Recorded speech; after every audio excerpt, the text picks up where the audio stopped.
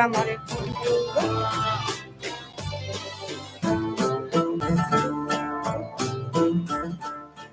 السلام عليكم، صباح الخير جميعا. معكم عمشة الشمري. يسعدني ويشرفني اليوم اني اكون مقدمة لليوم الثالث لهذا المؤتمر. Welcome everybody. Good morning. My name is Amsha Shammari. My pleasure to be presenter for the third day of our conference. I wish you to enjoy in our trip with us, with the great speakers and special moderators. For now, let me invite our first moderator, Dr. Haytham Anais. Dr. Haytham Anais is General Surgeon and the Medical Director at حائل General Hospital. Welcome, Dr. Haytham.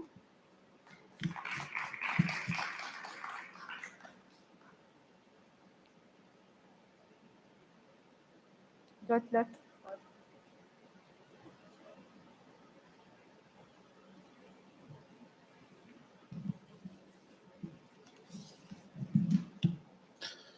السلام عليكم. بسم الله الرحمن الرحيم، والصلاة والسلام على أشرف الأنبياء والمرسلين نبينا محمد وعلى آله وصحبه أجمعين. حضورنا الكريم، المتحدثون الأفاضل، السلام عليكم ورحمة الله وبركاته، ويسعد صباحكم بكل خير. نرحب بكم في مؤتمر حائل الدولي لطب نمط الحياة في نسخته الثالثة. Our audience, our speakers, welcome to Higher International Lifestyle Medicine Conference and its third edition. It's my pleasure today to be the moderator of the first session of the day, and our first speaker for today is Dr. Tux Sangbawa. He's a clinical advisor and public health consultant, CBD director, Facility of Public Health in London, UK. So please join us for Dr. Tux Sangbawa. A quick reminder that we will have two codes, one code for question, one code for evaluation of the session. Thank you.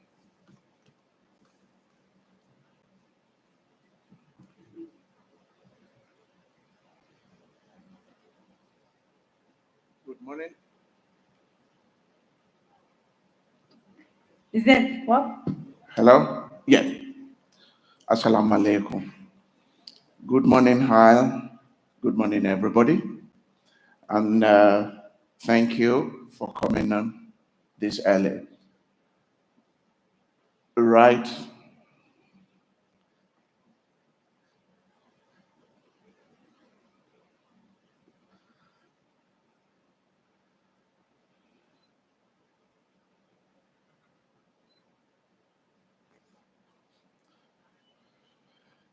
Apologies, my screen is not showing. Okay, while they're trying to fix that, I'll just go ahead and wait. I'll continue while they try to fix that. Right, I'm going to look at lifestyle medicine and the implications for public health. And just a few reflections on our experience tackling non-communicable diseases in the UK, in our part of UK. I work in the northeast region of the country, and we had some examples, but I'm not going to focus on that. I'm actually going to focus on the implications of the strengths and potential weaknesses between lifestyle medicine and public health. So, outline of my presentation will be looking at context and geography, changing epidemiology of lifestyle risk factors, and looking at complexity of lifestyle and behavioral risk factors. I'm going to point out, hopefully, that risk factors are not just single, but we have a cluster of them. And as such, we need to address them, have a multi-focus approach. I'll be looking at briefly on ladder of interventions, and then look at just one example from practice, and looking at implications for this in this environment. Declarations, that's just a bit about me, and we're not talking about myself. I've had working experiences across continents in Africa. I had my qualifications in America, so I have a kind of understanding of the health systems, both across in the different parts of the continent. I currently work as an independent consultant in public health and focusing on value-based healthcare, supporting the integrated care boards, as we call them in the UK right now. Now, trying to send the context, I guess the message I'm trying to give here is practicing lifestyle medicine, just to make sure it does not widen existing health inequalities. We need to look at context. So a few slides just looking at context, example of Northeast and North Cumbria. But looking at how, just to say, okay, these are examples of some of the tools that one can use to look at the context. So look at the geography, the region, the population, and the health challenges. And looking at then how do we address these challenges, and while practicing or providing lifestyle medicine approaches on an individual basis, we need to look at it to ensure that it does not widen health inequality, and we're actually targeting and being able to support the most needy in the population. That's another tool where we've looked at index of multiple deprivation at local super output areas as low as that. I'm sure we can have that replicated in a way here. And I'm sure you already have, I think one of the speakers is going to be looking at the statistics. And what the message here is, make sure we're looking at lifestyle medicine in the context of the health of the population. So I will not go in details into these slides. It's just to show them as existing tools that one can use to set the scene and set the context and actually have a picture of what the health of the population is. And this one just talks about 32%, which is the green bit of that at the bottom, live in the most deprived areas in our region. That's looking at life expectancy and looking at how the different diseases contribute to the life expectancy and looking at the gaps between the most deprived quintile and the least deprived. And if you look at that over time, it changes. Another one that can then look at the headline statistics between the region and the country and within the region. And the bit about here is being able to know the level of the challenge that we have. That's looking at current smokers, those classified as obese, and overweight in children. In UK, we do this regularly, where we have data on those overweight or obese, and then provide them interventions to tackle that on one same population, a cohort. So we have school-based activities to try and address that. That's another way looking at the causes of death contributing to life expectancy gap. And the message I keep saying is trying to use this to inform practice of lifestyle medicine in the context of the population health. Another looking at age groups contributing to life expectancy. And then looking at the scale of the challenge. These are just examples of trying to set this in, having a context, having a baseline information to inform policy and practice. Now, lifestyle risk factors, if you look at it over time, we see it changes. And that is looking at clustering of unhealthy behaviors over time. This is a King's Fund survey and looking at lifestyle risk factors looking at changing over the period of time. And the key messages are that more people have 2 or more lifestyle risk factors, and that then informs the practice. So I'm not looking at single lifestyle risk factors. And the most common one is usually low physical activity, diet in low fruit and veg, and smoking. Now, this is looking at the UK environment. And I'm sure it might be similar, it might be different here, but this also will inform practice and policy. Well, COVID-19 affected that, impacted on the changes, and I'm sure that happens here.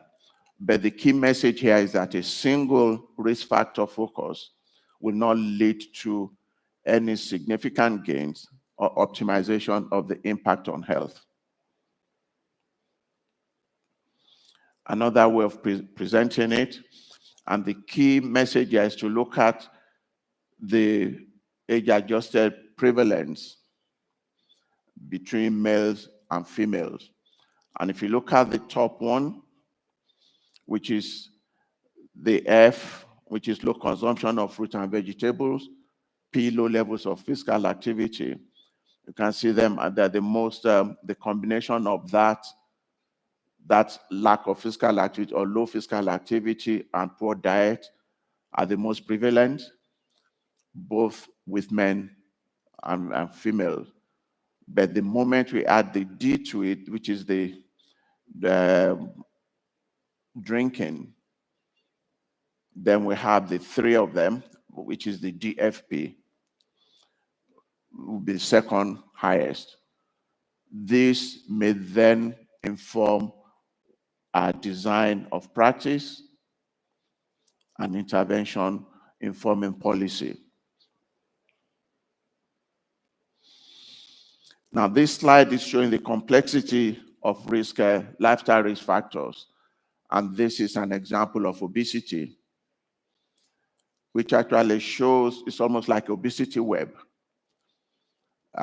Those who are familiar with that will now talk about obesogenic environment. And that is then looking at both the food production, individual consumption, the physiology, the environmental factors. But then it's just showing the message here is that each of the lifestyle risk factors, they have complex of causal and contributing factors. This is taken from the Obesity Foresight Report, which is highlighting the complex interactions between both individual factors and the environmental and socioeconomic factors. So the message is we should avoid oversimplifying lifestyle issues because of danger that this will lead to ineffective solutions and will not achieve our aim, which is improving health for both the individuals and the whole population at large. So the advice then is lifestyle medicine should embrace other disciplines. And that means individual physicians, public health alone, or hospitals alone, primary care alone. Working alone cannot make a significant impact. But it's got to cut across policy, place planning, regulation, psychology. Regulation, I'll have a slide that actually looks at that in more details. Now, just a quick one to talk about this Northfield Council of Intervention, ladder of interventions, intervention ladder. And really, this is just showing actually that one need to be able to maintain lifestyle change. Now, it's easier and it supports the individuals within the context of enabling choice and making information readily available, and the place of using regulatory powers to introduce disincentives, restrict, and eliminate choice. So this ladder is actually then looking at, if you look at it from interference with talking about negative freedom, And that is bit of, okay, from the ladder of doing nothing up to eliminating choice. So if you look at this example, do nothing, you just monitor trends, the bit we said, have all the data and do nothing. And then we'll get to the next stage of inform, which is example of mandatory nutritional labeling. The next place of enabling choice and the changing default option. So for example, changing from French fries, maybe we'll call French fries or chips to salad. Now, these are non-coercive. They're not coercive. We can then go on to those coercive bits of that, which is where we are now impacting on what we call the negative freedom. And that's where some of the regulatory bits comes in. So we can support subsidizing public transportation of guide through disincentives, which is limit, for example, if we want to improve activity and encourage people to walk more, we can then limit supply of parking, for example, or have parking spaces and raise the prices that one pays. Restricting choice, that's an example of that. Work with industries or where you actually approve sites of fast food reduced or not have them around. And one of the big ones is ban on cigarettes as an example, or increase the price of alcohol. In UK, for example, now you cannot sell, when you sell cigarettes, they cannot be displayed in the open. It has to be kept, somewhere, and they have to ask, you have to identify yourself. You don't sell it to people underage. Alcohol, the same thing, and the sellers have the right to ask for IDs to identify yourself. I've actually been asked to provide ID, even now that I'm over 60, nearing 70. Now, this is an example of, this is what we looking at smoking prevalence ambition that the government has. And in the Northeast, to be able to address this, we actually pulled together an organization which we call FRESH. We have 13 local authorities in the Northeast. At that time, when it was Northeast and North Cumbria, now with the Northeast was 12, and then and when we say all local authorities, NHS contributed into this and have that working on behalf of the 12 local authorities to address smoking. And not just providing smoking cessation services, it included lobbying for regulatory actions across government. When we had the introduction of the smoking vapes, FRESH was very active in that and actually contributed to the formation of policy. And as we see now, some of the dangers that was being raised about that was trying to introduce young people into smoking. And we begin to see that effect now. So that's one of the examples of saying, look, addressing smoking is not just providing smoking cessation services or patches, but go beyond that about, how, looking at the access in the first place. Now, models of care for lifestyle medicine, and this is looking at that in the context of integrated health and well-being services, and looking at the single behavior change versus the multi-behavioral change. These pathways can overlap, but there is increasing evidence for this approach, which focuses on multi-behavioral change.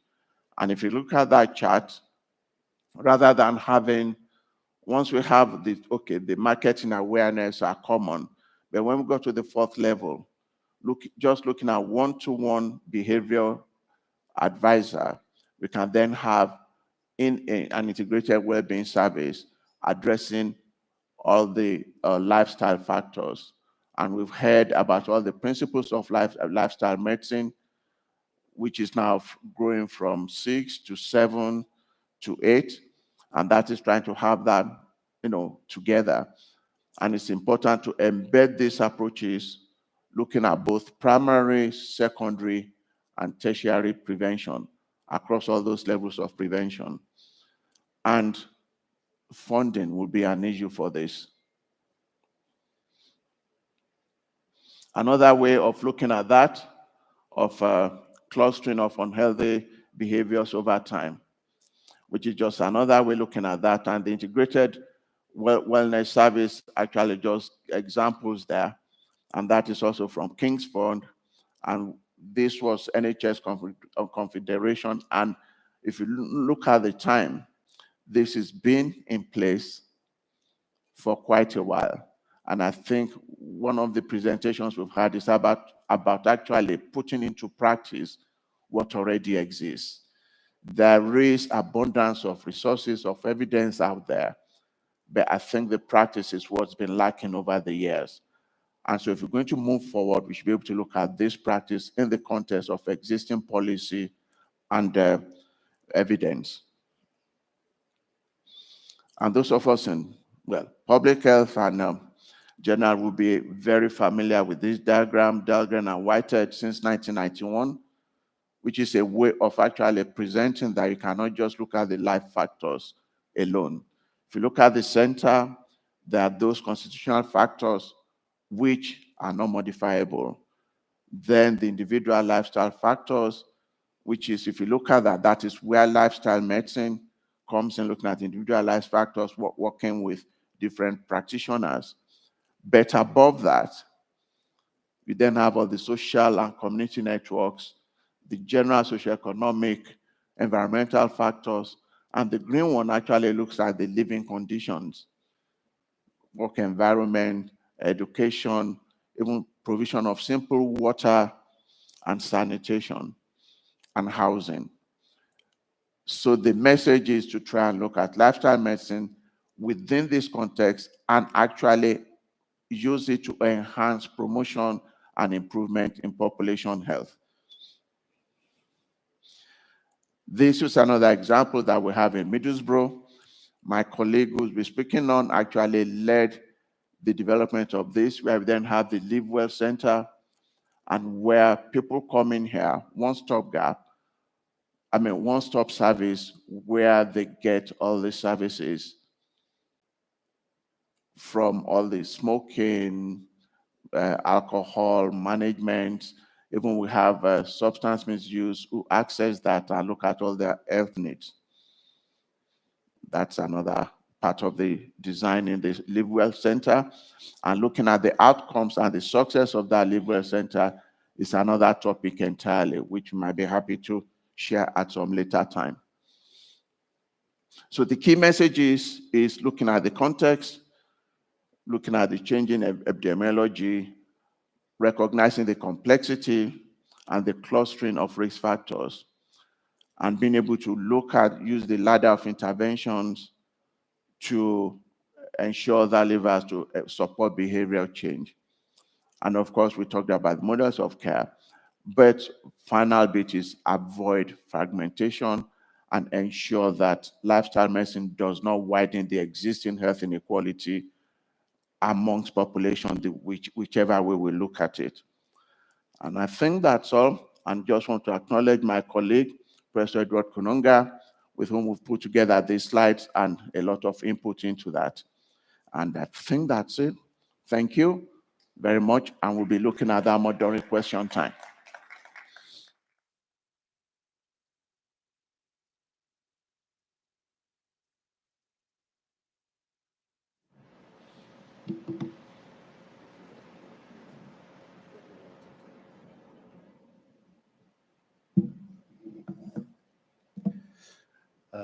Thank you, Dr. Shangwawa, for his outstanding presentation. And now, with our second session, Dr. Edward Koonin is the Director of Population Health Management at North England Commission Support and Public Health Consultant. So please welcome Dr. Edward Koonin.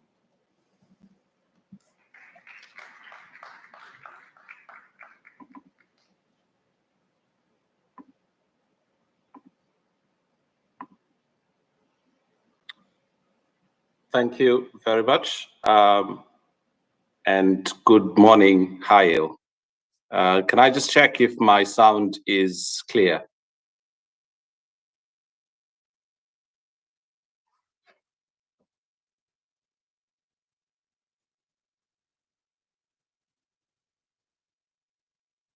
Okay, I assume you can hear me. So good morning, and thank you very much for this opportunity. My name is Edward Kunonga. I am a son of Hail. Apologies, I couldn't be with you this year, but really enjoyed my time with you last year, and hopefully in the future I'll be able to rejoin you in person. And just in case some of you are doubting I am a son of Hail, I will give you the formal greeting, Bad Hai. It's something that I have treasured since my last visit over there. So without wasting too much of your time, I'm going to be talking about behavioral theories in lifestyle medicine. I'm a lifestyle medicine and population health expert, and here are some of my declarations. So I'm a trustee for the British Society of Lifestyle Medicine. I work very closely with Dr. Tox Shangwawa, the previous speaker, with the Faculty of Public Health. I'm a CPD advisor. I also hold a visiting chair with Teesside University, where I get involved in research, teaching, and other collaborations. I teach on the Masters in Global Health at University of London. And it's already been said, my day job is working on improving the population's health in one of our regions. And Dr. Tox, in his presentation, talked a bit about the work that we do. But I'm also involved in an online Masters in Public Health program with the University of South Wales. But today I am just going to be giving my reflections, and I'm not speaking on behalf of any of these organizations. So we have known for quite some time, and one of my colleagues, Dr. Ellen Fallows, summarized this in a recent paper published in the British Journal of General Practice, where she highlights the key components of lifestyle medicine. And there are these three key areas when it comes to lifestyle medicine that are really fundamental to lifestyle medicine achieving the ambition that it has, which is about improving not only the length of life for our populations, but also the health span, so the healthy life expectancy. And if we are going to achieve those big and bold aims, we need to embrace these three core principles. The first one, which the previous speaker has already highlighted, is the need for us to understand the context in which some of these behaviors happened, especially some of the harmful lifestyle risk factors, which we know can be modifiable, but they happen within a context of the social determinants and economic determinants of health.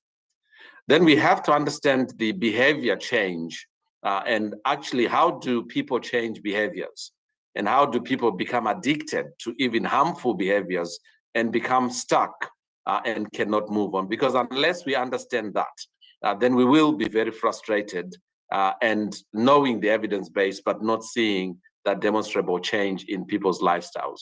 And then there is the 6 pillars. I hear there is going to be 7 or 8 or however many, but we also need to have the knowledge of the evidence-based interventions that are required. So I'm going to be dwelling a lot on the second core principle, which is about behavior change skills, but inevitably I will link them with the other 2 core principles. So we all know that the traditional medical pathway has become extinct for many various reasons.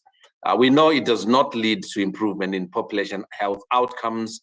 We also know that all health systems are grappling with the escalating costs that are associated with this traditional pathway, which is starting off with a consultation, biometric measurements, and often a prescription or surgical intervention, and an onward referral to tertiary or highly specialized centers. And for those with long-term conditions, then an annual process of reviewing compliance and optimization of those conditions. And on the main, this is the model that most of us have been trained in, and this is the model that we practice on every single day. But actually, what we now know is that it is not affordable. We cannot treat our way out of the current challenges that we have, even if we had all the money. We know that there are human resource implications. We haven't got enough healthcare workers to do all of these things. And we also know that it is not leading to comprehensive improvements in the population's health. So there's got to be a different way. And lifestyle medicine offers solutions that challenge and work alongside with that traditional pathway. And again, Dr. Fallows illustrates this in a simplified example where we can embed support for people changing behaviors as part of prevention. So on the preventative side, way before disease has started, or as part of early intervention in the early stages, especially of non-communicable diseases, or in some cases, disease reversal and optimization. So behavior change and understanding the behavior change theories is really critical if we are going to transform our delivery of healthcare, and if we are going to move forward towards improving health outcomes. And whether we do that at a grassroots level by having non-clinical people getting involved in this, such as health coaches or social prescribers, or ourselves as clinicians and healthcare professionals adopting these approaches is something that we need to upscale and make sure that it lives to the challenge, which is the population's health and individual health outcomes. So we know that there is a compelling evidence base on the effectiveness, the feasibility, and also the acceptability by our patients and the population on behavior change tools. And this is a systematic review by Ball and colleagues, which was published last year, which highlights from a systematic review some of the positive benefits from supporting people in terms of positive behavior change, increasing the odds of sustainable change in dietary practices, reducing energy intake, physical activity, and also smoking cessation. So the evidence base is compelling that behavior change is a very important and core tenet of family medicine, but also across all the other specialties. But we also need to bear in mind what the previous speaker talked about, the risk of widening inequalities if we just work with those who are willing. And ultimately, what we're trying to do, if you look at this kind of infographic, is to try and move people to the top right corner where they have got conscious decision-making and that they've got sustainable behavior change, long-term behavior change, and avoiding perhaps things that will just lead to short-term behavior change and then people relapse into some of those harmful behaviors. So behavior change theories try to explain and empower clinicians and empower people working in health coaching with a good understanding of what does it take to move people into that conscious decision-making as well as long-term behavior change. Now, there's so many different classifications of behavior change theories. There are books that have been written about this. In fact, we could have just a conference talking about behavior theories, but I'm conscious we haven't got that time. So I will quickly go through some of the key elements of the behavior change theories. So there's three broad groups according to this classification. Behavior change theories that are focusing on the individual, behavior change theories that focus on the context, and then you've got middle ground theories that try to combine context and individuals. And those of you who have done the IBLM exam will know a number of these behavior change theories are part and parcel of the syllabus.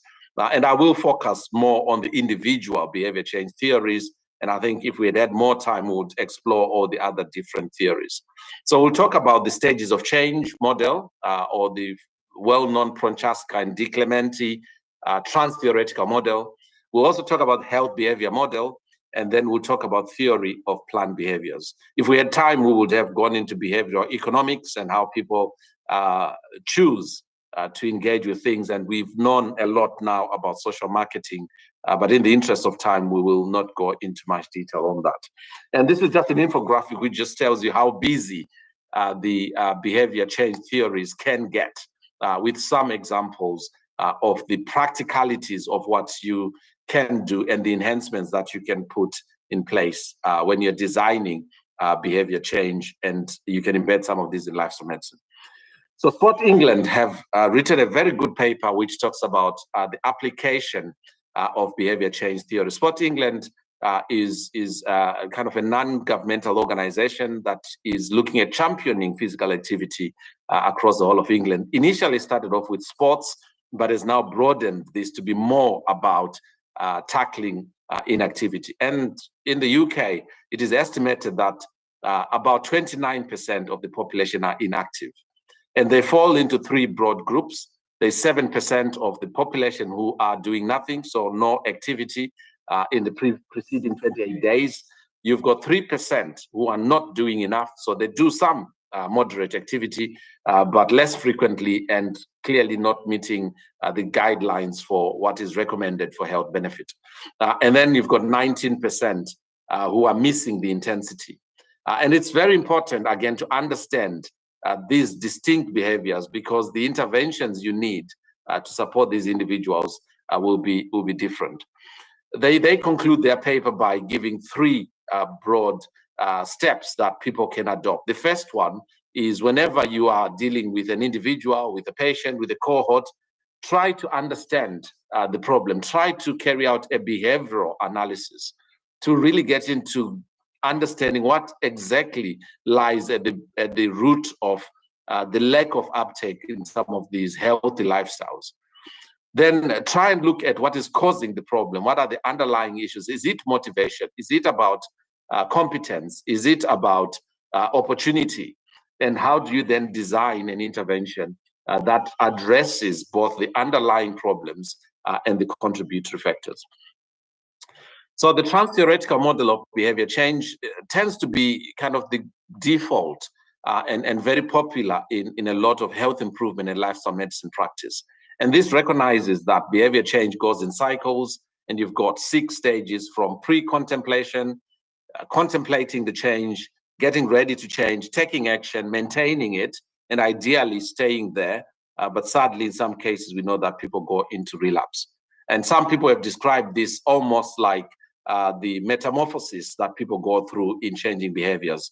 Very popular in addictions and supporting people in stopping smoking, but also embedded in quite a lot of our weight management programs. And these are some of the examples of what people would say in those different stages. So pre-contemplation, really not on my radar. I haven't even considered it. Thinking about it is more in the contemplation. Thinking about it and planning to do something soon is when people are getting ready. And then action is when they're getting started. And then sticking with it is about maintenance. And at each and every different level, there are key messages and things that you can do. So here's just a summary of what you can do to help people become more healthier in the pre-contemplation. It's more about raising awareness. Not on my radar, we're bringing it to their radar. So we know motivational interviewing can help with that. Very brief interventions can also plant a seed all the way through to actually sitting down with the patient and supporting them in developing a plan. You can also bring in digital media and you can bring wearables into that, and gamification and the use of all the different gadgets that we now have can help in supporting that behavior change.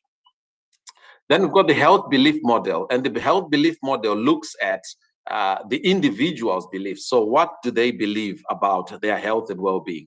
What do they believe about how susceptible they are? Does this really relate to me?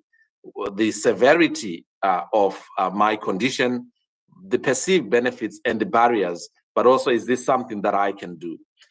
But also, very importantly, taking into account modifying factors, the level of education, the knowledge, the socioeconomic status can play a big role in those individual beliefs. And before people can then move into the action, there's a complex interaction between their beliefs and their core factors, as well as their knowledge levels. And we ignore that and we kind of standardize everyone, and then we are perhaps surprised or frustrated if behaviors then don't change. This is an example about obesity and how this change is applying this model across the life course. For children, it's mainly targeting at the parent, but when it comes to the adult ages, then it is actually working with the individual to go through understanding their own beliefs, challenging some of those beliefs, but providing information and support, which can then lead to action. The third theory of behavior change is the theory of planned behavior, which takes the health belief model to the next level. And it says, well, the beliefs that people have can be behavioral, they can be normative, but they can also be subjective. And the goal should then be about supporting individuals in their beliefs so that you can help them to move into controlling their beliefs and having the right intentions and ultimately the right actions. Here is an example of how you can't just take that in isolation. This is a study looking at the important role of the context in planned behavior. So living in a city that has got comprehensive smoke-free laws, regulating smoking in public places, the number of smokers that one hangs around with has got a big role to play in shaping people's attitudes, subjective norms, and moving into behavioral control. And you would say the same thing about obesity and all the other factors. So you can't just isolate behavior change and hope that you can achieve outcomes by just focusing on the individual and ignoring the context. And I think Dr. Tok Shangwa talked a lot about the important role of the context. Then there's the social learning theory, which brings together the behaviors, the environment, and the individual person, and talks about reciprocal determinism, which is a person's behavior being influenced by their personal factors, their social environment, and the interaction, the complex interaction between the environment, the individual's motivation, as well as the behaviors. But one of the very practical ways, which I know those who have done the diploma and those who are practicing hopefully find this very useful, is ignoring all of those theories and making this real and summarizing this with the 5 A's. So this is something that you can use in your practice. First A is about assessing and really getting to understand the motivation, the behaviors, the beliefs, and the readiness to change, providing information to advise, and then working with the patient on agreeing and co-creating a plan, and then assisting them to overcome the barriers, and then continuing to support them through follow-up appointments. And I think this neatly brings together all the different components of behavior change theories. We just need to be mindful that whenever you've got something that is innovative, you've got the early adopters and the innovators, and sadly, we know that it is not uniformly distributed across the population. So we really need to think about health equity, and in our practice, making sure that we do not widen those inequalities, because we know from the inverse care law that the people with the lowest level of need usually have got the best access to services. So we really need to think about some of the disadvantaged communities and really democratizing and spreading out lifestyle medicine across the population to achieve those outcomes. So I'll finish off where I started, which is the traditional medical pathway for people with chronic diseases is now outdated. We need to embrace other disciplines and really think about embedding behavioral change theories within the scope of our practice. But we also need to understand the important role of the context, and that health behaviors or unhealthy behaviors don't just happen. They happen within a context, and actually we need to bring all of those disciplines and knowledge together in order for us to have improvements in outcomes. And I guess the take-home message, if you kind of are not so much into the theories, is the 5 A's. So this is something that you can use in your own practice to support your patients. And this is built on a combination of all those things that we've talked about in terms of behavior change. So lifestyle medicine offers a real opportunity for improving individual and population health outcomes. Behavior change skills are right at the center of the so what and how we support individuals, but they need to be practiced within an understanding of the broader context as well as the application of the evidence base on what works in helping people and populations to improve their lifestyles. So thank you very much, and I'll be happy to go into any more detail in the discussion session.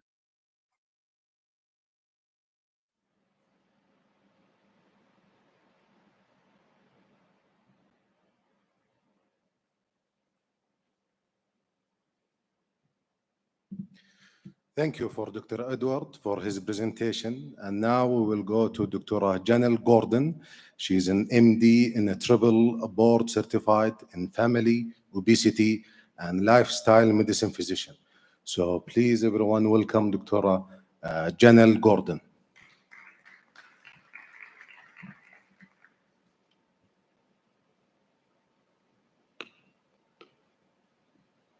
How do I do the clicker?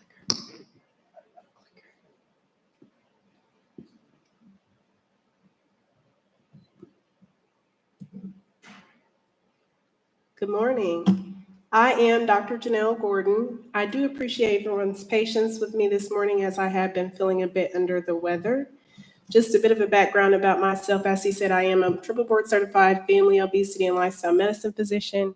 In my most recent in-person clinical role, I had the privilege of working with the Fortune 500 global company, and my patients were from all over the world. In a given day, I could see a patient who was from Japan, rural Indiana, metro Indianapolis, Denver, Colorado, Jacksonville, Florida, Argentina, Colombia, not Saudi Arabia, but Afghanistan, India, all over. And majority of my patients actually did come from India. In addition to that, my own personal history and family medical history led me on a quest to be able to find different ways that I could help a patient reach their health goals outside of traditional means of treatment, such as pills and procedures.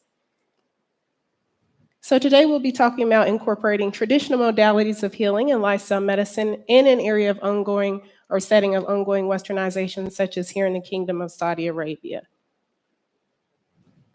So I'm sure this is not new information to some of you, but for those of us who may be unfamiliar, Saudi Arabia is the second largest Arab state, and it comprises the majority of the Arabian Peninsula. What I did find is that a third of the population are actually expats, and majority of the population, or at least half of the population, is actually under the age of 25, which is very important in today's world that we're living in, which is the digital age, where many of our youth are finding their health information, not getting it from individuals such as myself and you all here who are trained, educated healthcare professionals. What I also found is that since 2010, the leading cause of disability-adjusted life years is actually depression and diabetes in terms of diseases that we can have an effect on when it comes to lifestyle medicine.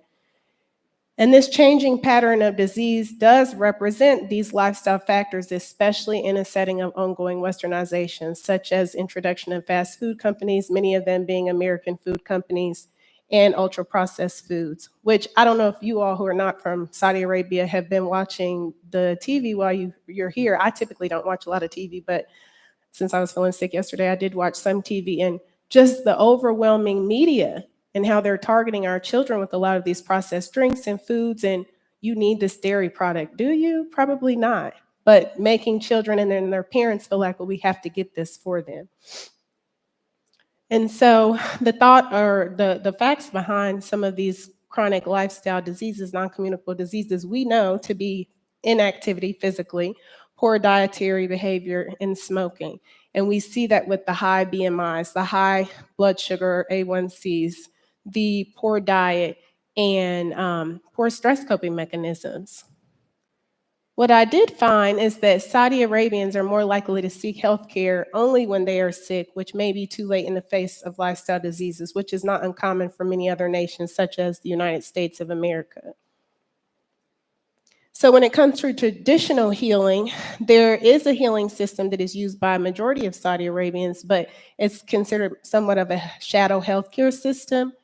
And regional surveys that have been done have shown that the use ranges from 60 to 75% of local individuals. And these can include a variety of traditional modality healing, such as cupping, herbal medicine, cautery, religious healings, prayers, etc. And many patients do not disclose their use of these healings or modalities to their healthcare professionals, which again is not uncommon, similar to the US. And we are very privileged in our roles that patients who do open up and allow us to know what's going on with them are oftentimes things they would not share with anyone else in their life, even their significant others, husbands, wives, children, etc. But what they do withhold, oftentimes we know, can affect their clinical outcomes or complications from diseases. So it's important for us to develop relationships and environments where individuals feel comfortable sharing what they are actually doing when it comes to their health and any drawbacks or concerns they have with types of evaluations and treatments that we may recommend. So when it comes to these traditional modalities, there are some who are considered licensed practitioners. So you all probably know acupuncturists, osteopaths, chiropractors, those who practice cupping and naturopathy. And any products within that have to be licensed here in Saudi Arabia. What I also found was about the Saudi 2030 vision that we've been talking about here, and that includes investment in primary health care, including encouraging and support of private organizations, because we know that government cannot do it by itself. However, without government and without policy changes, we won't be able to see the improvement or hopefully resolution of some of these non-communicable lifestyle diseases.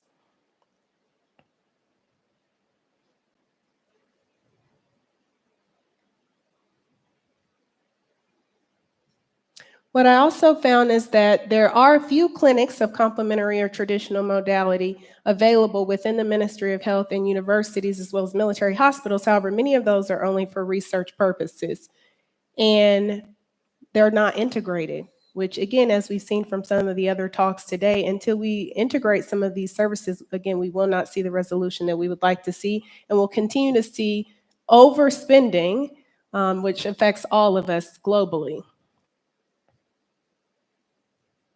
WHO, the World Health Organization, does recommend and encourage that member states do implement certain forms of complementary therapies and ensure that these are safe and well-validated forms of treatment.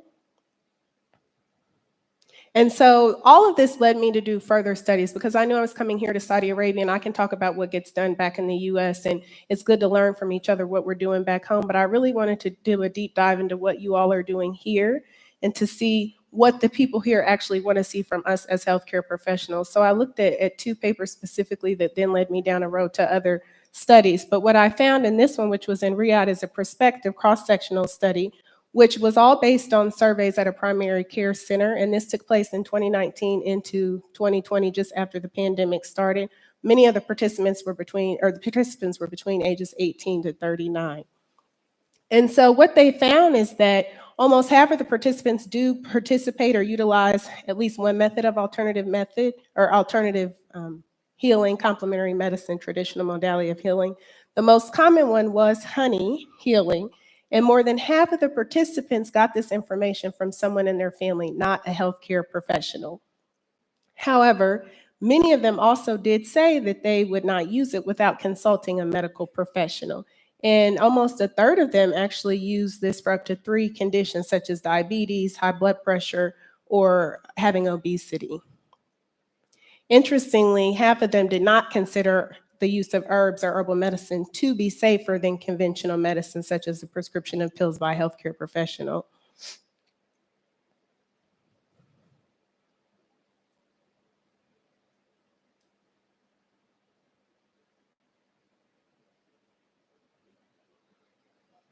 The other study I looked at was an observational cross-sectional study that was conducted in public places such as shopping centers or restaurants in Jeddah, and this was 784 patients, and they were self-administered surveys or questionnaires. And so when asked who is the most trusted source, individuals did again say, like in the other study, friends and relatives are their preferred source. And many of them also listed media as their other trusted source. Going back to what I said in my introduction, in today's digital age, many individuals, especially our youth, are getting their information from TikTok in the United States, Instagram, and I'm sure here you all are seeing it as well. They're getting it from media and not us, the healthcare professionals with this knowledge.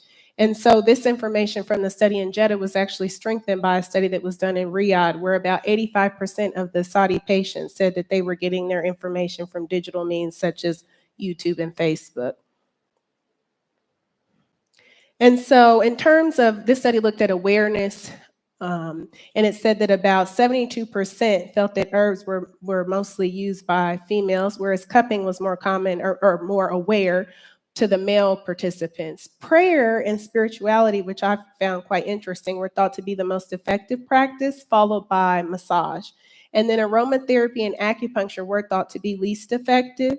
Aromatherapy and prayers, however, were thought to be the least harmful. And then this I found as well very interesting. They broke it down by demographics. So what they saw is that individuals who had secondary education were actually more aware of cupping as a means of traditional healing. And those who had secondary level of education also thought yoga was the most used. Uneducated participants, however, did feel that cautery was more commonly used for themselves and those who they knew. And then uneducated or those with a primary level of education felt that herbs were more used. And I think it's important to know where our patient is coming from and what they might find important to them. So what we know to be more beneficial or evidence-based may not be something the patient is open to. And we have the privilege of being in primary care where oftentimes we're seeing a patient back over and over and developing a relationship. So not putting up that wall and saying, well, I know you think that cupping is useful, but actually it's not going to be beneficial for you. So if that patient wants to do cupping, but you feel something else is more important, how can we work together to come to a happy medium of where, okay, let's have you try that for a certain period of time, and then we can try to pull in what we know to be more beneficial, or can we do it in a complementary means, which seems to have the most benefit.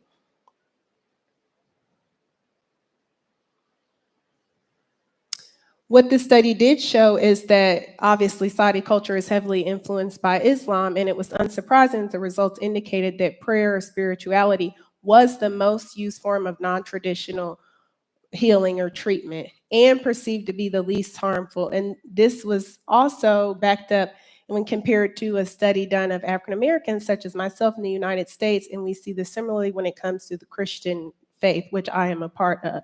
And so we may think, well, does prayer really work? Well, for individuals who feel that it does, there have been studies that have showed time and time again that it does help the patient, no matter what their ultimate diagnosis is, even as it relates to terminal illnesses such as cancer and how they do in those last years of life.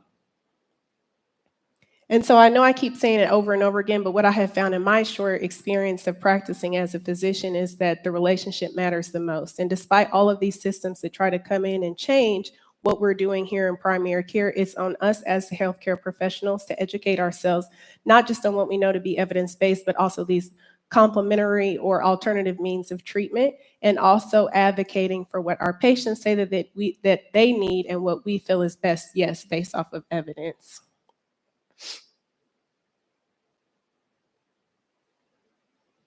And so that takes me on to doing a lifestyle medicine focused visit. And so I broke this down by the pillars of lifestyle medicine. And I'm not going to go into the specifics of a patient coming in with a specific diagnosis and what we would do in terms of ordering labs and going from there, but just breaking it down by pillars, things that you want to keep in the back of your mind and areas in which we could consider alternative therapies based off of what the patient would like to see done.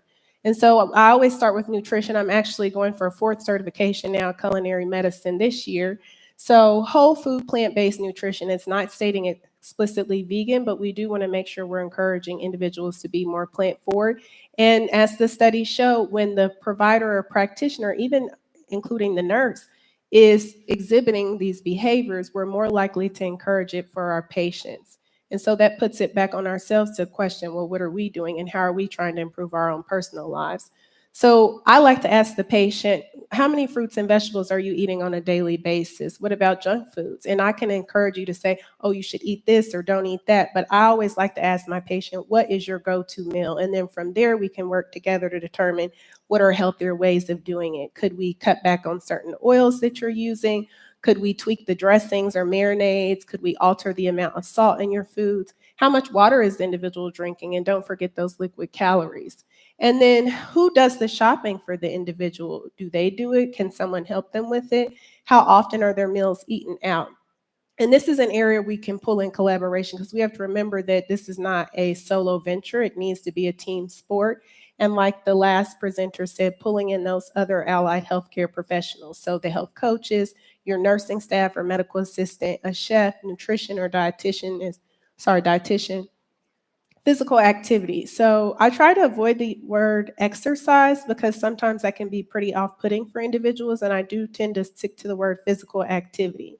And not just, oh, did you run today, or how many minutes are you exercising? How do you like to move your body, and what are typical ways that you've done it?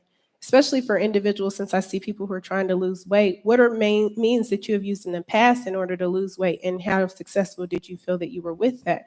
Because some of these individuals, if you bring up the word exercise, you've automatically lost them at the onset of the visit, because they could have some pretty triggering or traumatic memories based off of interactions with us as healthcare professionals using those words. And then we do know, as it relates to lifestyle medicine, we recommend at least 30 minutes of moderate physical activity, adding up to 150 minutes weekly, or 75 minutes of strenuous or vigorous activity. And there are different ways that you can do that, as well as 2 days of resistance training. And I always let my patients know this is just for optimal wellness. If we want to talk about weight loss, then we're going to have to go above and beyond, but we have to start somewhere.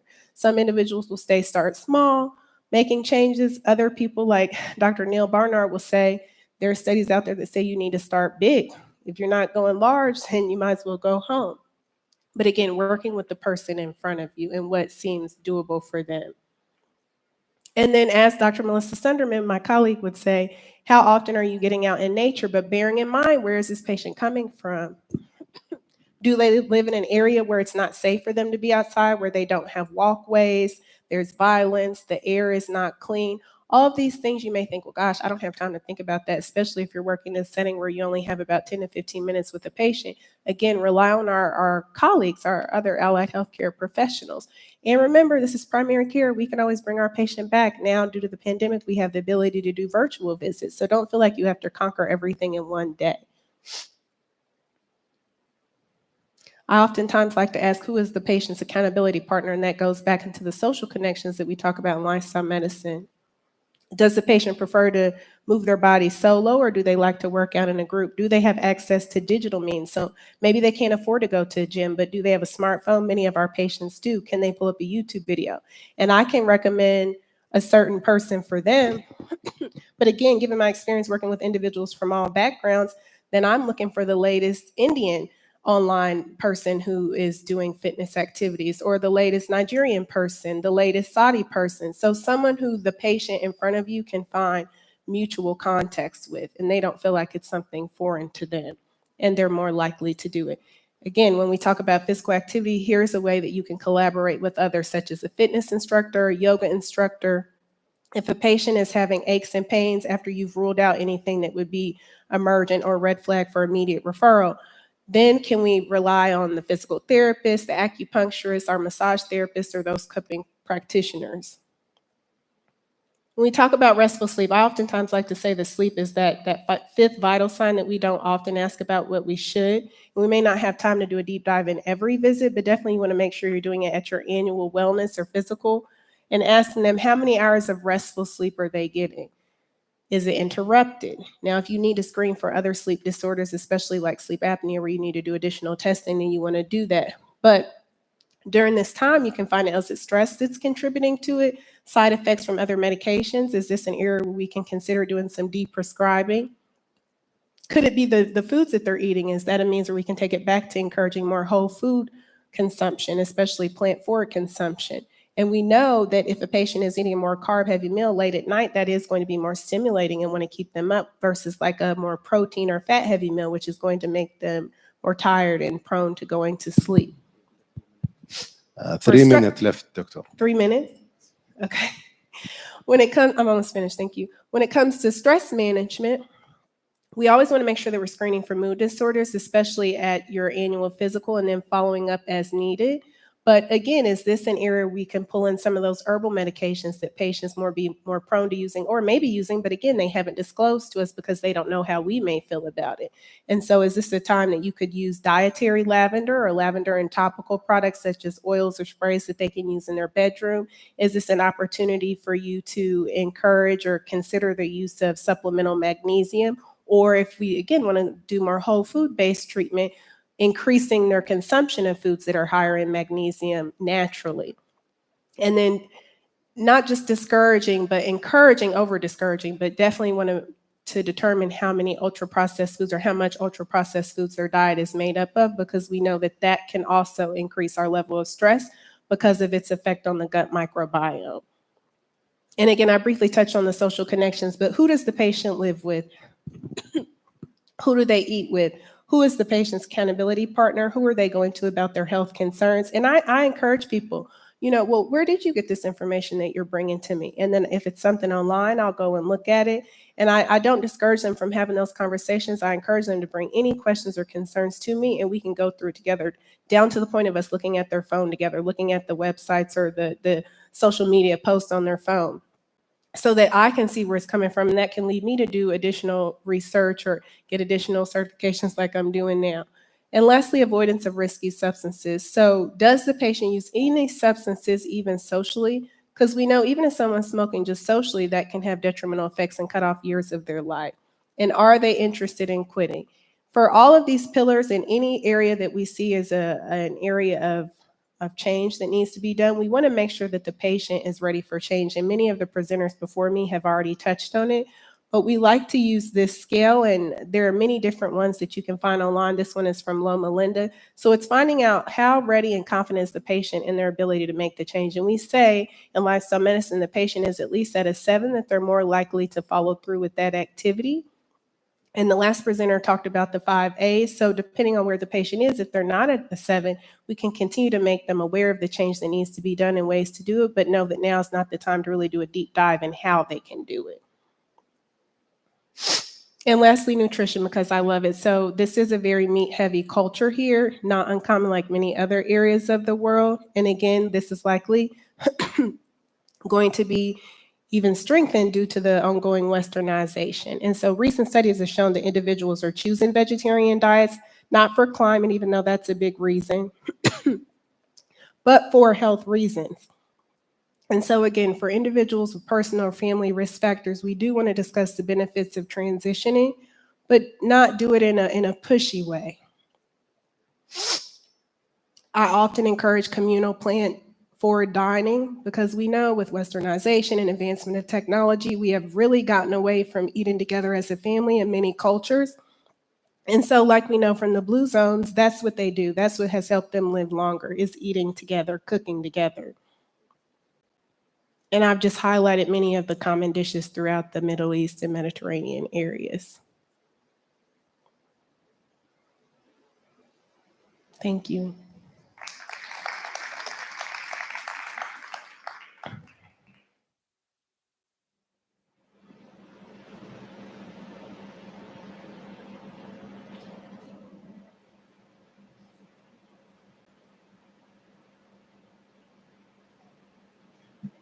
Thank you, Dr. Gordon, for her outstanding presentation.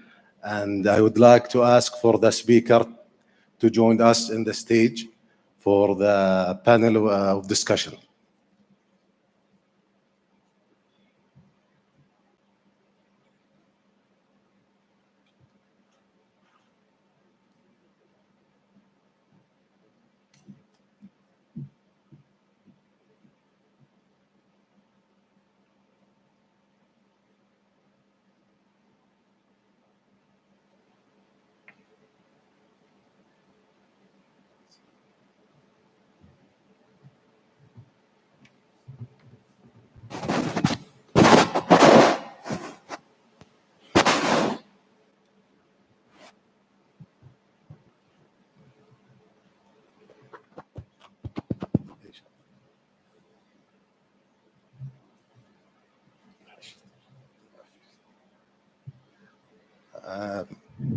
So we have actually a question for Dr.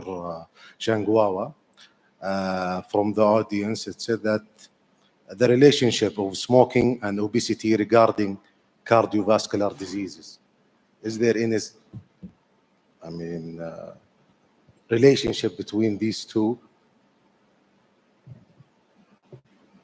Yes. Hello. Yeah. Yeah, sure. Yeah. I mean, what is the relationship between them? Well,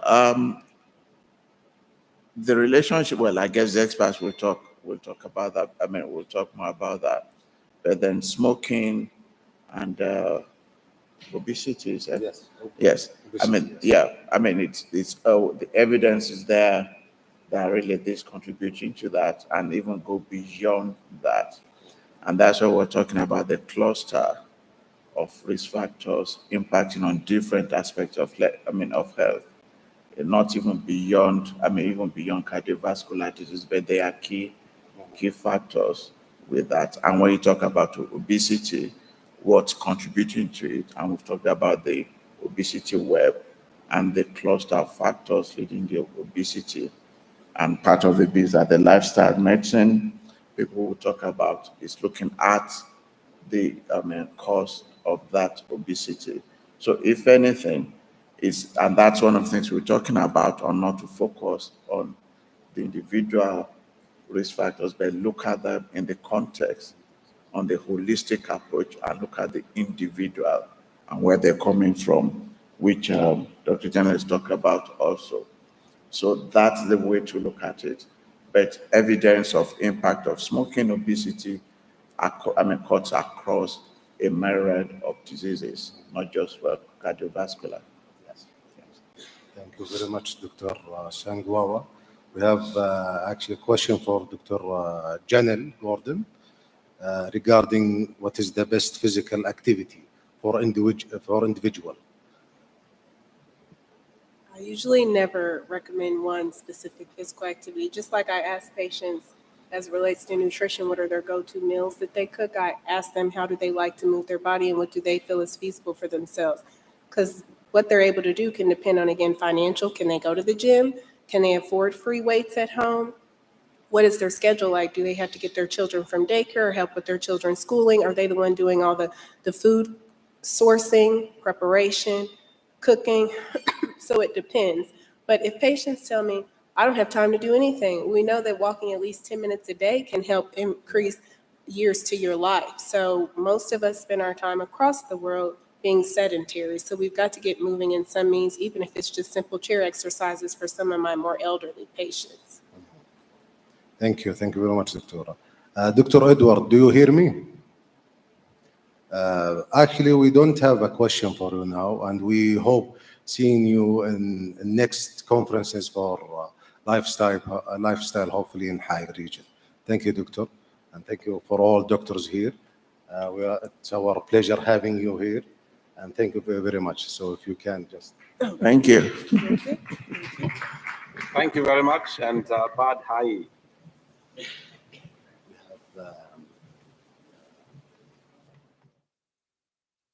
Welcome again. We can just come here for honoring Dr. Tox Shangwawa. Thank you, Dr. Edward Cannon. Thank you, and Dr. Janelle Gordon. Thank you for effort. Thank you for great presentations. Can I just ask Dr. Khalid Shaghdali to join with us and honor Dr.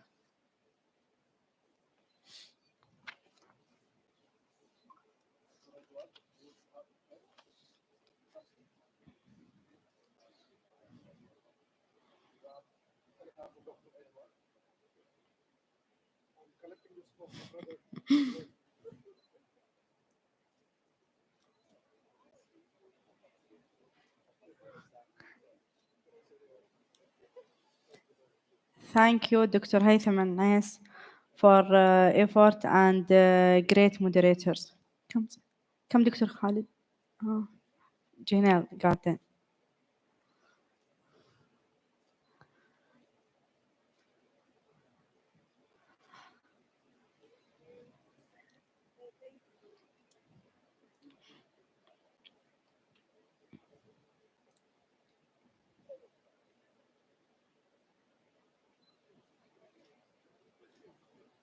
Thank you for all. Thank you for effort and huge information. Great presentations. Now we will beginning for the first sessions. As we know, the cultures and environment and also socials, there is affect our styles. So for new informations and strategies to change your life for lifestyle medicine, listen to the other sessions. We just invite Dr. Khalid الشغدلي. He is immunology and medical laboratory consultant of clinical department, College of Applied Medical Science, University of حائل. Welcome, Dr. Khalid الشغدلي. Beginning now for the session 2. Welcome. Hello. And good luck. Thank you very much. Good morning, everyone. Welcome to the second session for the third day today in our amazing conference. First of all, let me, our first speaker for today, he is an assistant professor of chemical environmental toxicology, head of public health department, College of Public Health and Health Informatics at the University of حائل.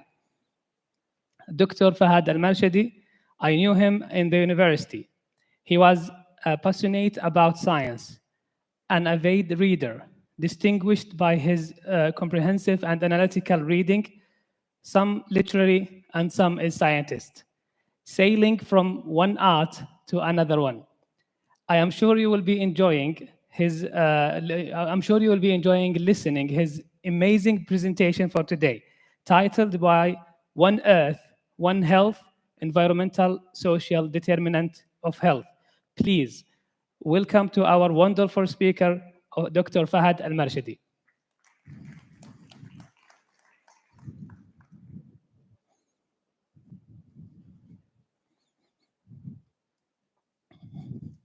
السلام عليكم ورحمة الله وبركاته وصباحكم الله بالخير جميعا. شكرا دكتور خالد على هذه المقدمة الجميلة. Thanks to Dr. Khalid for this nice introduction. You know, I used to use my laptop, so as you know, old habit dies hard. So I'm going to use it just to move on with the lecture and slides.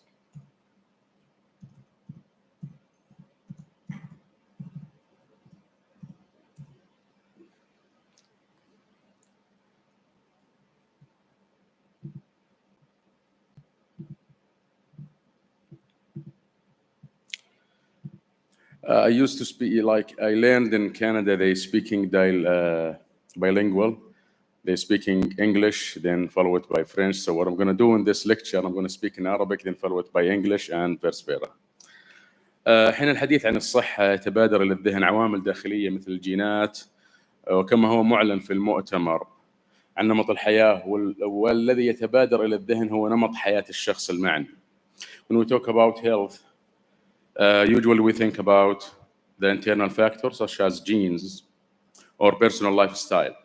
Like he makes bad choices. He don't care about his health. He doesn't care about his health and so on. من خلال هذه المحاضرة اليوم بإذن الله سنحاول توسيع النظر للصحة بشكل يسمح لنا بمعرفة العوامل الخفية لمثل تلك الاختيارات والسلوكيات. الزملاء في المحاضرات السابقة مهدوا لي الطريق. Through this lecture, I hope to expand our view to look for the hidden factor that influence personal choices and lifestyle. And sure, I'm not alone in this. In 1975, a medical sociologist, John McKinley, published this amazing article where he introduced the metaphor of upstream factors to the public health. As you can see from the previous lectures, all the doctors mention about life choices and life chances and how they influence our behavior and life. As you know, a great thinker think alike. So the article defined the concept of manufacturing of illness and those public or private entities that benefit from resource flows that generate poor health. Several examples of manufacturing of illness are identified, including unhealthy food processor, as mentioned by previous lecture, sugar producer, and advertisements and lobbyists.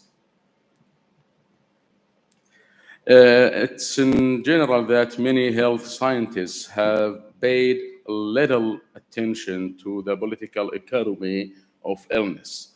So this article was amazing to express this thing. As you can see in this lecture, like there is a competitor working against our advice in public health advertisement. They put the food, the junk food, unhealthy food in a way that makes everyone want to try it.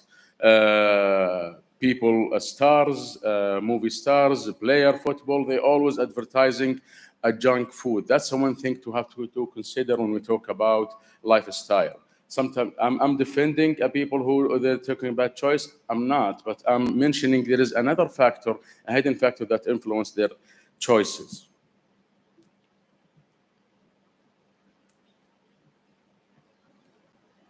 When doctor researchers and others do focus on preventing illness, they typically look to see how individual psychological characteristics or biological characteristics, such as genes, may make some people more susceptible to other to disease or unhealthy behavior. For example, the high rate of diabetes, as mentioned in the previous lecture, found among young Saudis, particularly reflect individual decision regarding exercise and diet. Yep, but they also reflect the effect of living with a rude access to fatty and sugary food, limited access to homemade food, limited access to parks and gym. And I would like to get this point to thank أمانة حائل for providing a lot of parks. يعني جماعة في جامعة في أمانة حائل أشكرهم صراحة على الاهتمام. في كل شهر تقريبا يتم توفير ممشى وحدائق. هذا هو النوع الذي يساعد. أنت الآن بنمر معها إن شاء الله في السلايد القادم في توفير الخيارات للشخص ليمارس حياة واختيارات أو ونمط حياة صحي.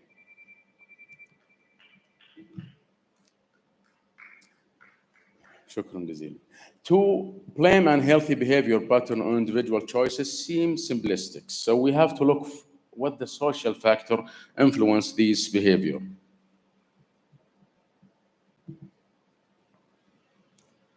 So what are the social determinants of health? ما هي المحددات الاجتماعية؟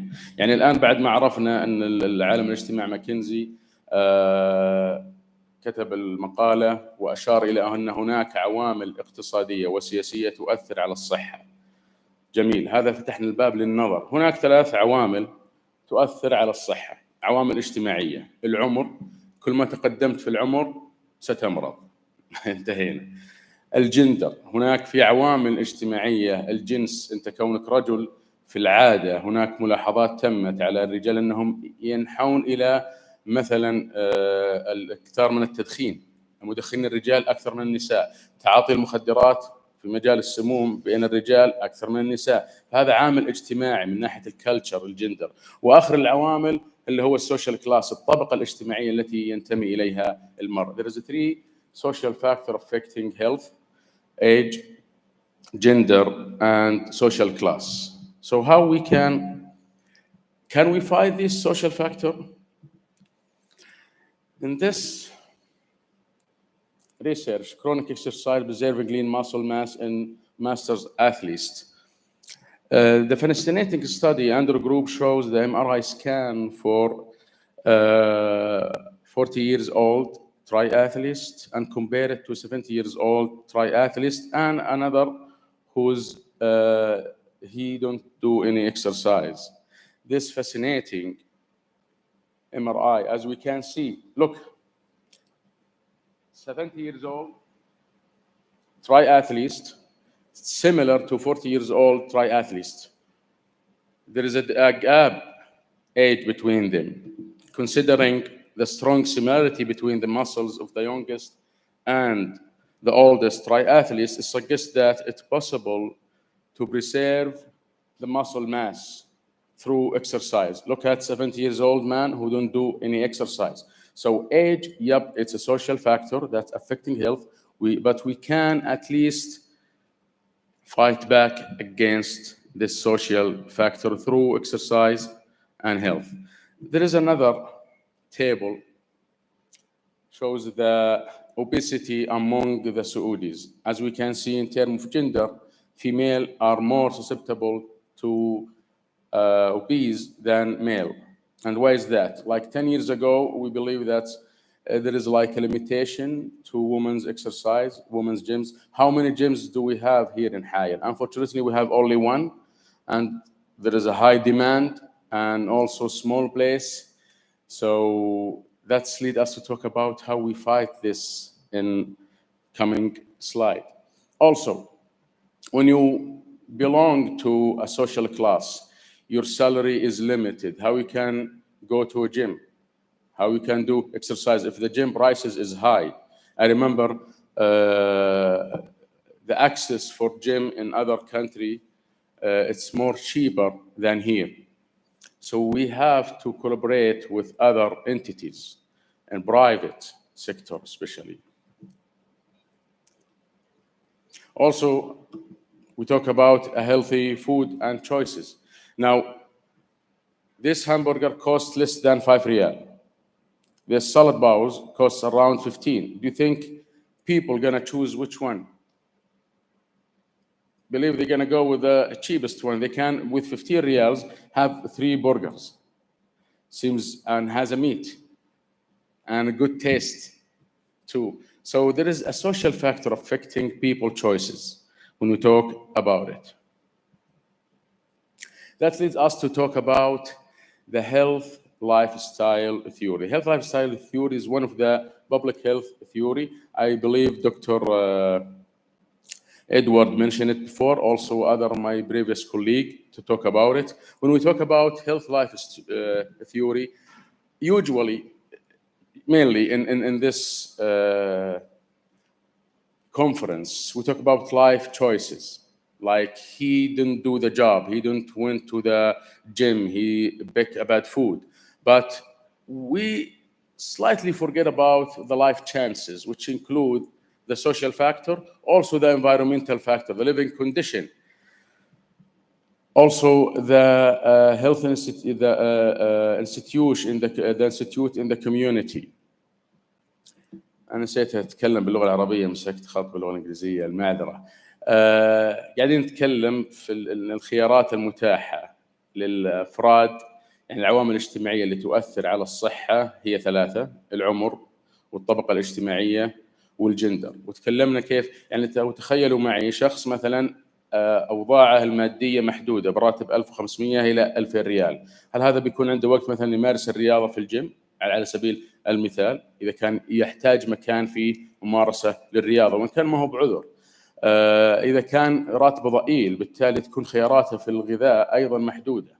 فنمط الحياة الصحي ليس فقط في اختياراته، هناك عوامل أخرى خارجة عن حدود المرء الذي من خلاله يستطيع أنه يختار الخيارات الصحية، فيجب الانتباه لها. أشاروا الزملاء في المحاضرات السابقة، خاصة في المحاضرة الأولى للدكتور اللي من بريطانيا، أشار إلى مسألة اللي هو وضع القوانين والاشتراطات التي تحد وتحجم من نمط الحياة السيء، حينما أشار إلى مسألة التدخين ومنعه. هذه من الأمور، دخول السياسة في هذا المجال مهم في الحد من انتشار التدخين. طيب، عرفنا الآن العوامل الاجتماعية والقوانين اللي تتحكم فيها، ننتقل إلى العوامل البيئية. طيب الآن ما هي العوامل البيئية اللي تؤثر على الصحة؟ في عام 1999 في طبيب بيطري ابتكر مصطلح one medicine اللي هو طب واحد، ويعني فيه أنه يجب أن ننظر للأمراض المعدية التي تصيب الحيوانات كما ننظر لها ونعالجها قبل أن تصيب الإنسان، فيكون هناك اجتهاد وعمل مشترك. تطور هذا المفهوم من one medicine and improve to be a one health. So what do we mean by one health? It's an approach to recognize that the health of a human is closely connected to the health of animals and our environment. For example, now, if the people for this conference provide us with a junk food, we have a limited access to a good food. Also, when the environment surrounding us heavy in toxins affecting our air. So we have air pollution. So what do you think for the people? They're gonna do exercise? Unfortunately not. They will not do an exercise. In this article, the One Health concept, 10 years old and long road ahead, they discussed the application of One Health concept to non-communicable chronic disease linked to exposure to multiple stress, including toxic stress and a new lifestyle.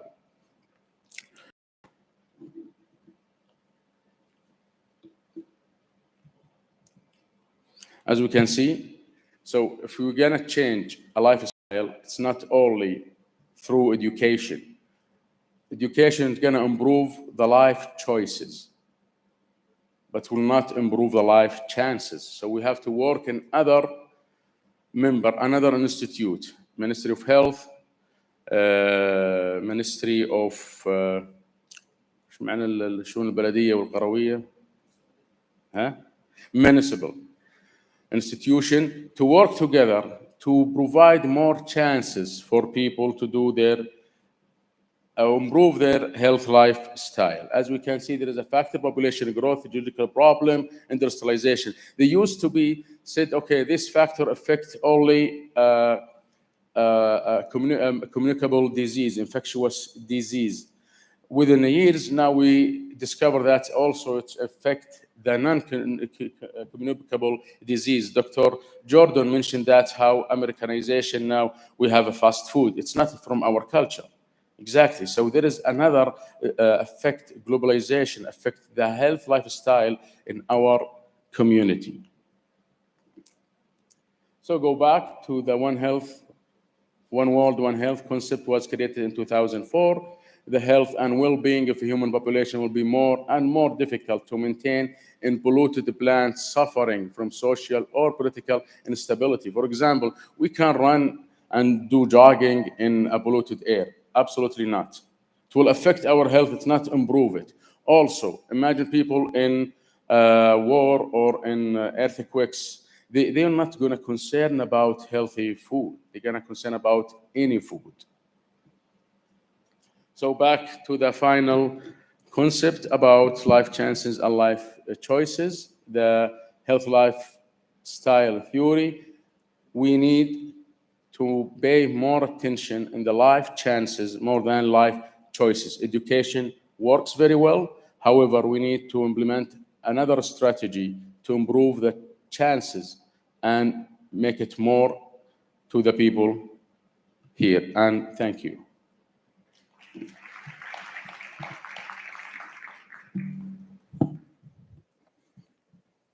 Thank you very much, Dr. Fahad Al-Marshidi, for this nice talk.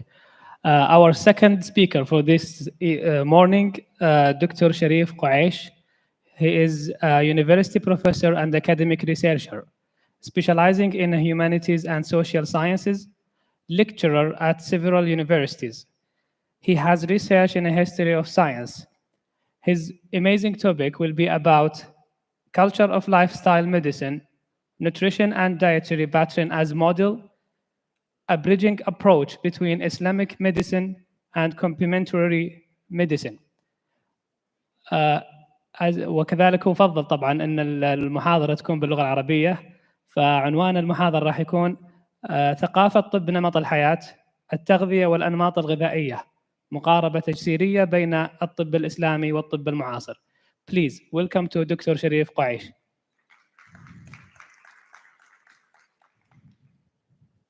And just a gentle reminder, there are two barcodes, one for evaluation and one for question for all our speakers. You can start, Doctor. شكرا دكتور خالد الشهبالي. السلام عليكم ورحمة الله تعالى وبركاته. نرحب بالحضور، إن شاء الله نكون محاضرة قيمة ومحاضرة قصيرة يعني تكون فيها فائدة إن شاء الله. هذه المحاضرة هي مكملة للمحاضرة السابقة أو النسخة الثانية في المؤتمر، وهي ثقافة الطب النمط الحياة، التغذية والأنماط الغذائية، مقاربة تجسيرية بين الطب الإسلامي والطب المعاصر. في الحقيقة هذا الموضوع موضوع شاسع كبير جدا، فيه عدة فصول وعدة أنماط، وفيه عدة كذلك نسخ علمية في تحقيق لمخطوطات لباحثين سابقين. الآن في الحقيقة الكثير يتكلم عن طب النمط الحياة. ما المقصود بثقافة طب النمط الحياة؟ طب النمط الحياة أو ما يعرف بالطب البديل الذي يعتمد على نمط غذاء نباتي وعشبي والوقاية المبكرة للأمراض وإعادة التوازن والحيوية في جسم الإنسان. ويستدل طب النمط الحياة من اسمه على النمط الذي يعيشه الإنسان، أي الكيفية التي يعيش بها، سواء في الجانب الغذائي أو الحركي أو النفسي أو الاحتكاك بالآخرين. والإنسان ابن بيئته، فالغذاء حوله والدواء حوله، وذلك قبل صناعة الدواء وإدخال تركيبات كيميائية عليه، إذ أفضل الدواء ما كان من طبيعة خالصا من الشوائب والزوائد. وقد تكون الأمراض بسبب خلل بيئوي وبتأثير من عوامل البيئة، المناخ واختلاف الفصول. ولهذا نجد طب نمط الحياة يبتعد كل البعد عن المؤثرات الكيميائية في معالجة الأمراض، ويبحث في سبل مكافحة تلوث البيئة التي لعبت دور كبير في ظهور أمراض كثيرة ومستعصية.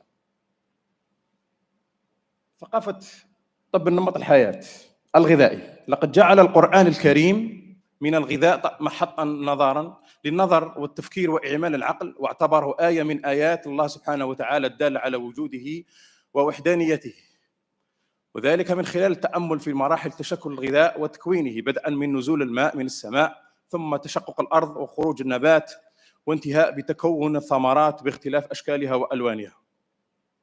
فقال عز وجل في كتابه العزيز: فلينظر الإنسان إلى طعامه أنا صببنا الماء صبا ثم شققنا الأرض شقا وأنبتنا فيها حبا وعنبا وقضبا وزيتونا ونخلا وحدائق غلبا وفاكهة وأبا متاعا لكم ولأنعامكم. سورة عبس آية 24-32 في القرآن الكريم.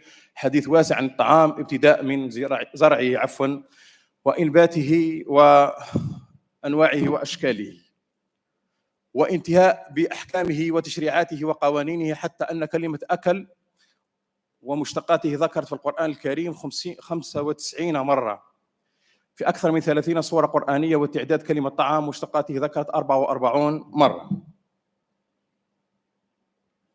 وتمثل ثقافة جوانب مشتركة من الأفكار وتصورات ومعتقدات وسلوك التي تشكل حياتنا. فقد أشار الأنثروبولوجيين إلى أن ثقافة نتاج جماعيا مشتركا ومتطورا وأطر معيارية قابلة للتشاور وإمكانية تحقيقها لتوجيه وفهم المراد في الحياة اليومية. الثقافة الغذائية هي مجموعة مفاهيم وعادات وممارسات مرتبطة بالغذاء والتغذية التي تتوافر لدى الفرد والتي تدخل في رسم وضعه الصحي طوال حياته، الأمر الذي أوضح أهمية تنمية الثقافة الغذائية لدى الجميع. فقد ارتبطت مراحل التطور الثقافي أيضا بالمرض، وخاصة الأمراض الوبائية والبيئية، حيث كانت معدلات الأمراض المعدية المنخفضة النسبية في المجتمعات لا تبحث عن الطعام بسبب حجمها السكاني الصغير وقابليتها للحركة، ثم زاد انتشارها في المدن قبل الصناعية وفي العصر الحالي. وهذا ما يشار إليه ابن خلدون في كتابه المقدمة، يقول بأن ووقوع هذه الأمراض في أهل الحضر والأمصار أكثر لخصب عيشهم وكثرة مأكلهم وقلة اقتصارهم على نوع واحد من الأغذية وعدم توقيتهم لتناولها، وهي حواضر بسبب كثرة وتنوع المأكولات بها. ومن الناحية الأنثروبولوجية، أقصد بالأنثروبولوجية يعني كيف نؤسس لطب النمط الحيوي وثقافيا.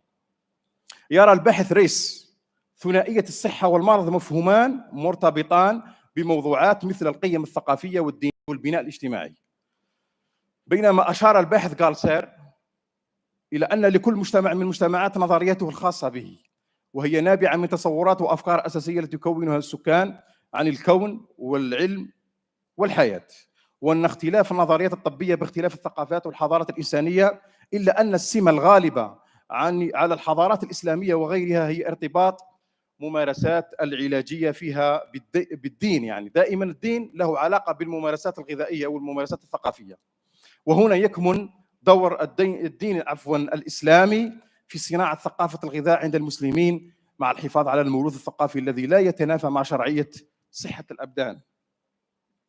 الآن علاقة ثقافة الغذاء الصحي بانتشار الأمراض في وقتنا الحاضر. تؤكد الدراسات الاجتماعية والأنثروبولوجية على علاقة الوثيقة بين الصحة والمرض والبناء الاجتماعي والثقافي للمجتمعات. فبالرغم من نجاح الطب الحديث والمعاصر في تشخيص معظم الأمراض وتقديم العلاج المناسب لها، إلا أن أمراضاً كثيرة منتشرة مرتبطة بثقافة الأفراد وعاداتهم التي يمارسونها والتي تظهر جلية في تصرفاتهم، إذ لا يمكن دراسة هذه الأمراض بمعزل عن هذه التغيرات الاجتماعية. فيه يعني تصرفات كثيرة عند المجتمعات هي الإدمان على الوجبات السريعة والمليئة بالدهون، اللحوم المصنعة المثلجة، المشروبات الغازية، المعجنات، رقائق البطاطا، حلويات ذات السكريات العالية. الآن قواعد طب نمط الحياة عند المسلمين يعني في وقتنا الحاضر. القاعدة الأولى تجنب الإسراف في الطعام، حيث يقول الله سبحانه وتعالى: يا بني آدم خذوا زينتكم عند كل مسجد وكلوا واشربوا ولا تسرفوا إنه لا يحب المسرفين. الحقيقة لا أحتاج أن أتكلم عن كل هذه التي كتبتها. هذه القاعدة الأولى. القاعدة الثانية هذه عن تاريخ الغذاء. القاعدة الثانية: الأكل على قدر الحاجة الجسم من الطعام. القاعدة الثالثة: الحمية أصل من أصول صحة جسم الإنسان. والقاعدة الرابعة: تنظيم أوقات الطعام وتجنب الأكل بين وجبات الطعام بإدخال الطعام على الطعام. القاعدة الخامسة: اختيار أفضل أنواع الطعام وتجنب أردئه، يعني تجنب الأردأ الغذاء. هذه العناصر الرئيسية في الطعام والغذاء. المقاربة التسييرية في الغذاء.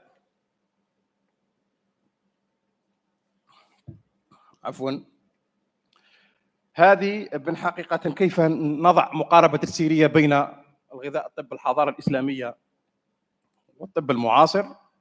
يعني فيه تأثير كبير جدا، مثل التقليل من أكل السريع واتباع الوقاية قبل الذهاب إلى الطبيب، والعمل على المعالجة العشبية للمرض في المعدة، والحرص على شرب الماء بكثرة.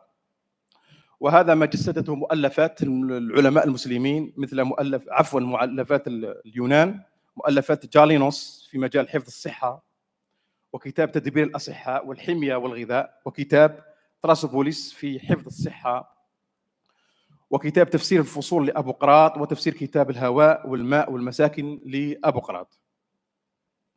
الآن كيف أثر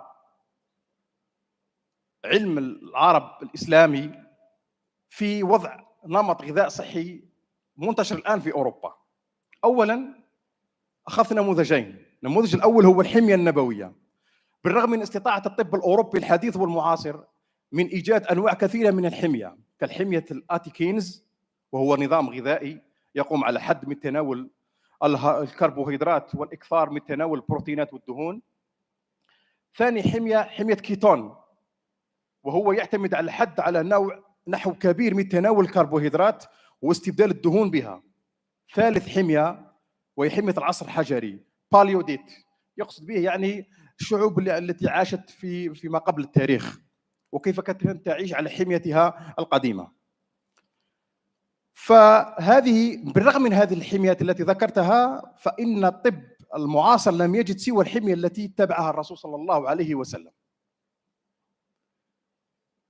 فالرسول صلى الله عليه وسلم قال ابن القيم رحمه الله في هديه صلى الله عليه وسلم: في الحمية الدواء كله شيئان، حمية وحفظ وصحة، فإذا وقع التخليط احتيج إلى استفراغ الموافق، وكذلك المدار الطب كله على هذه القواعد الثلاثة. والحمية حميتان: حمية عما يجلب المرض، وحمية عما يزيده فيقف على حاله. فالأولى حمية الأصحاء، والثانية حمية المرضى.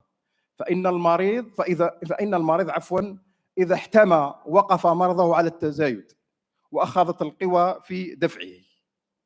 فالحمية التي يراها الطب المعاصر والأفضل في ذلك هو حمية الصوم المتقطع. فقد صرح الطبيب التغذية مايكل موسلي بحمية الصوم المتقطع كأفضل حمية غذائية علميا لتخفيض الوزن، يعني تخفيض السمنة. وقال أنه يؤكل اعتياديا 5 أيام ويصوم يومين، يعني يوم الاثنين والخميس كما في الشريعة الإسلامية، من كل أسوة بالرسول صلى الله عليه وسلم. وفي تجربته لاحظ بأنها فقدت 19 باوند، يعني 8.6 كيلوغرام من وزنه خلال 2.5 شهر، إضافة إلى انخفاض مستوى الأنسولين بالدم، مما يسهل حرق الدهون وازدياد هرمون النمو البشري ل5 أضعاف. كذلك نقطة ثانية في الحمية تحفيز الجسم لعملية الإصلاح الخلوي كإزالة النفايات من الخلايا. ثالثاً التعبير الجيني الجينز إكسبريشن، تحصل تغييرات مفيدة ذات العلاقة بتطوير العمر والحماية من المرض. فلقد ثبت طبياً أن الصوم المتقطع هو أفضل وصفة لإطالة العمر وحماية من الأمراض، إذ يستحث عملية التآكل الذاتي أونتوبوغافي، وهو عملية تنظيف الجسم بنفسه للتخلص من الخلايا المريضة والميتة والغير طبيعية، وللحماية من السرطان والاضطرابات العصبية كالمرض الزهايمر، ومن العدوى الجراثيم والأمراض الالتهابية، ومن الشيخوخة، وحماية من الداء السكري. ثاني نموذج هو في الحقيقة نموذج معاصر، ممكن نقول له مش معاصر، راهن، يعني ما يسمى بالإتيكيت الإسلامي، إسلاميك إتيكيت. والمقصود بذلك هو الأدب الإسلامي في تناول الطعام واختيار الأنواع المفضلة لجسم الإنسان مع احترام التوازن في النظام الغذائي. وظهر هذا النمط في أوروبا بعد التأثير الإسلامي في بلاد الأندلس، في العصور الوسطى يعني، وأصبح نظام عالمي يتبع في ثقافة الغذاء الصحي خلال الفترة المعاصرة، ويتجلى في ذلك: أول شيء تجنب الأكل بسرعة أو البطء الشديد. ثانياً الأكل بهدوء والفم المغلق ومن دون إتيان بحركة منفرة. ثالثاً تجنب الضحك أو الحديث أثناء الأكل. على فكرة هذه كلها كانت عند المسلمين. تجنب النفخ في الأطعام الساخنة. عدم التقطيع جزء جديد من الطعام إلا بعد انتهاء من الطعام الموجود في الفم. تجنب تكدس الطعام في الطبق. غسل اليدين قبل الأكل، وذلك قدوة بسيرة الرسول صلى الله عليه وسلم. ولقد كان لزرياب البغدادي، هذا عالم وفي الحقيقة مثقف، الفضل في نقل اتيكيت الطعام إلى أوروبا، وهو فن تقديم الغذاء واختيار نوعه، أو ما يعرف بالطبق الثلاثي 3 course meal، حيث تقدم فيه الأطباق بالتعاقب. يعني هو أول من نقل فكرة الوجبة الثلاثية من المسلمين إلى أوروبا، بدل تقديمها دفعة واحدة، حيث تبدأ بالمقبلات من الحساء، الشوربة والسواخن، ثم يتبعها طبق الرئيسي من اللحم أو السمك أو الطيور، ثم تختتم بالحلوى من الفطائر المصنوعة من اللوز والجوز والعسل، والعجائن المعقودة بالفواكه المعطرة والمحشوة بالفستق والبندق. وللزرياب كذلك الفضل باستخدام آنية الزجاج. لأول مرة يعرف أوروبا لأن أوروبا ما كانش يعرفوا يعني الأكل بالاختيار الآنيات والصحون كذا، فباستخدام الآنية الزجاج الرقيق بدلا من آنية الذهب والفضة لجماليتها وسهولة تنظيفها ورخصها. وشكرا على الإصغاء والمتابعة.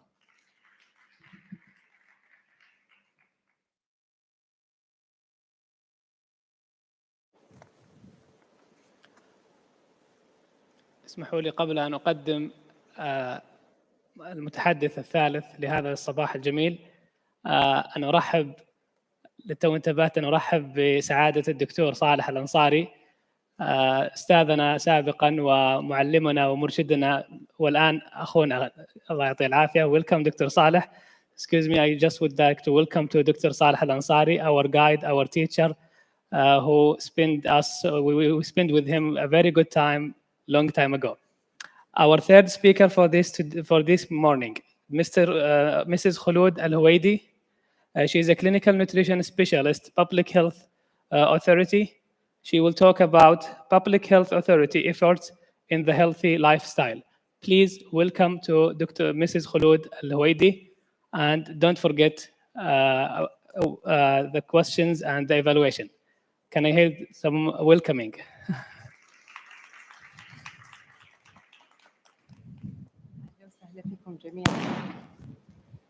أهلا وسهلا فيكم جميعا. في البداية أشكر القائمين على المؤتمر بإتاحة الفرصة لهيئة الصحة العامة ودعوتهم، وحاليا أنا موجودة هنا لأتحدث عن، واضح الصوت ولا في مشكلة؟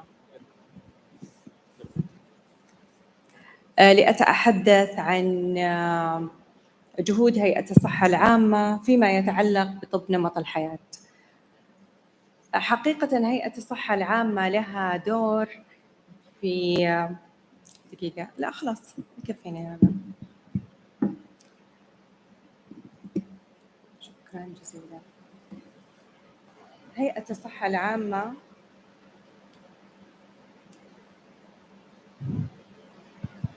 هيئة الصحة العامة لها رحلة بدأت من 2016 كأحد مبادرات التحول الوطني. تم إصدار أمر سامي بإنشاء المركز الوطني للوقاية من الأمراض ومكافحتها.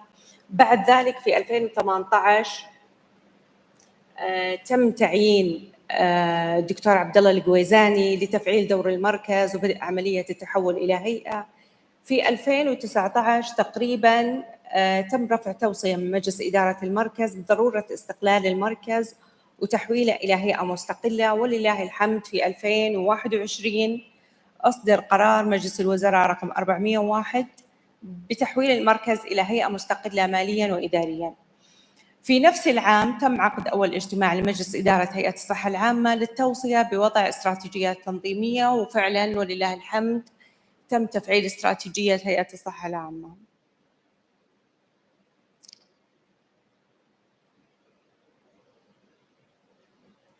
طبعاً بالنسبة لأهداف هيئة الصحة العامة اللي هو مجتمع حيوي، توفير حياة صحية وسعيدة، تحسين خدمات الرعاية الصحية، كذلك تعزيز الوقاية من التهديدات الصحية. في مجال رصد المؤشرات تم عمل تدخلات ذات أثر عالي لخفض معدل الوفيات للأمراض غير المعدية، وكانت راح أعطيكم نبذة عن المعدل بشكل عام. هو عدد الوفيات للأمراض غير المعدية لكل 100,000 نسمة. يقتصر هذا المؤشر على الوفيات من أمراض مزمنة اللي هي أمراض القلب والضغط والكانسر والسكري والأمراض التنفسية والمزمنة. طبعاً يعتبر مؤشر الوفيات هو مؤشر الصحة العامة لأي دولة. طبعاً تم تحديد أولويات للتدخلات لخفض هذا المؤشر. كان من ضمنها تدخلات متعلقة بالسمنة، بالدايت، بالفيزيكال اكتيفيتي.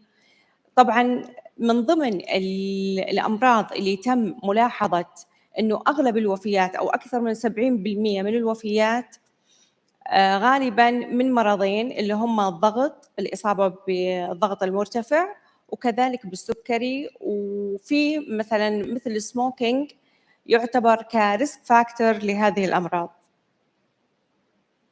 طبعاً إحنا ركزنا في التدخلات على نمط الغذاء الصحي بشكل عام، اللي هو الغذاء والنشاط البدني. طبعاً إحنا ليش بالذات اخترنا أو ركزنا على تدخلاتنا في السمنة؟ بسبب تأثيرها الصحي، أنه في ارتباط جداً عالي بين الإصابة بالأمراض وخصوصاً الكارديوفاسكولار ديزيز بارتفاع معدل كتلة الجسم، وكذلك تأثير السمنة على اقتصادياً على الجي دي بي، وكان المؤشر جداً مرتفع 3.4. لو استمر الوضع على هذا الحال في 2025 راح يكون جداً مرتفع المؤشر. طبعاً من ضمن التدخلات اللي قمنا فيها اللي هي تصميم دليل سعودي، وهو أول دليل لطب نمط الحياة. طبعاً يعتبر الدليل مقدم لمقدمي الرعاية الأولية، ويتماشى مع رؤية التحول الصحي، يهدف إلى الحد من انتشار الأمراض غير المعدية، وكان يستند هذا الدليل على دراسات قائمة على الأدلة ويهدف إلى تحسين الوصول إلى الأدلة العلمية المقدمين الرعاية الصحية. فيما يتعلق بهذا الدليل يوفر توصيات قائمة على الأدلة لتدخلات طب نمط الحياة لمساعدة ودعم مقدمين الصحة للأفراد الذين يعانون من السمنة. وتستند الإرشادات السريرية في الدليل على أفضل الأدلة العلمية المتاحة وهي مخصصة لمقدمين الرعاية. تم اتخاذ منهجية في تصميم هذا الدليل، وهي مثلا تم مراجعة توصيات إرشادات الممارسات السريرية من خلال جريد لتصنيف الأدلة. كذلك تم استخدام طريقة دلفي لتقييم سهولة استخدام الإرشادات والقدرة على التكييف مع التغيير وإمكانية قياس النتائج السريرية. كذلك مبنية التوصيات التي تمت مراجعتها من الكلية الأمريكية لطب نمط الحياة إلى جانب إرشادات السمنة الكندية والأسترالية والأمريكية. تم تكييف هذه المصادر لتلبية احتياجات السكان المحليين، وكذلك تم التحقق من أقصى قدر من الكفاءات قام إعطاء الفريق بتقييم شامل لنظام تصنيف الأدلة. طبعاً بالنسبة لطب نمط الحياة ركزنا على 6 أركان مثل ما أنتم عارفين: غذاء متوازن، نشاط بدني مستمر، الإقلاع عن التدخين وإدمان المواد المضرة، إدارة الضغوط، النوم الكافي، الروابط الاجتماعية. والتشجيع ممارسة وإحداث التغيير على هذه الأركان تم استخدام العلوم السلوكية في طب نمط الحياة. طبعاً السبب أو الحاجة للتركيز على العلوم السلوكية في طب نمط الحياة لوحظ أنه من العوائق الرئيسية أمام مقدم المشورة محدودية الأدوات والأساليب لإقناع المريض بتقبل تطبيق السلوك الصحي والاستمرار عليه كأسلوب حياة. لذا ظهرت الحاجة لتطبيق العلوم السلوكية لتشجيع القرارات الصحية والاستمرار عليها، وتقريباً يعني للحفاظ على جودة عالية المدى طويل. طبعاً ممكن أن احنا نستخدم العلوم السلوكية بأنه المقدم الرعاية الصحية يتمكن من اكتساب مهارات فهم العادات وتغييرها، تحسين عملية صنع القرار للأفراد في اتباع نمط حياة صحي، تعزيز مهارات الاتصال، تقليل التوتر، تعزيز السلوكيات الصحية من خلال تطبيق المبادئ الخاصة بالعلوم السلوكية. بعد ذلك راح يتم التدريب على دليل تدخلات تغيير السلوك من خلال أكاديمية الصحة العامة أو من خلال أي شريك متعاون في هذا الموضوع. طبعاً بالنسبة لدليل التدريب راح يدعم مقدم الرعاية الصحية الأولية في مرحلة الأسست، في تقديم المشورة، في تفهم المريض، في تفهم احتياجه، في فهم الأساليب. بعد ذلك طبعاً كان في تجارب ناجحة لاستخدام تقنيات تغيير السلوك، وكان أنجحها في المملكة المتحدة وفي الولايات المتحدة. طبعاً دليل تغيير السلوك للوقاية من السمنة تم التركيز عليه نظراً للحاجة كما ذكرت سابقاً. النقطة الثانية أن تم تقييم احتياج مقدمي الرعاية الصحية للتدريب في تغيير السلوك بناءً على نتائج الدراسات السابقة، وتم تضمين 36 دراسة في الدليل مرجعية لمعرفة جميع العوامل المؤثرة. وبناءً على تقييم الاحتياج راح يكتسب المتدرب ومقدم الرعاية كيف يبدأ محادثة أو خلق حوار حول السمنة مع المريض وإدارة الوزن، لأنها من أصعب الحوارات اللي ممكن تدور بين المريض ومقدم الرعاية. تقييم مدى استعداد المريض لتغيير السلوك وإيش الدوافع لتغيير الوزن، استخدام تقنيات تغيير السلوك الفعال، المراقبة الذاتية، ضمان الالتزام بالتغيير والحفاظ على تغيير السلوك. طبعاً مثل ما سبق ذكرت أن الفئة المستهدفة هم مقدمين الرعاية الصحية الأولية، ولكن بالإمكان الاستفادة منها من تدريب كامل الطاقم الصحي بما في ذلك الممرض وأخصائي التثقيف الصحي وأخصائي التغذية.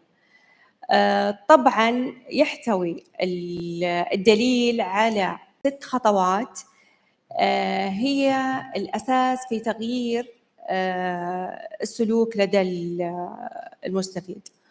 وكذلك في نقطة مهمة جداً اللي هي تم عمل نفس هذا الدليل ولكن بلغة أبسط، موجه للموجه الصحي داخل المدارس.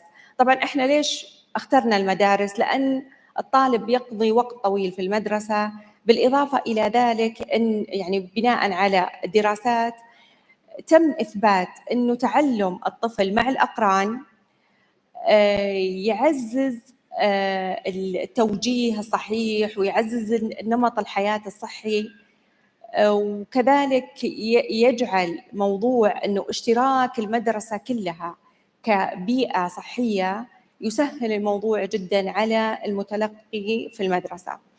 أنا هنا تقريبا انتهى الموضوع اللي أنا مشاركتكم فيه، وشكرا جزيلا لكم وعلى حسن الاستماع.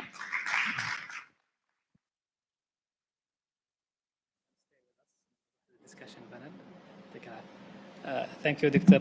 Khulud, for this nice speech. We would like now to start the panel discussion. So I would like to ask our speakers, please, to come to the board so we can start the discussion. Thank you.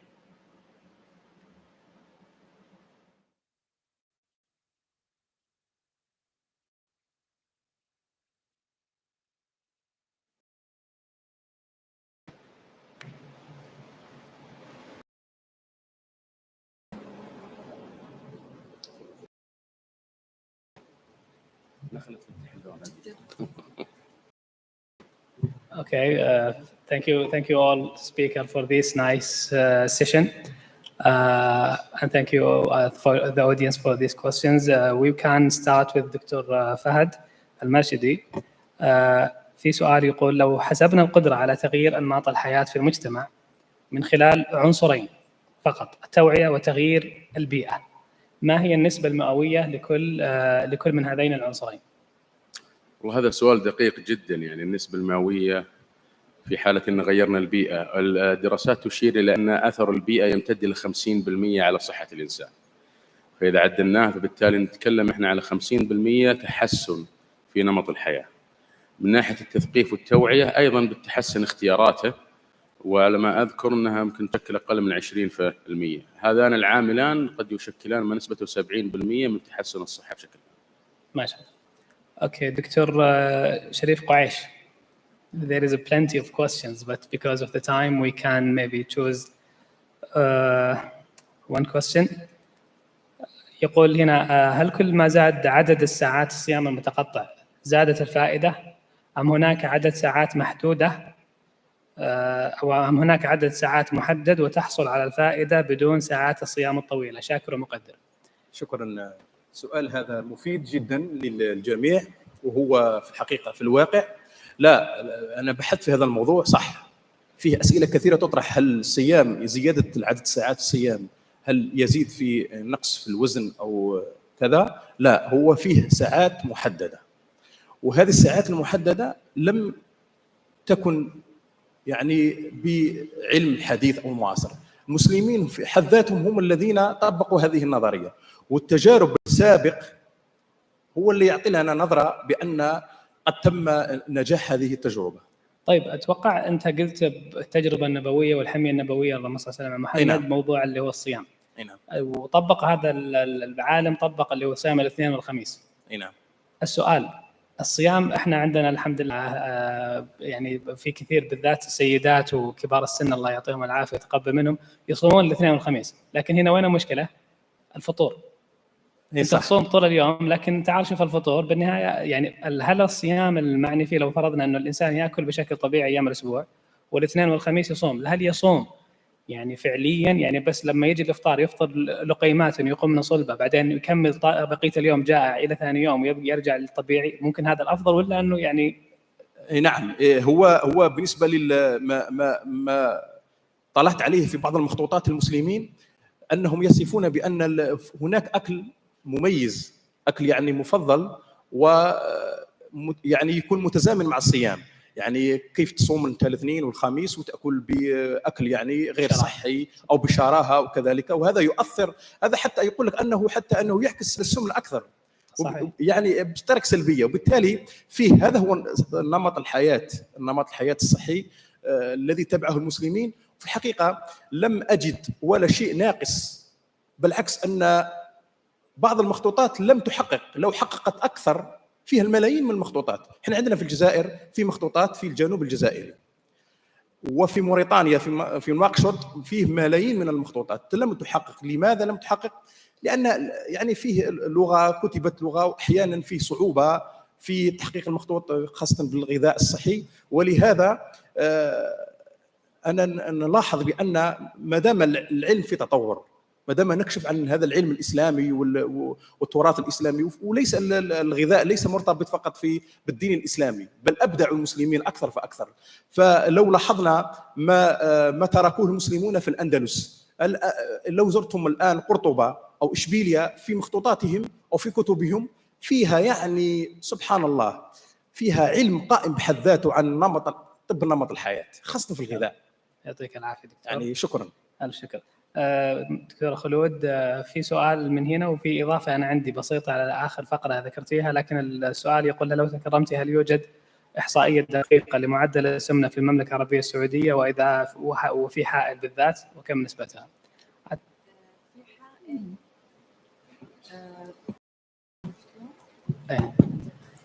طبعا بالنسبة للصحة العامة عملت على مسح للمؤشرات الصحية في المملكة بناء على العمر، الجنس، المنطقة.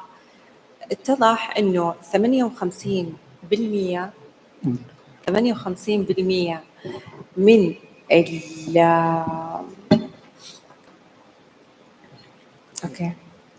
58% من المواطنين أو كذلك المقيمين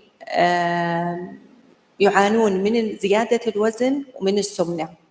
58 يعني تقريبا السمنة بتكون النصف تقريبا، 25 هذا الحدود، 22. ممتاز. أنت أشرت لنقطة جميلة جدا، موضوع البداية في المدارس، وإنه فعليا سلوكيا الأطفال يتأثرون ببعضهم، ولكن للأسف لا زالت الثقافة سيئة، فلو حتى في المدارس يعني الفسحة والمقاصف كل الأكل غير صحي. صحيح. فالجهد بيكون مضاعف ممكن منكم كهيئة في تثقيف وتوعية معلمي، على الأقل نبدأ بالصفوف الأولية عشان نغرس ثقافة في الأطفال. لما يكبر على الأقل يتصرف مع نفسه مو مشكلة، بس على الأقل أبدأ كبداية ممكن بالصفوف الأولية بالمعلمين والمعلمات، بحيث إنه تبدأ ثقافة. أوكي الطفل، حتى الطفل ترى بيهتم إنه يجيب لانش بوكس وفيها شوية فاكهة مع بروتين عالي مع كارب قليل وكارب مفيد، وتكون توعية أفضل. فهذه ممكن تكون نقطة البداية مع الصفوف الأولية، وجهود ممكن مهمة جدا يا دكتور. صحيح. احنا حاليا بصدد التعاون مع وزارة الصحة وكذلك وزارة التعليم في عمل لائحة للمقاصف بالممنوعات والمسموحات. ممتاز. فبإذن الله أنها راح تكون إلزامية وبيكون عليها إشراف وبتكون الأمور كويسة بالمدارس. وفي نفس الوقت إنه الأدلة اللي إحنا قاعدين نعمل عليها وهي حالياً تحت المراجعة وبالتعاون مع وزارة التعليم، راح يتم إدخال الموجه الصحي في المدارس عبر برنامج تدريبي في هذا الموضوع. كيف يعمل التغيير للطالب، كيف تكون ضوابط الفعاليات داخل المدرسة والأيام المفتوحة، لتفادي أشياء كثيرة. ممتاز. منها مثلا اللي هو مثلا التسممات اللي تحصل، كذلك أنه يصير إذا الطالب شاف أنه حتى المدرسة قاعدة تقدم له أكل صحي، أكيد هالشيء يحسسه أنه يحترم هذا الموضوع. صحيح. حتى خارج المدرسة، ومن هنا ويتبنى الموضوع. ومن هنا تبدأ جودة الحياة التي أحد رؤية مستهدفات المملكة 2030. تفضل دكتور. نختم بالدكتور شريف. سامح لي فقط أن نريد أن نضيف شيء هو هام جدا في هذا المؤتمر. السؤال الذي يطرح: الشعوب التي مضت هل كانت تطبق نمط حياة صحي؟ هل كانوا يؤمنون بهذه الفكرة؟ نعم، كان هناك نمط صحي في الغذاء في كل يعني الأشكال الغذائية، لكن بأي طريقة بأي وسيلة كانوا يغرسون هذه الثقافة في أولادهم وفي المجتمع بشكل عام. ولهذا العصر الذي مضى لم تكن هناك وسائل التواصل الاجتماعي، لم يكن هناك ذكاء اصطناعي، لم يكن هناك ما يسمى بحد البودكاست هذا. فكانوا يضعون منشورات مثلا في خلال الدولة العباسية، في خلال فترة الحكم هارون الرشيد، كان يضعون على الحد الواثق هذه أو الإلصاق منشورات على الجدران من أجل اتباع أو زرع ثقافة ثقافة من الحياة. الآن احنا ما عندنا الان ثقافه اللصق هذه على الجدران، عندنا ما يسمى الذكاء الاصطناعي، عندنا البودكاست، عندنا، ولهذا نريد ان نحقق نوعا ما فكره اساسيه، نتيجه اساسيه من هذا المؤتمر، انه يعني ينطلق ان شاء الله تكون منطقه حائل هي نموذج ليس فقط محلي او اقليمي او عربي، نموذج ان شاء الله يكون عالمي في تحقيق ثقافه طب نمط الحياه. شكرا.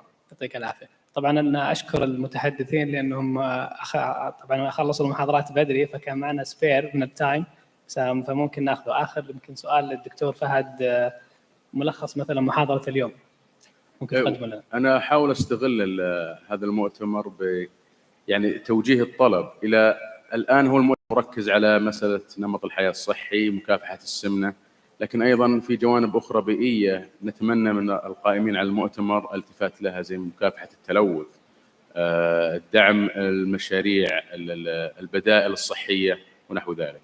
ملخص محاضره اليوم هو ان الانسان قد يكون له نعم دور في اختياراته في الحياه، قد تؤثر هذه الاختيارات، لكن هذه الاختيارات لها اساس وارتباط بما هو متاح له، فكلما ازدنا من ناحيه الامور المتاحه كلما تحسنت جوده حياه الانسان.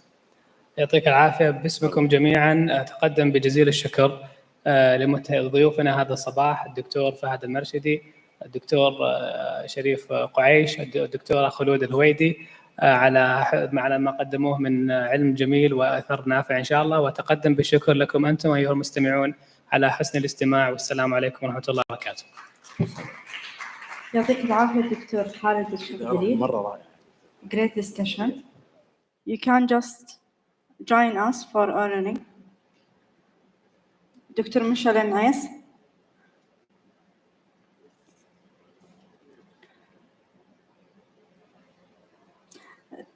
دكتور فهد المرشدي. دكتور فهد.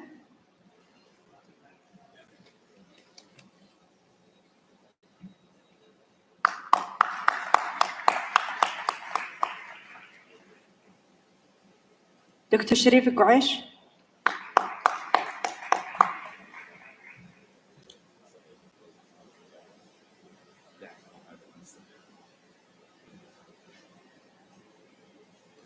دكتور خلود الهويدي، تفضلي.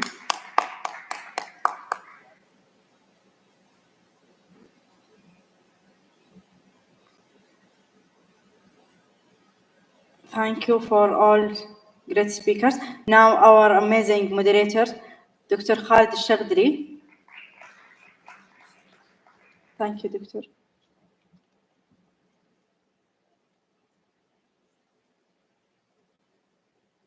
Thank you.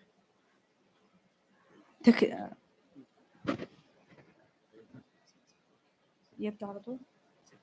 ما نتكلم؟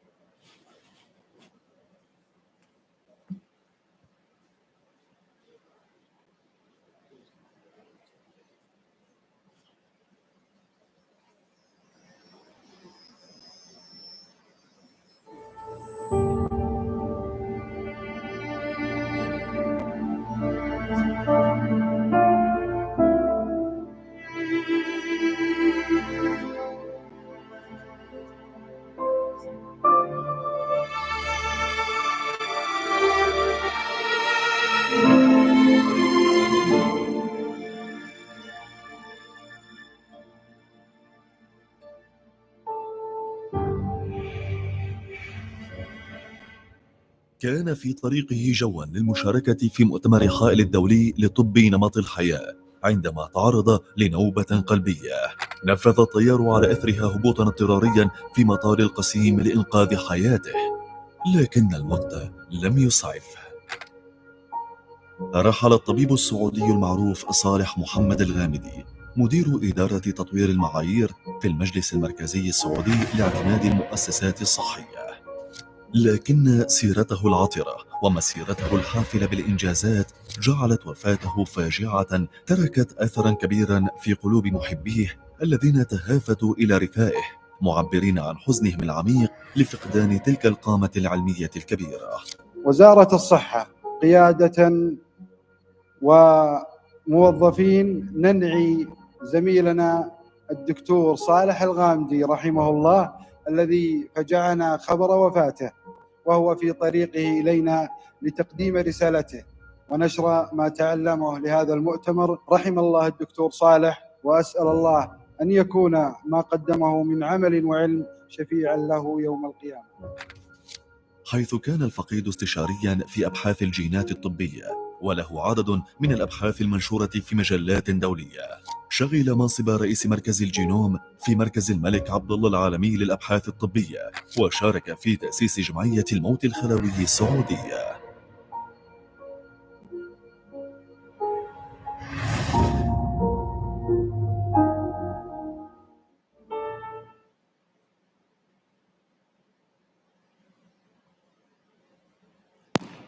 رحم الله دكتور صالح.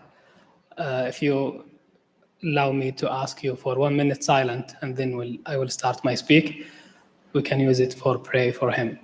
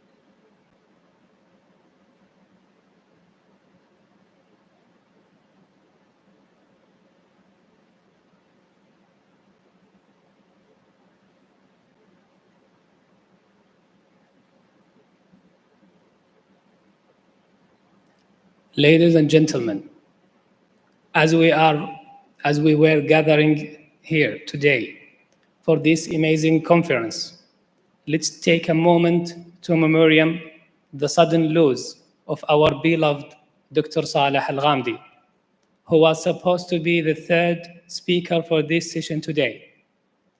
Tragic and ultimately, their passing has left us with a deep sense of void. And it seems surreal that we are standing here to celebrate his life rather than enjoying his company.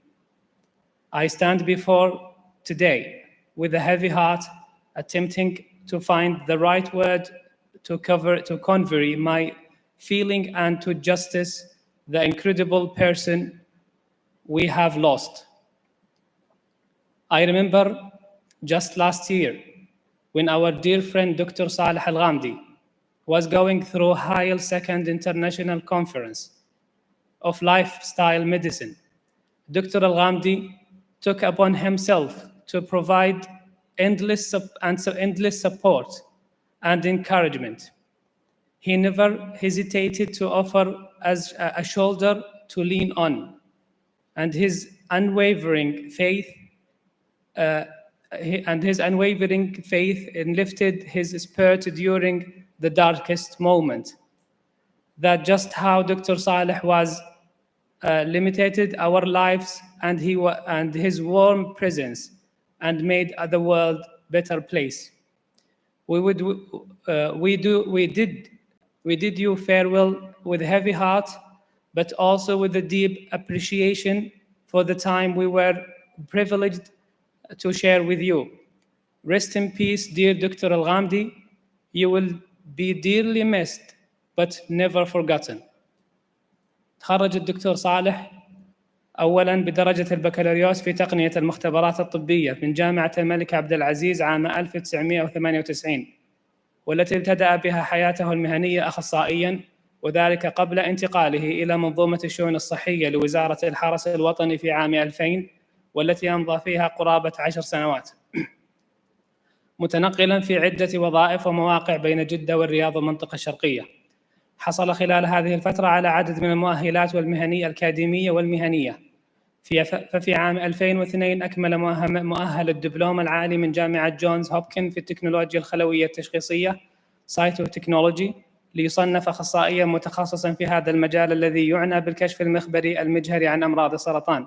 تلاه ابتعاثه وحصوله على الماجستير في علم الأمراض الخلوي من جامعة ويلز عام 2004، وباشر عمله مديرا للعمليات بقسم الأمراض والطب المخبري في الشؤون الصحية في الحرس الوطني في المنطقة الشرقية بين عامين 2005 و2009، لينتقل بعدها للعمل في المركز الملك عبدالله للأبحاث الطبية كيمارك، والذي أمضى فيه قرابة 10 سنوات ابتداء كمبتعث، حيث رحل مرة أخرى للمملكة المتحدة لنيل درجة الدكتوراه في علوم الأحياء الخلوية والجزيئية من جامعة نوتنغهام 2013 ثم عاد للمركز باحثاً، ثم مديراً للبنك الحيوي السعودي، ثم رئيساً لقسم أبحاث الجينوم الطبي، ثم مديراً لإدارة الجودة الأبحاث الطبية، كل ذلك خلال سنوات قليلة إلى نهاية عام 2018.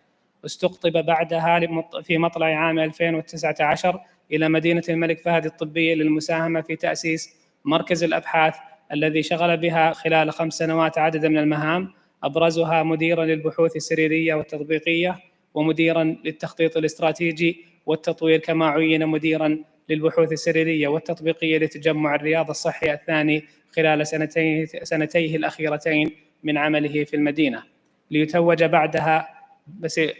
بعدها مسيرته العلمية المتميزة مديراً لإدارة المعايير ونظم التقييم بالمركز السعودي للاعتماد المنشآت الصحية سباهي، وهي آخر موقع وظيفي شغله، والذي انتقل إليه حديثاً قبل أشهر، وقد كان ينوي فيها صب عصارة جهده وخبراته الأكاديمية والبحثية والعملية والإدارية، ولكن قدر الله سبق.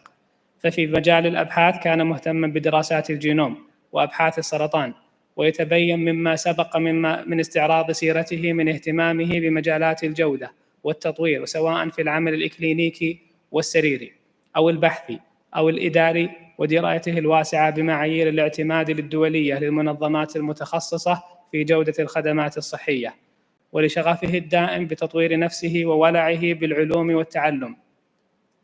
فقد حصل مؤخراً على ماجستير العلوم في الأخلاقيات الحيوية من كلية الطب بجامعة الأمير سلطان بن عبد العزيز في الخرج، كما أنه شارك في التعليم بتدريس العديد من الطلبة في عدد من الجامعات بالمملكة، كجامعة الملك سعود بن عبد العزيز للعلوم الصحية، وجامعة الأمير نايف للعلوم الأمنية، وجامعة الطائف، وجامعة الفيصل. واسمحوا لي أن أقتبس من أحد الشعراء في مرثية قالها: خطب ألم ودمع العين منسكب، والقلب من ألم الأحزان يلتهب، وصالح نعيه في القوم فاجعة هزت مشاعرنا والدمع منسكب، لئن طوى الموت نجما في تألقه فنشر آثاره للاقتداء يجب، محاسن يبهر الدنيا تقمصها وللجنان بفضل الله تنتسب، والموت يسرع للأخيار يقبضهم كما روى أحمد والسادة النجب، إن أطفأ الموت مصباحا أضاء لنا ثم ارتقت روحه وانزاحت الحجب، فقد بكته زوايا العلم يعمرها وأرسل الدمع محزون ومكتئب، عز الفراق وأمر الله يحكمنا والصبر عمدتنا إن جلت النوب، أصالح كنت نبراس العلوم وهل لصالح مثله مثل تعلو به الخطب، وكم شيدت يمناك من عمل بر فأنت لطلاب العلوم أبو، فلا البيان ولا الأشعار قادرة على الوفاء ولا الأسفار والأدب، نم في نعيم الله، نم في النعيم بفضل الله مغتبطا، يحفك السعد لا ينتابك الوصب، طبت حيا وميتا وأنزل الله عليك رحماته. والسلام عليكم ورحمة الله وبركاته.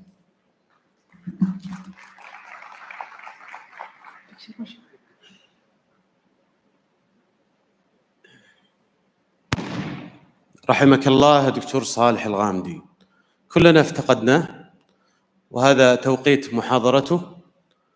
ندعو له بالرحمة والمغفرة، وأتمنى من الجميع الاستفادة بهذه الدقائق وفي هذه الساعات وكل الأيام القادمة بالدعاء له بالرحمة والمغفرة. كان نعم الأستاذ ونعم المعلم ونعم الزميل. We came to the end of our session 2.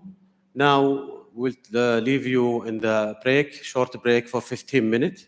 Thank you for all the speakers. Thank you for your attendance. See you inshallah after 15 minutes. Enjoy. Thank you very much. شكرا لكم جميعا. الآن وقت البريك 15 دقيقة ونرجع إن شاء الله بعد 15 دقيقة. شكرا لكم.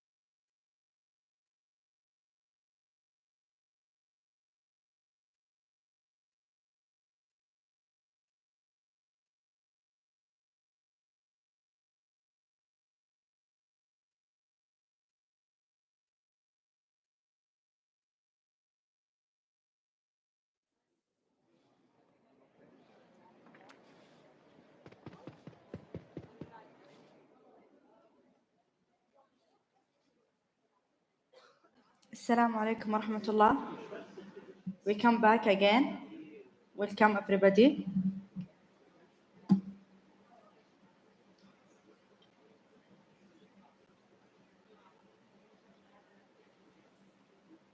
I hope you charge yourself and buy food, buy good conversation.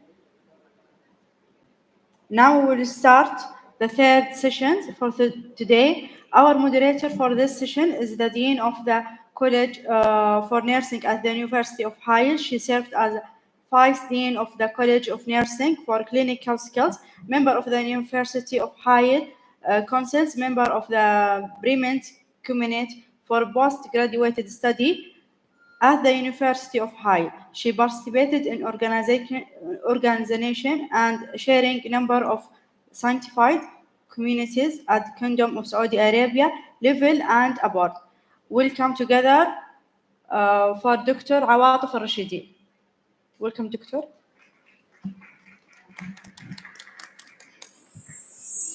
أخذ resistance.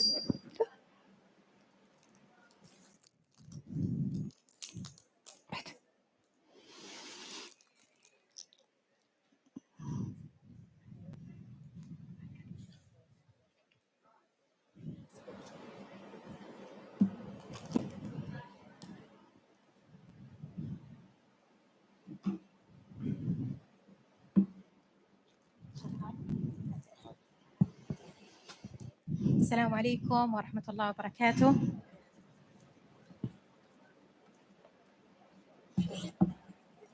بسم الله الرحمن الرحيم والصلاة والسلام على أشرف الأنبياء والمرسلين. Good evening, good afternoon everybody. Today I'm thrilled to moderate the third session. Today we will introduce third presenter. Now moving along to our first session. Please welcome our first presenter who will speak to us about the benefit of exercise no one told you about and how to design your work schedule. Dr. Shaima is a consultant in family medicine and member of Saudi Board of Family Medicine. Please welcome Dr. Shaima on stage.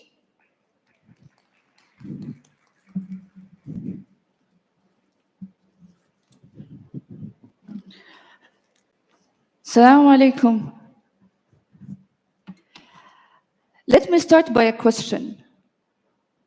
Who among you ever subscribed to a gym membership and never went, or went once or twice? الحقيقة يا دكتور.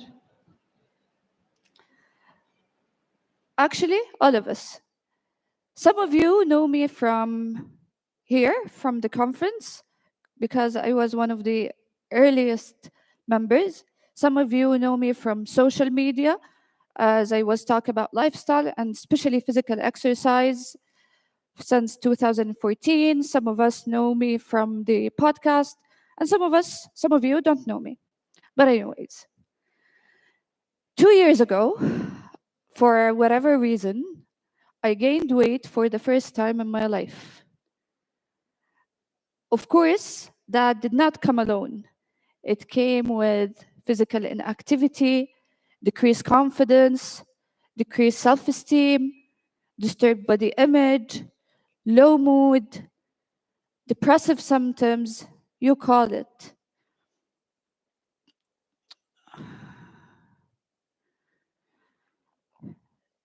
And then I decided that, easy, I'm gonna go back to physical exercise, to physical activity, to the gym, and life will be good. So I did what most people would do. I subscribed to a gym, and I went once or twice for a week or two, and then I didn't. And I did not understand why, since I always educate people about physical exercise. So I know all the information about physical activity. So what is really happening here? Most of people, when you ask them why you don't exercise, it's either I don't have time or I don't feel like it.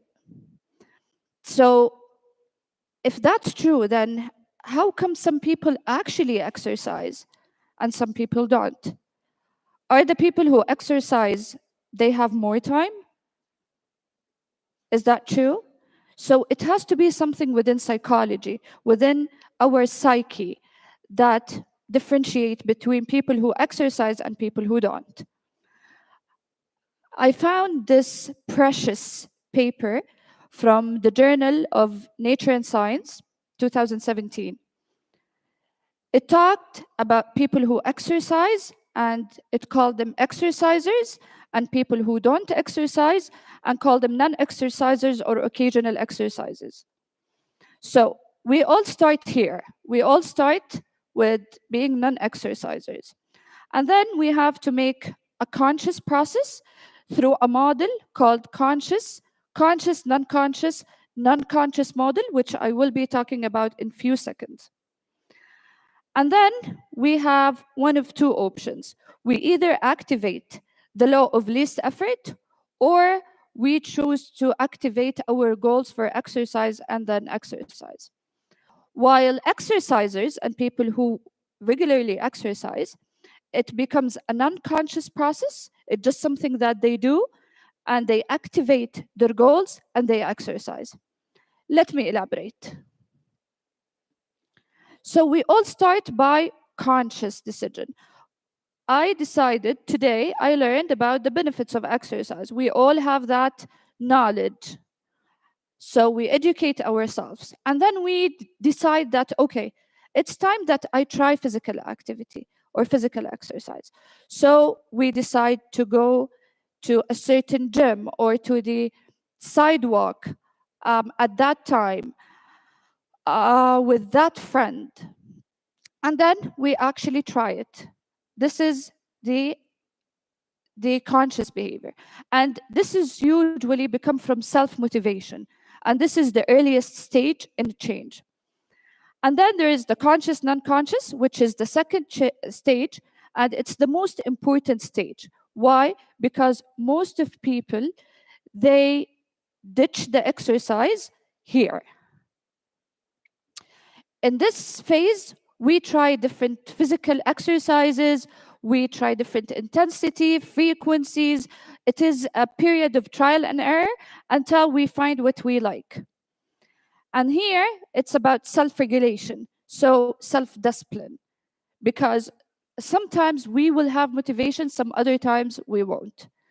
And then, if we continue to do that through that phase, we will become finally exercises, and this would become a non-conscious, or it's something, we do it. Another thing that we talked about, it's the law of least effort, which is most organisms, if you give them the choice, they would do the activity that would preserve their energy. So here's again the picture, if you want to take a picture of it, because this is very important, and this is where the problem is and the solution is. So based on that, it's either that we don't have the knowledge, we have wrong goals, like maintaining my health, lack of planning, so we don't plan properly for the exercise, it interferes with our leisure time, and sometimes our self-motivation fades. Let's take them one by one. Lack of knowledge. Of course, I'm just going to go through it very fast because we all know why we should exercise.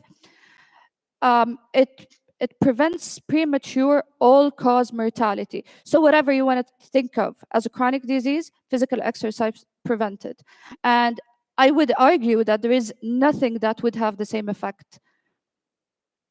For the cardiovascular disease, I want to talk about something important here. For a very long time, we talked about primary prevention, but not secondary prevention. So when someone is actually diagnosed with cardiovascular disease, what we tell them is, don't do exercise, which is really wrong. Type 2 diabetes. Here, I want to talk about which exercise we should be prescribing. So both aerobic and resistance exercise are both beneficial. But here, it seems like resistance exercise wins way over aerobic or cardio. cancer prevention. Okay, well and good. But if someone is not motivated, so when you tell them, I want to prevent your diseases, it's like something in the future. I want something that give me that effect now. The reason why, for example, we like fast food, it's because it gives us the satisfaction now. Addictions, they give us the satisfaction now. So one of the things that helped me, and it became something that I really use in the clinic, is this. You can have immediate benefits from physical exercise. Your mood will be lifted. You will feel that you are more competent to do other things and in other aspects in life. Your self-esteem will improve. Your energy will improve. Your body image will improve. Your satisfaction with yourself and with your life would improve. So, for example, if I have a CEO who is very stressed out, that would help him when it comes to stress release. If I have someone who has social anxiety, that would help him in his self-image and confidence. So know your patient, and based on that, find the goal that would help them. Because in physical activity, the most amazing part of it, that you will find something. So lack of knowledge, done. The goals, have SMART goals. And I'm not going to be talking about this because we heard SMART goals all over, but have, like, for example, sometimes it's, I want to lose 2 kg for this occasion. So I have that time and I have a SMART goal, okay? That would help with the consistency. Here, when it comes to self-esteem, there was, what is very interesting about this study, it was among different age group from 20 to 60. There were more than 300 people, I guess, yes. And they used very objective measures like perceived physical activity and body image. What they found is that physical activity increased self-esteem directly and indirectly.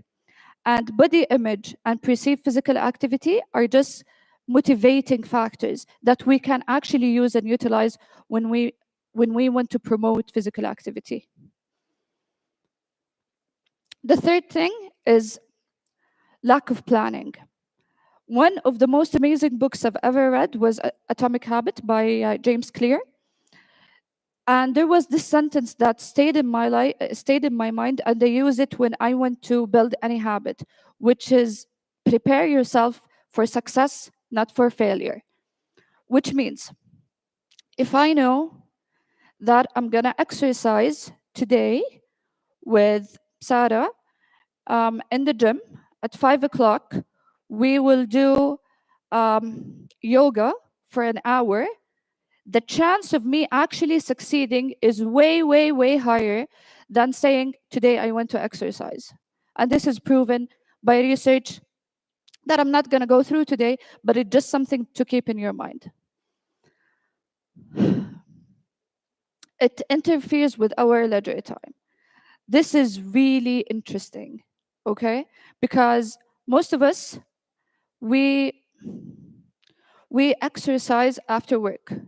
So exercise becomes something that like interferes with our leisure time. It competes with other activities of our leisure time.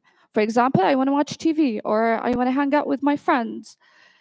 So if it competes with other activity, the chance of it, like let's say you have 4 other different things. So the chance of physical activity is 25%. And they found that exercisers, they don't treat this as something to do in our leisure time. It's just something we do. So it's like going to work every day, like having your spirituality, like brushing your teeth. If you treat it as something that you do, guess what? Even the enjoyment in your leisure time would increase, because then you won't feel guilty that you skipped your workout to hang out with your friends. And this is something interesting that was in that paper.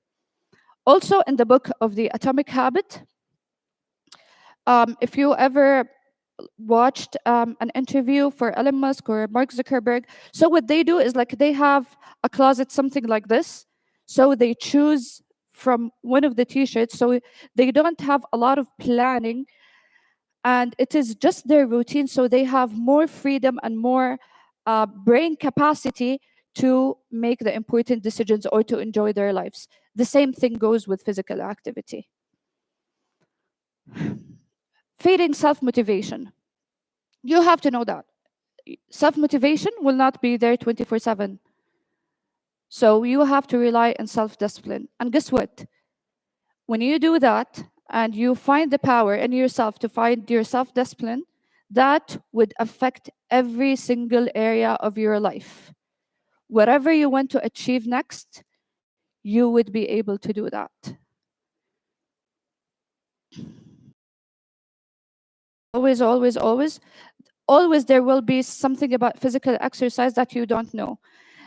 Now it's in the book of Outlive, the research says that the most effective anti-aging intervention is physical activity.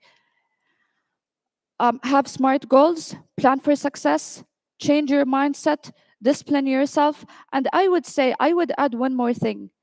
Work with others, work with physical trainers, work with dietitians, work with whoever could help your patients. Because at the end of the day, it's not us versus them, it's us and them for the sake of patients.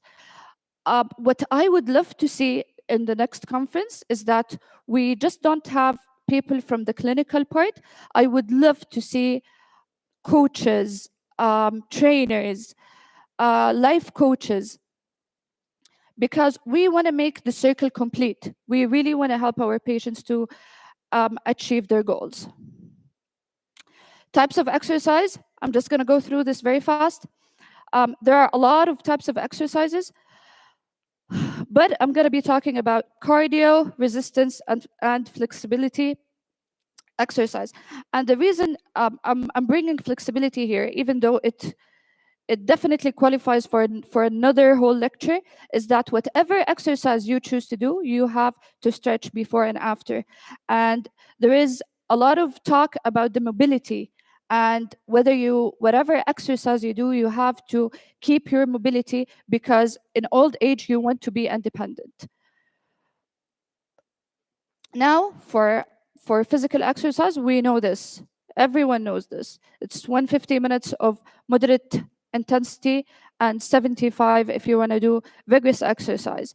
And then, okay, how can I know what's moderate and what's vigorous? Google it. It's the easiest thing to do in the world now. I don't know about you guys, but usually when we talk about resistance exercise, it's just something that we throw, like do resistance exercise, like it comes second. There is a growing evidence about resistance exercise. And I'm not from people who say it's this or that. I believe they're both beneficial, but I believe that resistance exercise is very underrated. Why?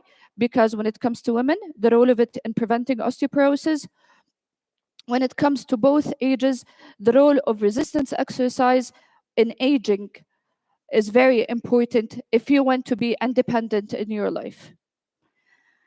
I would say this slide, if you don't know how to start resistance exercise, please take a picture of this slide. It's basically resistance of the muscle against any resistance.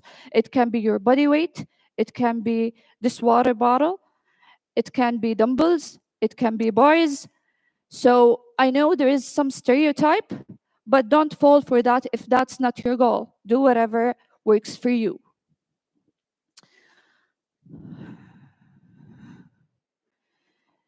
How to build your workout schedule. It's the easiest thing to do in the world because we have YouTube. I'm going to be talking, one of my friends, she's a physical therapist and she's a trainer.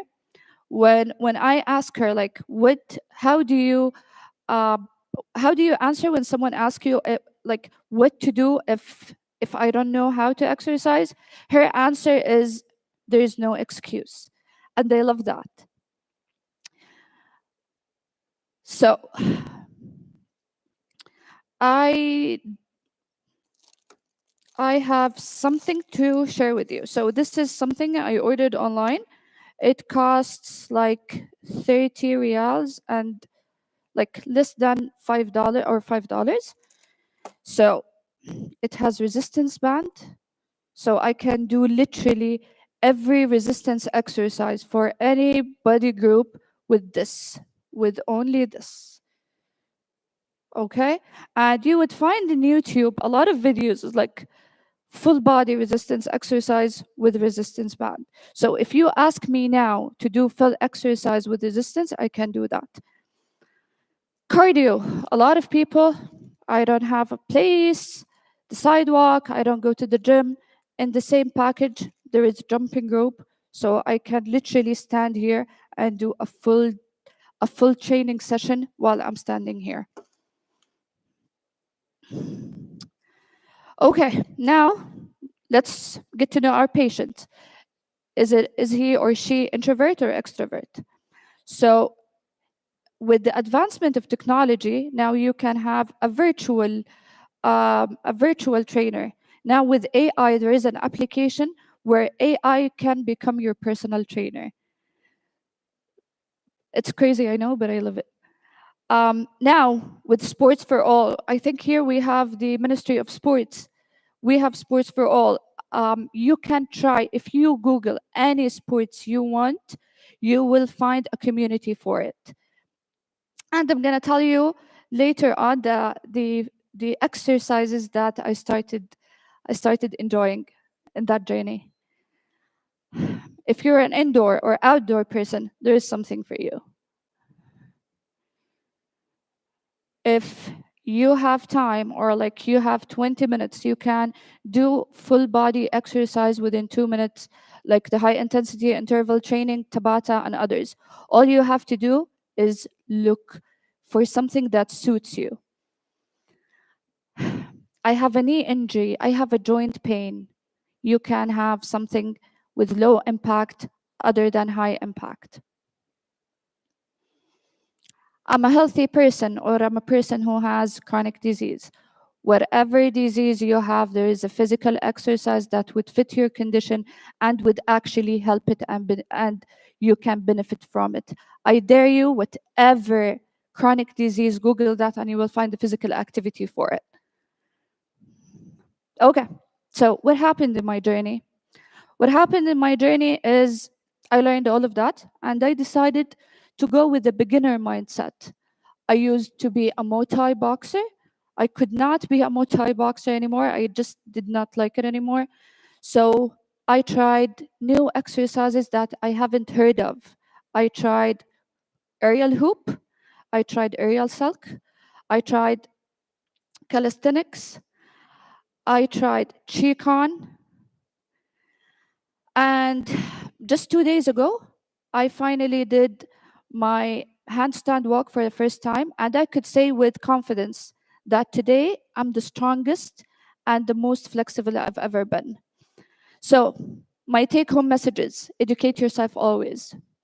Try. Whatever, make mistakes, do it again, but never quit. Change your mindset. This is something that you have to do. And be flexible with the how, but not with the concept of sports. Please, if you're interested about this topic, feel free to contact me on whatever social media platform that you like. When it comes to physical activity or generally lifestyle medicine, I'm very interested. So let's have a conversation. Thank you so much.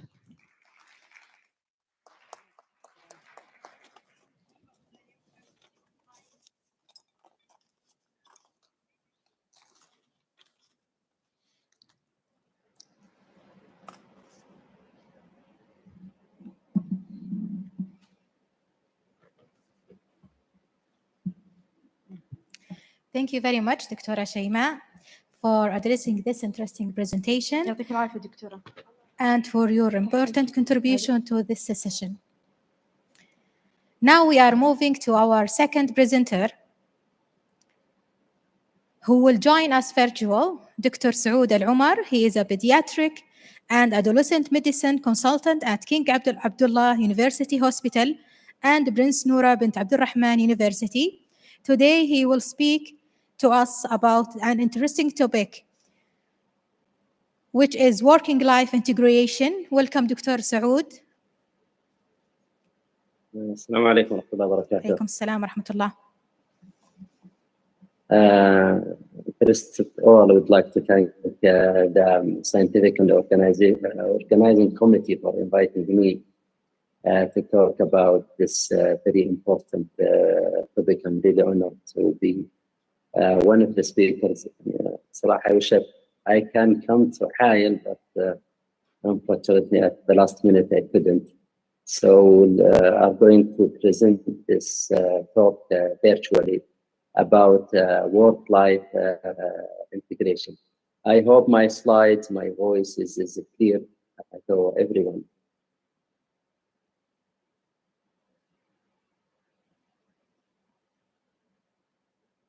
Okay. Is my voice clear? Can you hear it very well?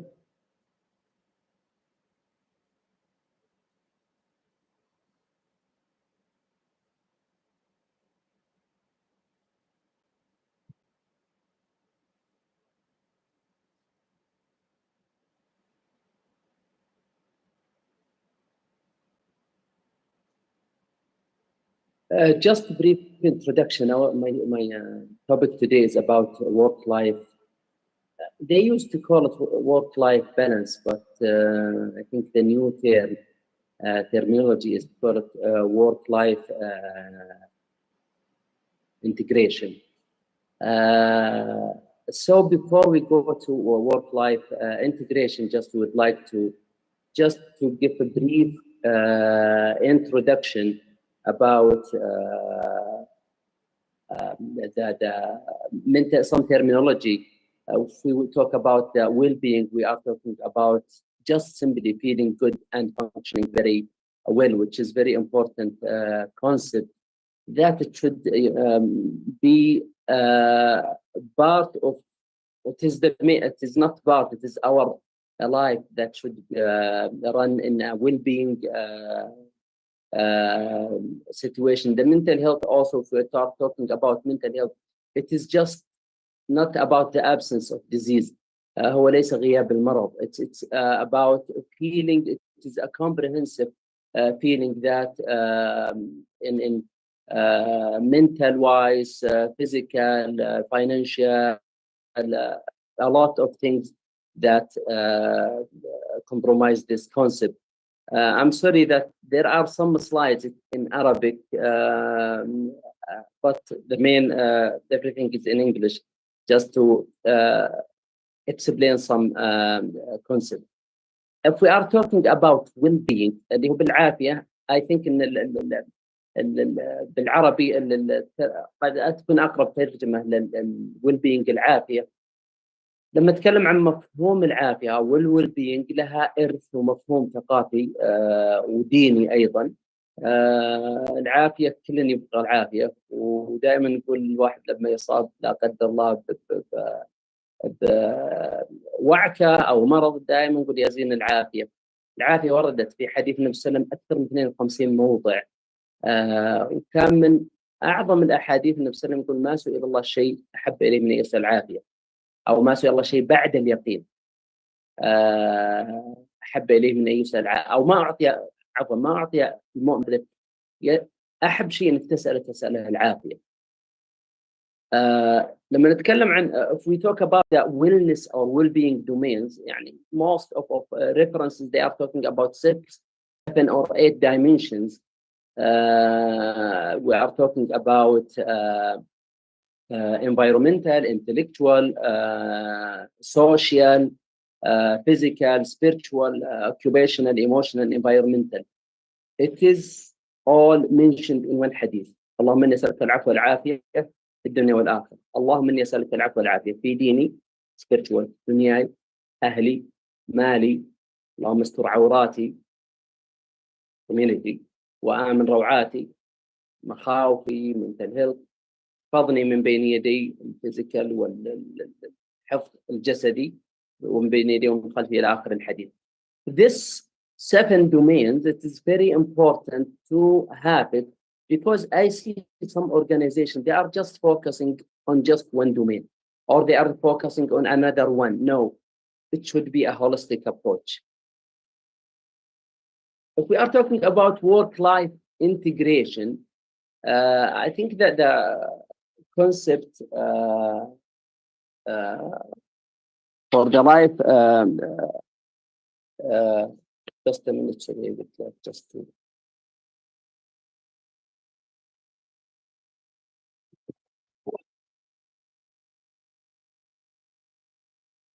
Yeah, if we are talking about the work-life integration, we are talking about, if we are talking about balance, it means if one side is like become more prominent, the other side will be affected. No, we are talking about integration, how we all they work together. If we are talking about your life, about journey, experience, growth, the challenge, the relationship, meaning, your family, and on the other side, if we are talking about also the effort, the productivity, collaboration, your task, are we able to make balance? No, sometimes it's difficult. So the main thing is just to make integration. You will see in my slides, some of them I wrote balance, I wrote integration. Just the most or the more suitable, let's say, the terminology is integration. If we're talking about 82 of young leaders and physicians also, they feel that work-life balancing is very important. I think also leaders, they are more dissatisfied with their work-life integration more than the general population because of a lot of responsibility. They have a lot of time to spend in their work. Many employees they have to deal with. Workflow, success, scheduling issue are the major factor affecting the work-life integration. Stressors associated with work-life integration were higher in women, especially women with children. So it's very important for ladies who are worker, either physician and physician, to know how to manage their work-life integration. Actually, such lecture, I give it as workshop, not just a lecture in 20 or 30 minutes. I will try to be fast to deliver more knowledge and to talk about the concept in a holistic way. But usually I do it like over 2 or 3 hours. Burnout may come as a result if there is work-life or the work-life integration is affected. So the burnout may erode your professionalism, influence the quality of care, increase the risk of error, promote also early retirement. What is the importance of work-life or your life integration or your life balance? You will enhance well-being. You will decrease the stress, because if you have imbalance, let me give you an example. Just Dr. Shemati, she talked about the physical activity, which is very important, and we always encourage to do the physical activity. But if you are working too long, like up to Maghrib time, and you don't have time, or you didn't prioritize time for your physical activity, your body will be affected, your health will be affected. If there is no time for your kids, your family, also your life will be affected.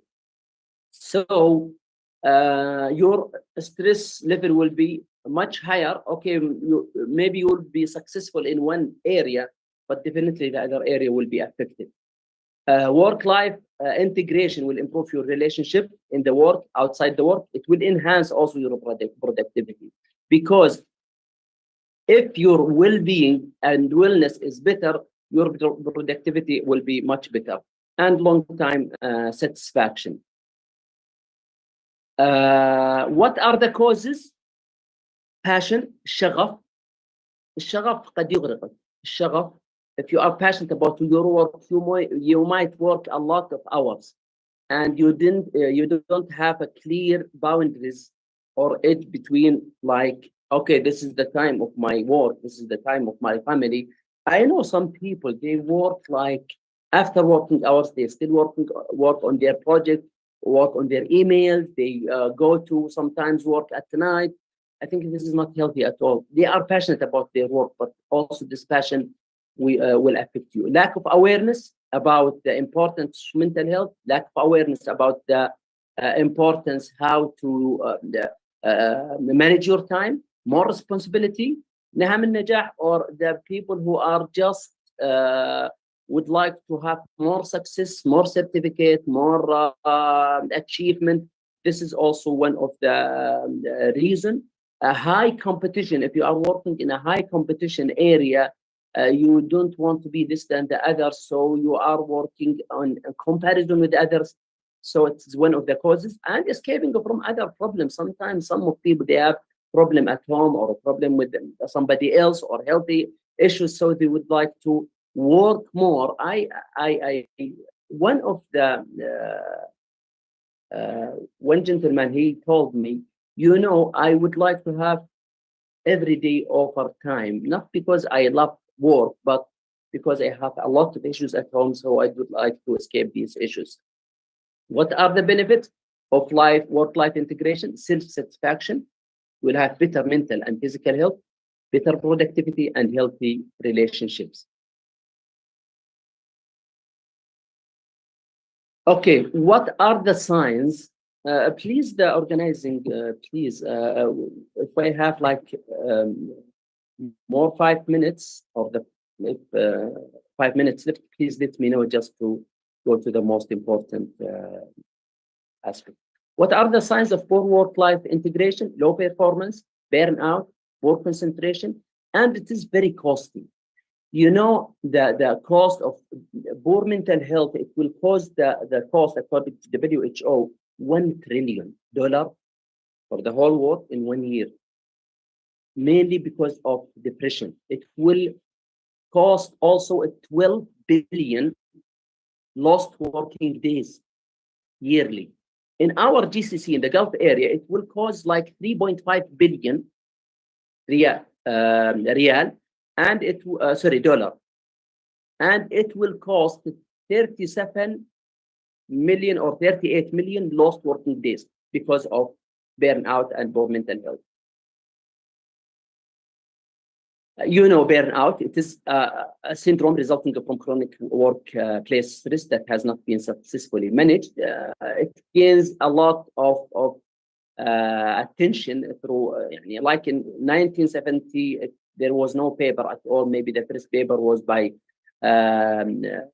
Christina Maslach and also Herbert Kodenberger in 1974. And now, maybe in 2023, I think the papers of burnout was like 6,000 something. What are the signs of poor work-life balance? Stress is the most important, that it will be very prominent. So it will affect every aspect of their life. You have to identify your priorities. Self-reflection takes time to assess your values, goals, and aspiration. Ask yourself, what is my role in work? Exact role. What is my role outside work? What's my role with, like, at home? You are like father, husband, wife, whatever. What is your role with your friends? Ranking importance, prioritize what matters. See what are the most important things that you should do, what the things that you can defer, what the things that you can delegate. Balancing act, consider how different priorities align, and adaptability. Set clear goals and objectives, specific goals, measurable targets, realistic aims, and time defined. The most important is time management or prioritizing, اللي هو إعادة ضبط الأولويات. وش الأولويات? You cannot change your time. You have just 24 hours, maybe 8 hours for your sleep, 8 hours at your work, and 8 hours for yourself and your family. So these 8 hours at work, and even at your home, you have to make what is the most top priority. Make sure that you focus the most important things. Time blocking. Sometimes if you are focused in one task, try to block it. Okay, this time is just to work on this project, or this time is just with my family. So you can eliminate all distractions.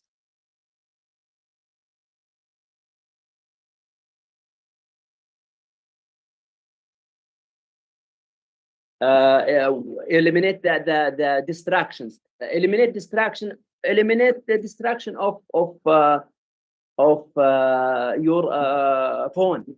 If you eliminate the distraction, because if you have these التنبيهات هذه اللي تجي notification, once you are focused in one thing, then you are get distracted. You need more time to go back to the same mood, the concentration mood. So try to eliminate everything, eliminate all distraction if you can. Put everything on like airplane mode and review and adjust accordingly. You have the 4D framework for the time management. Do what is now needed, important, and urgent. If the thing is urgent but not important, you can delegate it to someone else. If it is important but not urgent, you can postpone it or defer it. If it is not important and not urgent, delete it. Like, for example, if you would like to go to a coffee or رايح مثلا العزيمة بس ما هي يعني عزيمة عادية، ما هي يعني ما تعتبر من إجابة الدعوة الواجبة. You can delete these things. How to overcome the challenge? Effective time management. Say no when needed. Seeking support and regular self-assessment. Personalized lifestyle. Identify, as we said, the priorities, set goals, schedule wisely, and regular reviews. I have some distractions now in my phone, so just stay focused on the lecture. Okay, as we said, continuous evaluation, because work-life integration, or if you said it is not just once time job. No, you have to because, for example, maybe this like 5 or 10 days, I have more priority for my work. But in the next maybe like another time, my priority for my body or my health, I have to do مثلا some work labs. One time there is a priority for my family. So every time you review it and reschedule it again. Dr. Omar, نعم. remind you 3 minutes left. بس تراني بديت متأخر, so you can give me more because there is some important things I have to mention. Actually, okay. The other presenter waiting. She will join us also via virtual. Usually we ask if you are driving for a long time, you didn't stop for maintenance, لا قدر الله قد تنتهي بأكسيدنت بحادث. إذا ما وقفت اختياريا للصيانة سوف تتوقف إجباريا. So you can take the screenshot of this one. This is the live wheel. You can just put whatever you want. This is, I put it like career, physical, mental, spiritual, downtime, money, family, whatever. You can choose, for example, what is your from 0 to 10. You might say, okay, my satisfaction is 5, but physical, my satisfaction is 2, for example. Mental, like 1, spiritual, maybe 5 or 6, downtime. So after that, you can draw a line. If you draw a line, so this is not, there is no balance or no integration. So you have to reprioritize it again. Say, okay, maybe my, for example, career is high, is taking more time. So I have to decrease time for my career and to have reprioritize it again.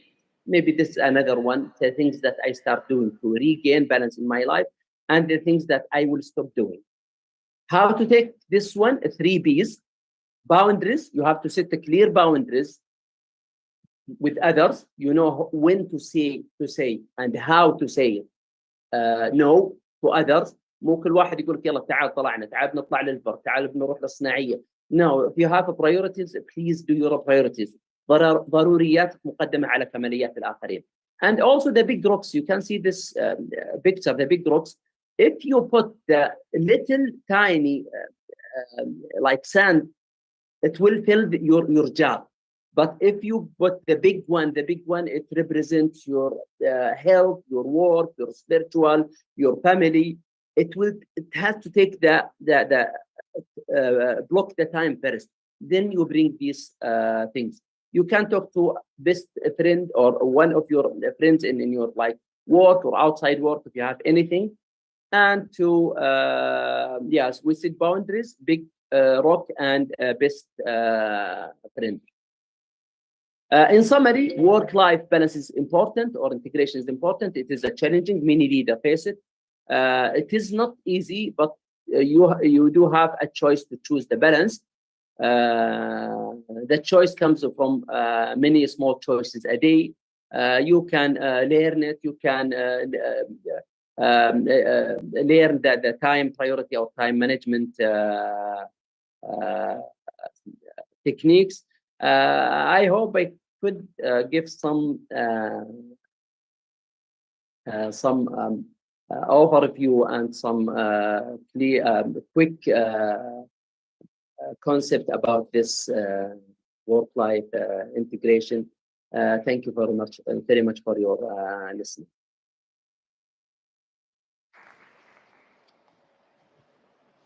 And I apologize. I think there is panel discussion, but I think I have another commitment, so have another urgent meeting. So I apologize. If there is anything, you can reach me through either social media or and my email. Thank you very much. Thank you, Dr. Omar. Our sincere thanks for your exceptional presentation, and we are grateful for the information you have provided to us.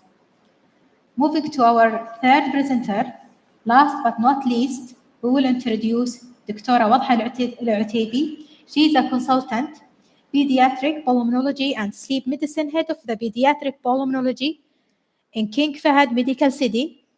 She is an assistant professor at Al Faisal University. Dr. Wadha will join us today also via virtual, and she will speak about the sleep and health. Please welcome Dr. Wadha. Thank you. Assalamu alaikum wa rahmatullahi wa barakatuh. I would like to thank the organizing and scientific committee for this conference, and this is the first, and inshallah it will be the last time to be with you through the virtual. But because of my work and the other commitment, I couldn't join you. And it seemed to be, it is progressing and it's amazing. And thank you for all the effort you are doing. My lecture today, the voice is clear? Dr. Wadha, the voice is clear. I want just to remind our audience, if you have any questions, please do not hesitate to submit your questions through the QR shown there on the board. Also, for your evaluation, there is another QR code. You can start, Dr. Wadha. Okay, so my lecture today about the sleep and the health. So I will outline my lecture. It will be about the definition of the sleep and what is the physiology of it, the structure of the sleep and how it is very important, and the healthy sleep and the warning sign of unhealthy sleep. So you have to seek a medical advice and receive consultation. At the end, I will give you a home message. You have to know what is a sleep. Sleep, it is a state of unawareness and it is reversible. That's why when we wake up, we are saying كما في القرآن بسم الله الرحمن الرحيم الحمد لله الذي أحيانا بعدما أماتنا وإليه النشور. This statement is differentiated between unawareness, important death and the sleep, but reversibility, it is a pattern for the sleep. You have many things happening, change, like you have low physical activity level, you have reduce in your sensory awareness and reduce response to the external stimuli. This will not happen in all pattern of the sleep, we are talking about healthy, normal sleep pattern, because if the patient have severe depression or have anxiety or taking some medication or under stress, have other commitment, a busy mind, thinking about strategy of anything project, he will respond immediately to any external stimuli. Even somebody open the door, he will respond to him. But the normal sleep, unawareness, reversible with low physical activity, he will not respond to the external stimuli. So how do we sleep? We have to know before that we have something called circadian rhythm.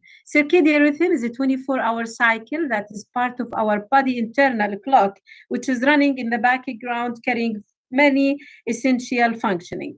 So let me to explain that for you. In this picture, you will find the responsible to initiate our sleep is your eye. So when you expose to the sun or the light, it will inhibit your hormonal responsible to initiate sleep. That's why if you want to go to the sleep, you have to go to the dim light for the kids and dark room for the adult to stay for 30 to 45 minutes to say, did you feel asleep or not? If you didn't feel asleep, move to the another room. Why? Because when you have a dim light, it will send a message through the suprachiasmatic nucleus in your optic nerve and send the message to your brain in hypothalamus, which is in the pineal gland.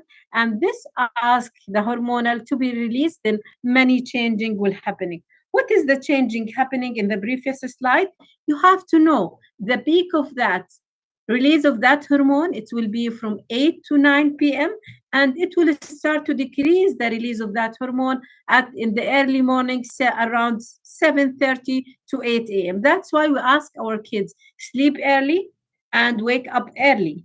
If you want to shift your biological clock, especially in the weekend, make the change is minimum 1 or 2 hours. Why? Because there is many hormones very important. After puberty, there is not important like in newborn and in the children. So what is happening here, if you notice, at 6 at 6:30 in the 9 p.m., it is the melatonin start to secrete. So at 12 midnight, it will be the peak of the release that. So you will feel hypothermic because temperature is coming down. And then after that, you will notice before the coming down of melatonin, there is many physiological change, like the sharpest peak of the blood pressure, it will be at 6:30.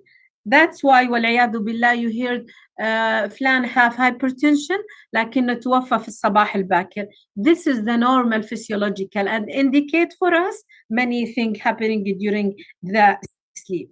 The peak of your activity at 2 hours after awake. If you wake at 7, the peak activity it will be at around 9 a.m. If you wake at 2 hours after that, and the best coordination is around 2:30. And also you have to know the fastest reaction will happen to you at around وقت العصر اللي هي 3:30 p.m. I explained this slide. This is summary of the structural of the sleep when we connect our patient to the monitor and we see how many cycle of the sleep. نروح في مراحل نوم متعددة، فيها نسميها مرحلة النوم العميق اللي هي الرم، والنون رم اللي هي النوم السطحي، يمر بثلاثة مراحل. وهذه المراحل الفيرست ستيج اللي هو when you go to the sleep somebody say I don't like somebody to cover me، يعني يحب ينام بدون ما يتغطى. بعضنا يحس أحيانا إنه he will fall down feeling as he's falling down from his chair or he's feeling he's start to be shivering. That indicate for us he go to the non-REM stage 1. So we have to know what is the difference between النوم العميق والنوم السطحي. الREM stage is very important for the somatic organ اللي هي النمو الجسدي. عشان كذا we need it for us in adult تقريبا 25 to 25% from the total sleep and non-REM حوالي 75 to 80%. لكن تفرق في النيوبورن المولود. النيوبورن يحتاج إلى تقريبا 40% إلى 45% and يحتاج النون-REM إلى تقريبا أقل من الرم لأنها مسؤولة عن developmental of the brain. So what happening? The brain activity will be very active for REM. You will not die. That's why the REM stage, the eye is moving, okay? And the brain, it will be in the peak of the activity. And the muscle activity, it will be paralyzed. That's why إذا كان عنده اختناق شخير لازم يمر في مرحلة النوم العميق وندرس النفس خلال هذه المرحلة. السكند سلايد مش عارفة ليش وقف. ننرم مرحلة النوم الغير عميق اللي هي الننرم تنقسم إلى 3 مراحل. It will pass through stages. Non-REM 1, Non-REM 2, REM 3. Many changes happening in the EEG, and we study it as a sleep physician, and it's very important and associated with a brain restoring, and it is very important to release the energy through the adenosine triphosphate. So we have to ask ourselves, why do we need sleep? Sleep is very important, and estimated that we spend about 1/3 of our time sleeping. So sleep is very important in our daily routine. So it is a joke here. When William Dement, they asked him, after 50 years of your research, what do you know about what is the reason the people feel asleep? So he said, as far as I know, the only reason we need to sleep that is really because we get sleepy. So then after that, many research is going on to differentiate between what is the effect of that. Sleep is very important in our neurocognitive function. Why?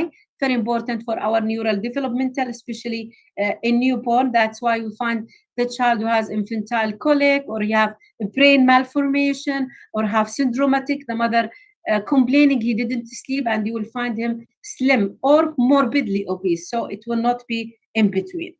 It's very important for your memory consolidation. وتلاحظ هذا الشيء when you receive very bad email or you have a dilemma to write your strategy plan, just go and take a nap for around 1 hour. You will find you able to think good. You're able to answer your email in a nice way. That's why many hormonal change in your brain and guide you to take a good decision. Very important in learning. We notice that the children who are sleeping very late and wake up in the early, they didn't go to the REM stage. It's very important for their brain. They will have ADHD. They will have aggressive behavior. They will have decrease in their concentration. Teacher will complain, and they take him medical advice, go to the psychology. But when you review with the mother, you notice there is a problem in his sleep pattern. Emotional regulation is very important, and I'm sure many couple, they notice when I wake my husband in early morning, he became aggressive, shouting us. But you know, the time you wake him while he's in REM, he lose the control of his involuntary muscle. The time of waking him, he's making out of his control to be aggressive.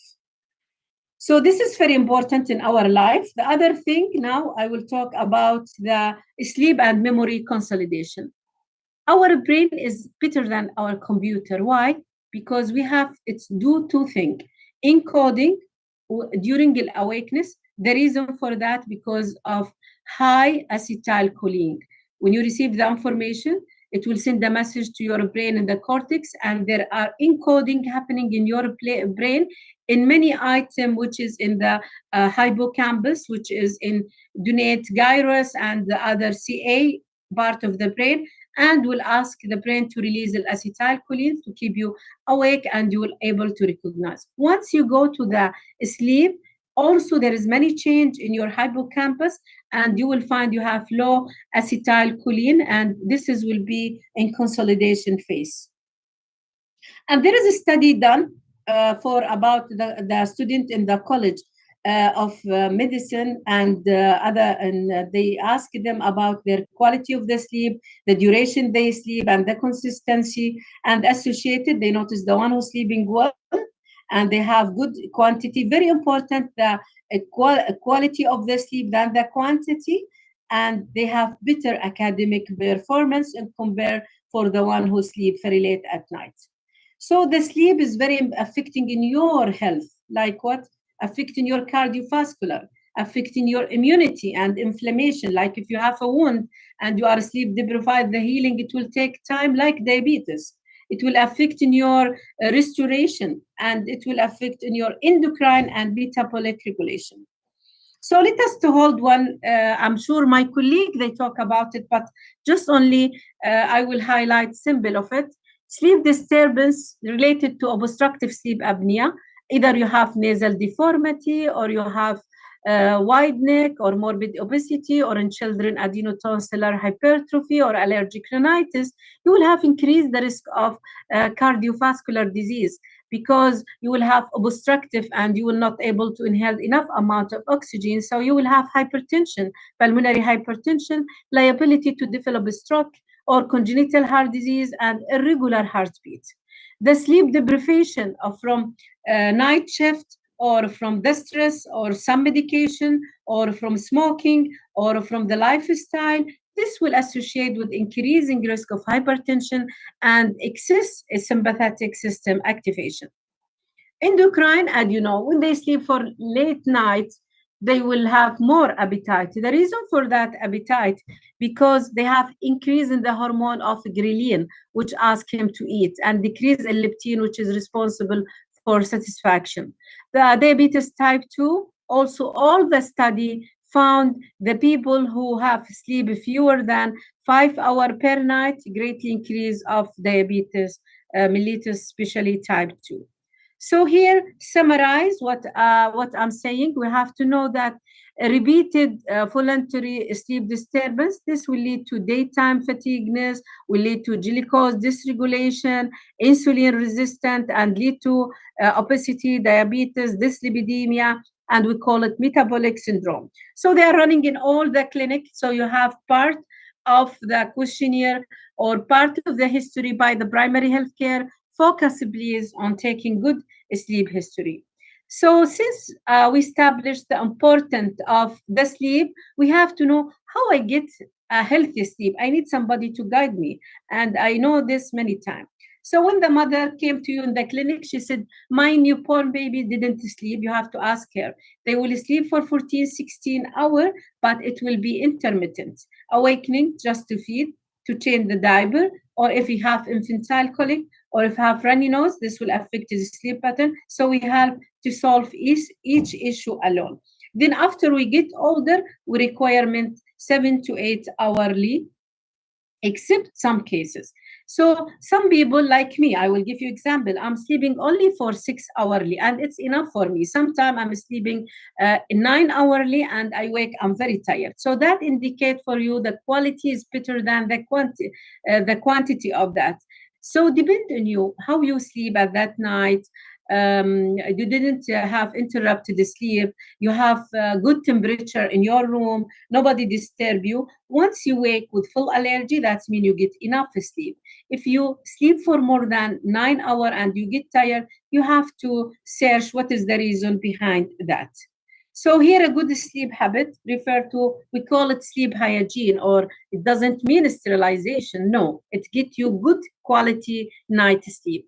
So you have to set consistent sleep schedule, like you sleep from Sunday to Thursday, you sleep at 9 p.m. But Thursday, tomorrow is a Friday, so I make a big change in your internal biological clock.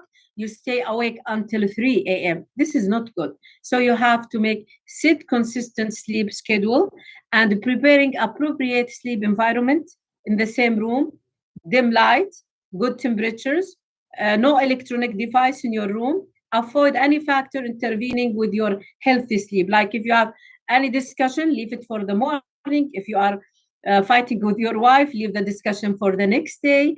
Don't see very bad movie. Okay, don't discuss a hot topic at night, because it will affect you and it affect your partner.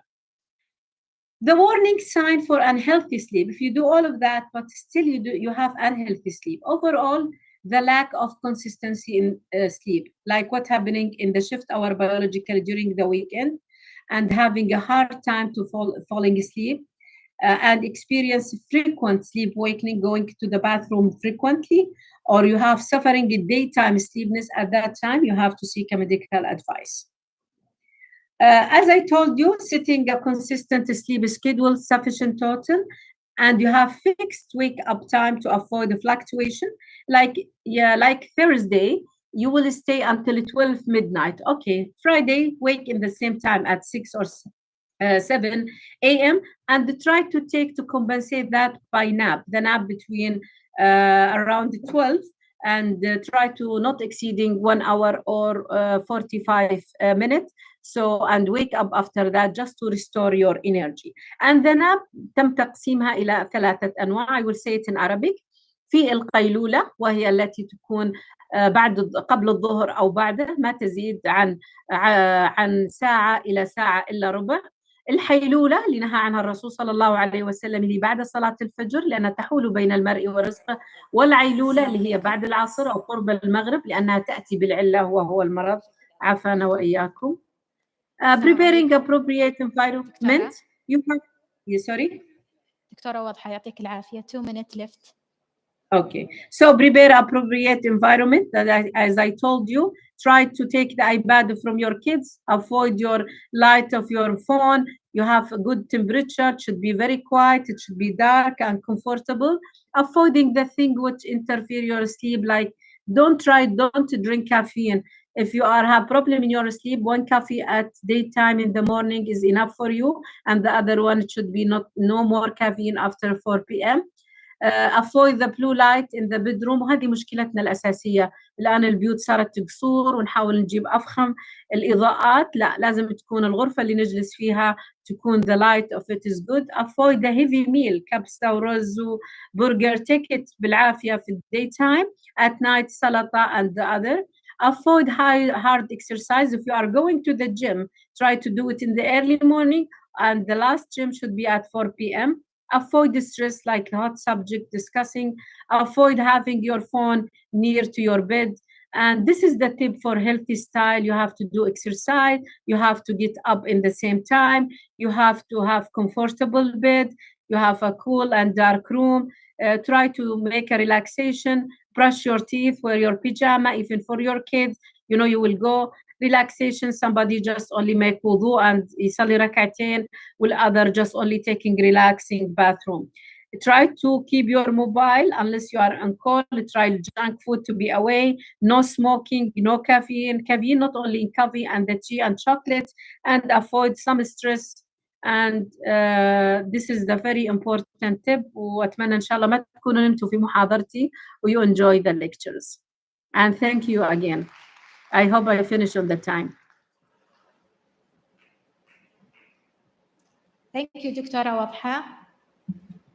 We are grateful that you shared your knowledge and expertise with us today, and we highly appreciated your participation.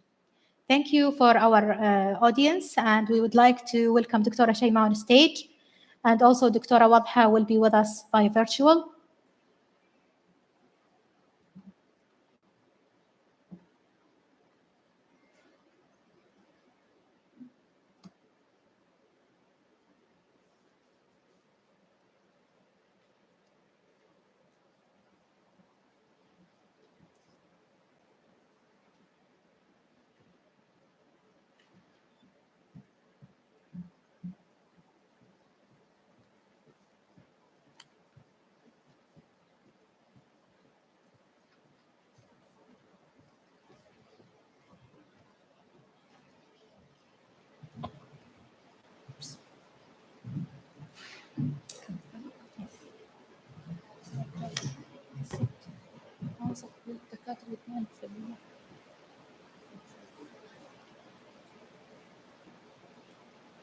Okay, Dr. Shayma, first question is going for you.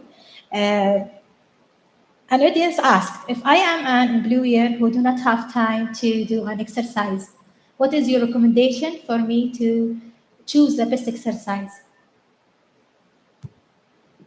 Thank you for the question. It is a very interesting question, a very common question. Start with 10 minutes. Just get the habit in. 10 minutes a day, and keep your goal is to do something, to be active for 10 minutes every day. Start with the habit. The other thing is a lot of people, they think, I don't have time. For example, I'm busy, but if you see the screening time, whether on the phone or TV, you will find that they are spending a lot of time on that. And if you think that watching TV doesn't require any energy فتقريبا watching TV almost burns around 100 calories per hour. So it's this or that. Anyways, what I think is 10 minutes a day, get the habit on, and even if you feel during the 10 minutes that you can do more, don't do more. For 2 weeks, 1 month, do that 10 minutes until you get the habit in. Thank you, Doctora. Second question goes to Doctora Wadha. Doctora Wadha, there is a question. Is there a relationship between the number of sleeping hour and the chronic disease? Is there what? A relationship between the lack of sleep and the chronic disease? Yes, depend on the type of the disease. Like obesity, there is correlation between morbid obesity and obstructive sleep apnea. Because you will not go for the normal sleep, you will have OSA, obstructive sleep apnea. The other thing, diabetes, if it is uncontrolled, you will go for nocturnal enuresis frequently to the bathroom, and this will disturb his sleep pattern. Other chronic illness, even if it is in children, as I'm a pediatrician, many syndromatic children, they have a problem like the one who is having autism. All the study, they prove they have a problem in their sleep. The other thing, Down syndrome and Prader-Willi and morbid obesity, we are seeing them nowadays. It's affecting their sleep pattern. Thank you, Doctora Wadha. There is a question for you, Doctora Shayma, as well. From which age should we start doing an exercise? I would say from as early as you can. Being active, just have the idea, because there are two things, okay? Physical activity and physical exercise. We usually use them either or, but being active is just moving. So do it as early as you could do. You can start at any age, any place, anywhere. And then the physical exercise, which is the constructed or like the structured part. That also should be encouraged based on the age. And if, for example, swimming is not recommended until the age of 2, مثلا. So be mindful when it comes to that. But the idea of being active should be implemented early on. Okay, thank you, Dr. Sher, because we hear it quite a lot. Some people will say, for example, I reached 60, so there is no benefits to do an exercise. There is actually, in whatever age. That's the beauty about physical exercise. If there is one magical intervention, one magical drug, it will be definitely physical exercise, because whatever age, whatever condition, it will help you. We have some athletes who started at the age of 60 and even later on. So whatever, even if you never moved before, you can start now. Thank you, Doctora. Another question for Doctora Wadha. Are we actually asleep while we are dreaming?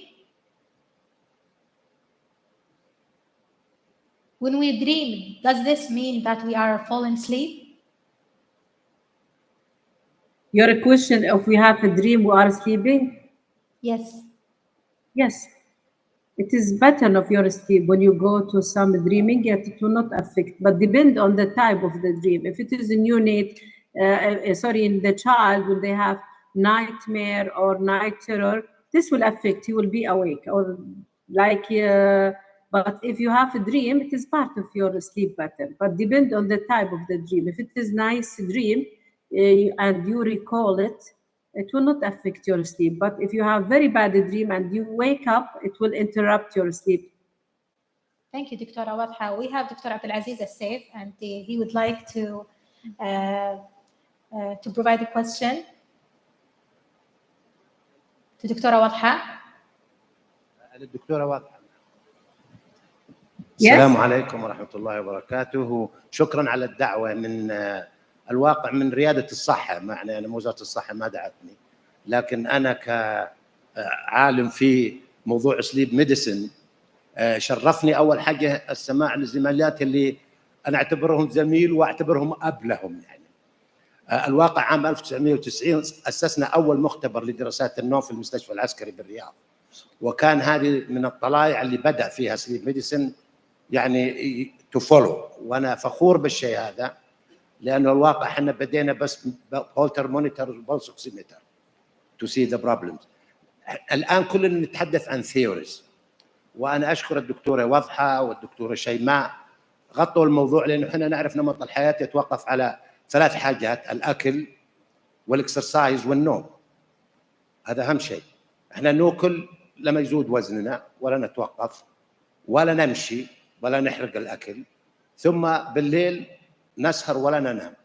أنا يعني المداخلة حقتي إنه كلنا نعرف مشاكل النوم، لكن أنا دائما أنتقد المدرس لما يشوف الطالب ينعس بالفصل ما يسأل ليش هو ينعس بالفصل، ليش ما يسأل، وليش ما في سوشيال وركر بالمدارس تقول ليش هذا الطالب البرفورمانس حقه ما هو كويس ولا ينتج، أو إنه يقولون أنت غبي. هو مو غبي، مخه بس مقفل لأنه ما نام.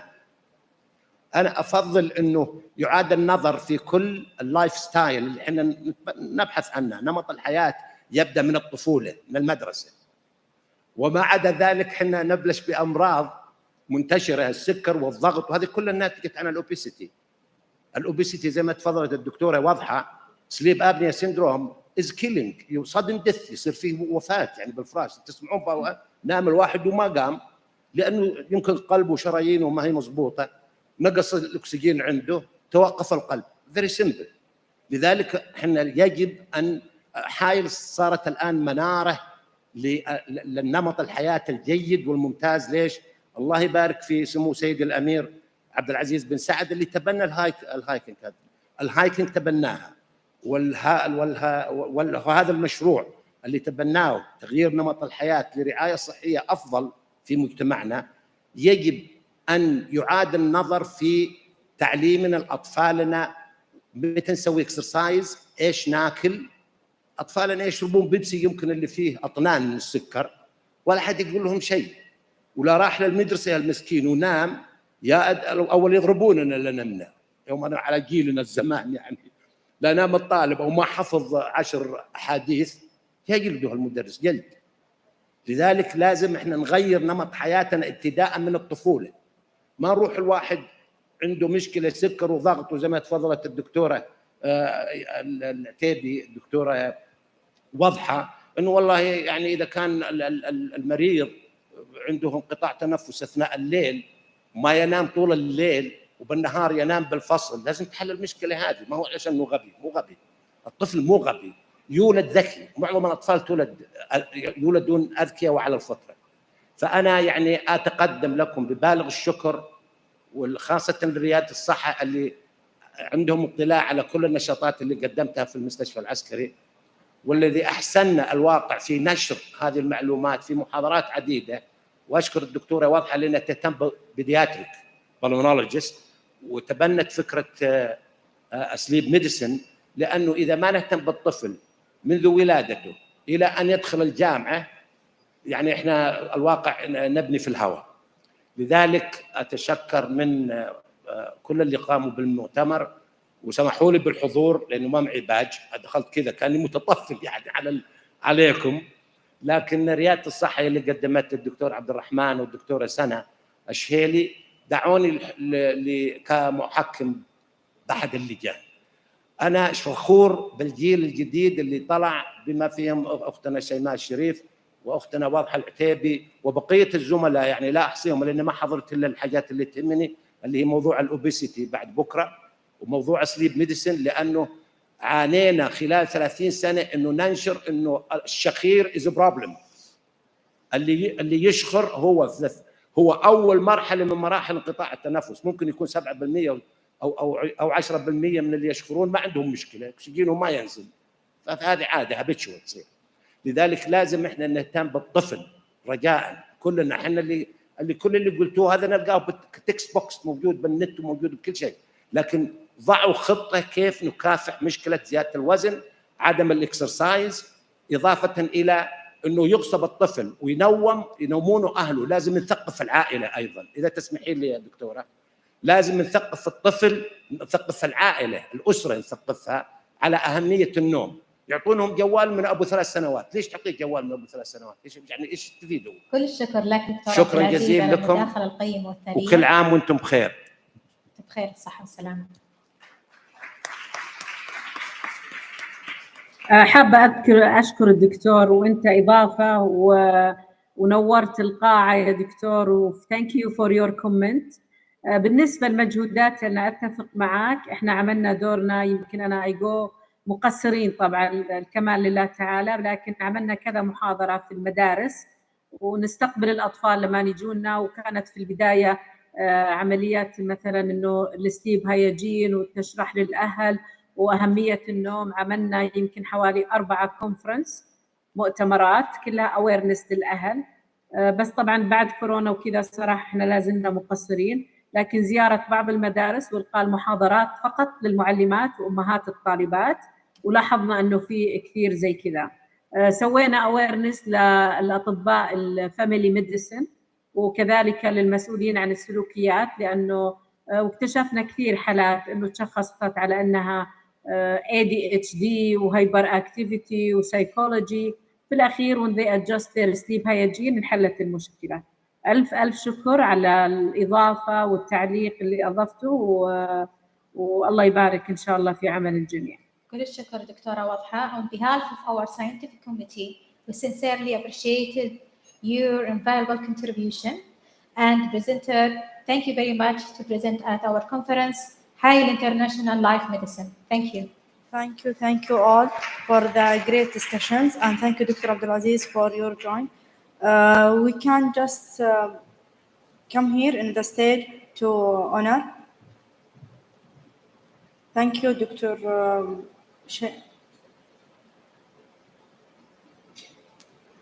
Thank you, Dr. Shaima Sharif. Your great presentation. Thank you a lot.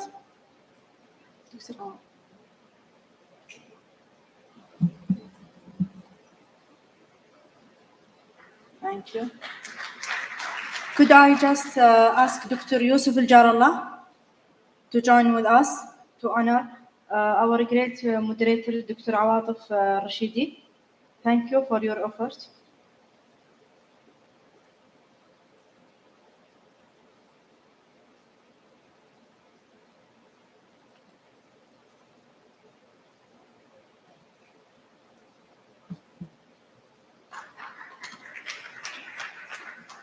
At last, also I would like to thank you, Dr. Saud Al-Umar and Dr. Wadha Tebi.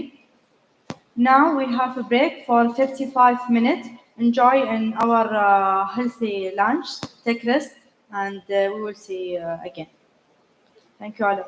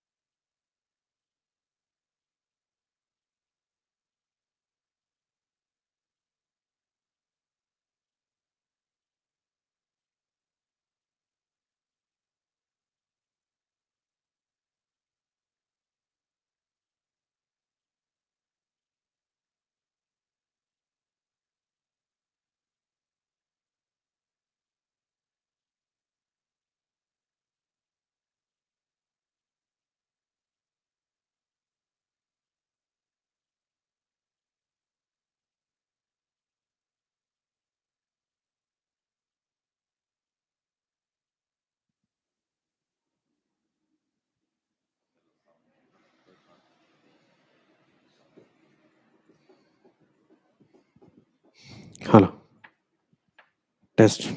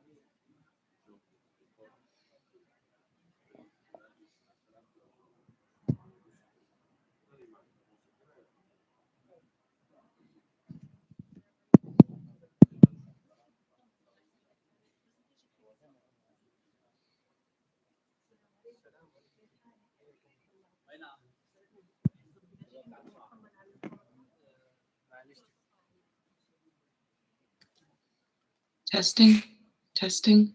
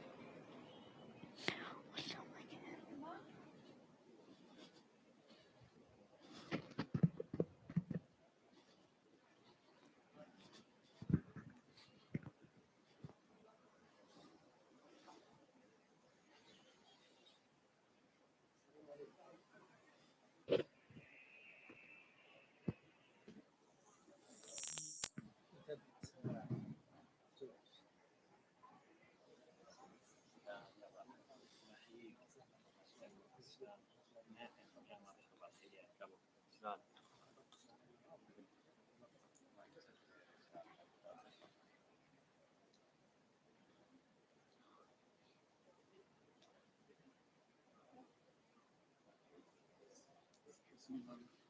you go to, back of the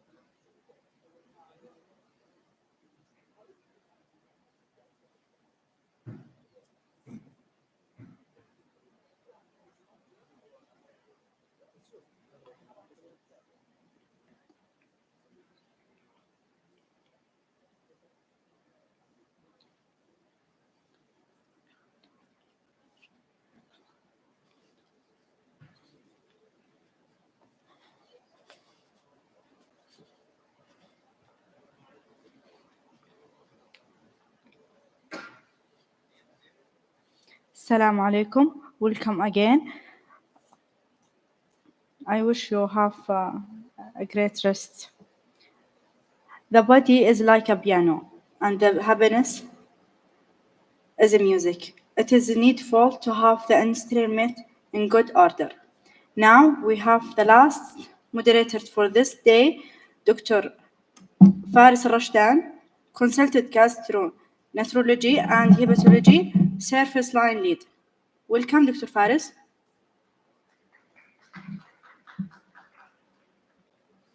Good luck. Assalamu alaikum jami'an. Welcome again for the fourth session for today. First of all, I would like the Health Affair in High Region, Mr. Sultan Saeed and his great team.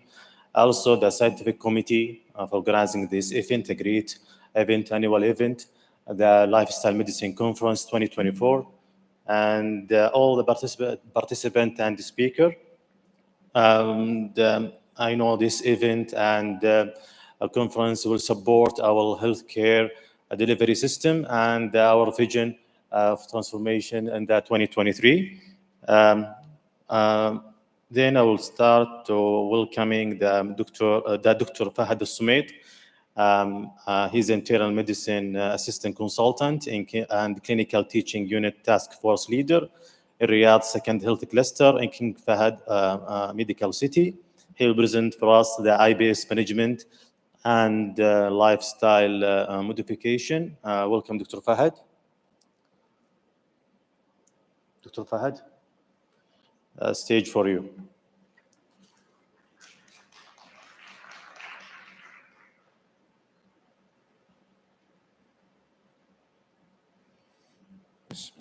Assalamu alaikum wa rahmatullah. Afternoon, third day. Everyone is exhausted, but we will make it, inshallah, easy for you. The best topic to talk about after we have our lunch or food is irritable bowel syndrome. We have a lot of stress in this room, actually, for speakers, for attendees, and it's come to my attention there is 2 lectures with the same or similar topic, so that means it's very important topic to talk about. And please, you have the barcode if you have any question at the end of the stage. Son? المايك هذا لا. It's fine. So we'll start with definition, irritable bowel syndrome. So what is it exactly? Most of you know what's irritable bowel syndrome. It's a heterogeneous group of functional bowel disorder defined by abdominal pain associated with defecation. It's including change in bowel habit, constipation, diarrhea, and some symptoms can be like abdominal bloating and abdominal distension. Actually, there is no reliable biomarkers define IBS. Triggers. So as we said before, stress, infection can triggers starting with change in bowel function, bowel symptoms, disrupt daily routine or eating habits, which is, we can see it a lot in many big cities. More bowel symptoms, worry about your health, then disruption of social work life, and so on. So how we diagnose the irritable bowel syndrome? Before it was a diagnosis of exclusion, some of you know. Currently, no more. So it's we can diagnose it right away by special criteria. For sure, a history taking and physical exam is the must. So we can say that it's recurrent abdominal pain at least 1 day a week for 3 months or more. Then associated with bowel or defecation-related pain, change in bowel frequency. And we have a lots of type of irritable bowel syndrome, IBS D, C, mixed, and unclassified. So this the big question. I remember one patient came to my clinic asking me if I can give her a medical report to have the disability or Berated Bass card for disability. And I asked her, what do you have? She said, I have uncurable disease, which is IBS. Someone diagnosed her with and said, it's uncurable, go away, that's it. So does she deserve or not? Myself, I refuse to give her. So really, it's not curable one, but for sure, we can, with help of lifestyle modification, some medication, we can elevate the symptoms. So this is our main target, management with lifestyle modification. So we have to change in diet, probiotic, pharmacotherapy, and cognitive behavioral therapy. There is actually limited evidence that suggests that stress management or exercise will elevate the symptoms totally, but it will help.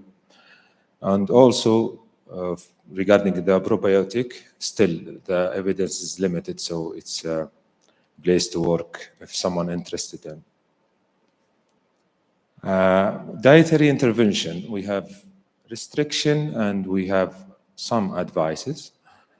Will not take time on that, so mostly increase fiber, this is what we are saying, but mainly for IBS-C, which is associated with constipation, especially water-soluble fibers, supplement, and it's more effective than insoluble one, like a brand.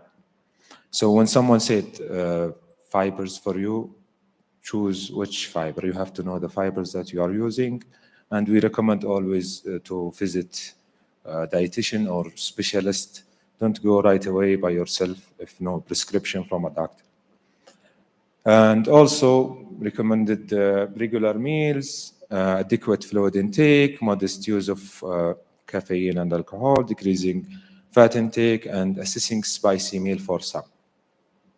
So this is small picture you can see there. As an example, vegetables should be half at least of the plate. Personalized about to food map tolerance. We'll go on next slide about food map tolerance. And quarter with protein and carbs.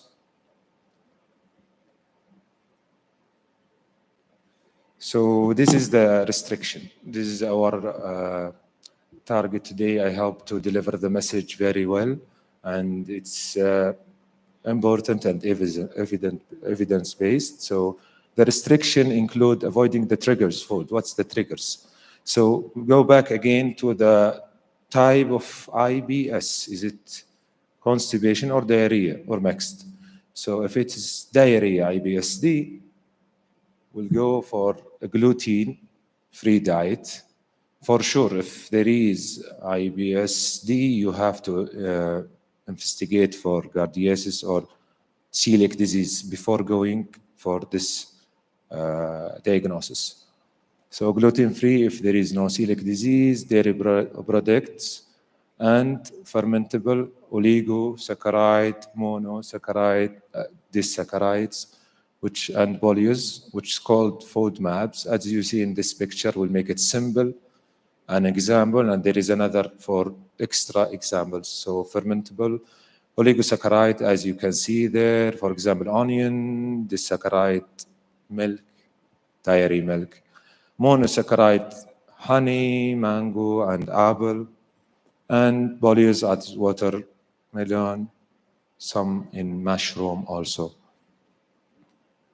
So we'll take it more wide or more examples. And you can see here which contain high food maps or low food.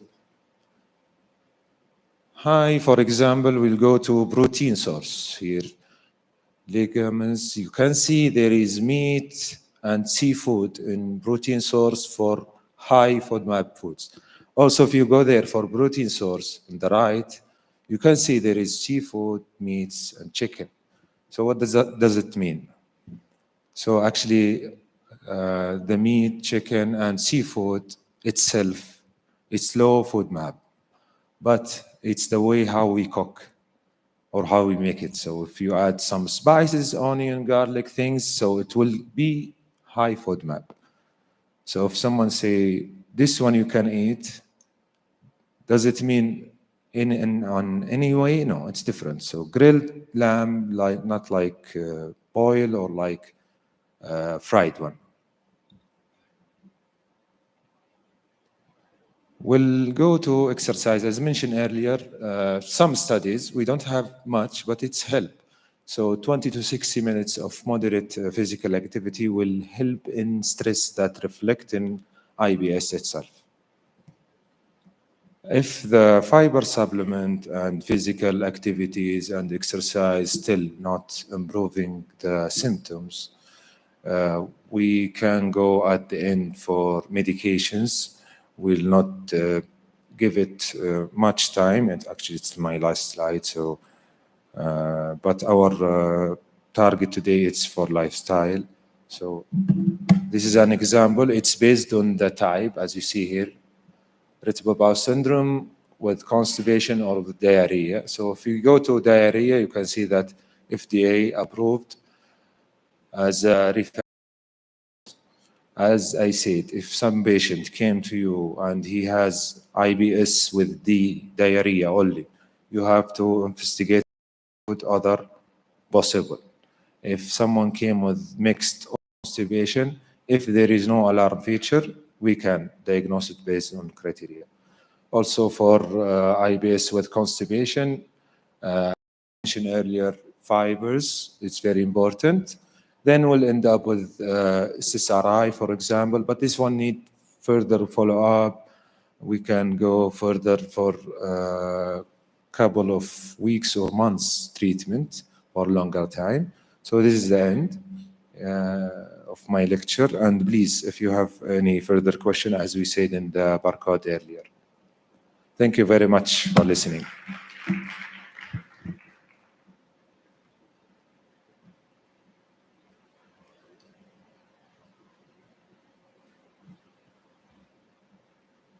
Thank you, Dr. Abdullah, for this great speak.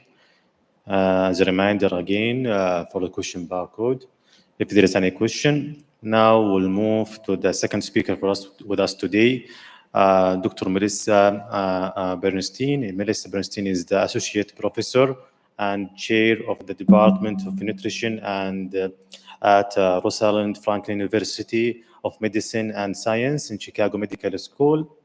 Dr. Melissa has co-authored 6 nutrition textbooks and has contributed author and reviewed textbook chapters and peer-reviewed journal publication. She will present for us the plans and produce before pills and procedures. Dr. Melissa, you hear us? I hear you. Can you hear me? Yes, the mic for you. Great, thank you. Thank you so much. I want to first begin my presentation by thanking all of the organizers of this impressive and important conference, for asking me to join you virtually in Hail this afternoon.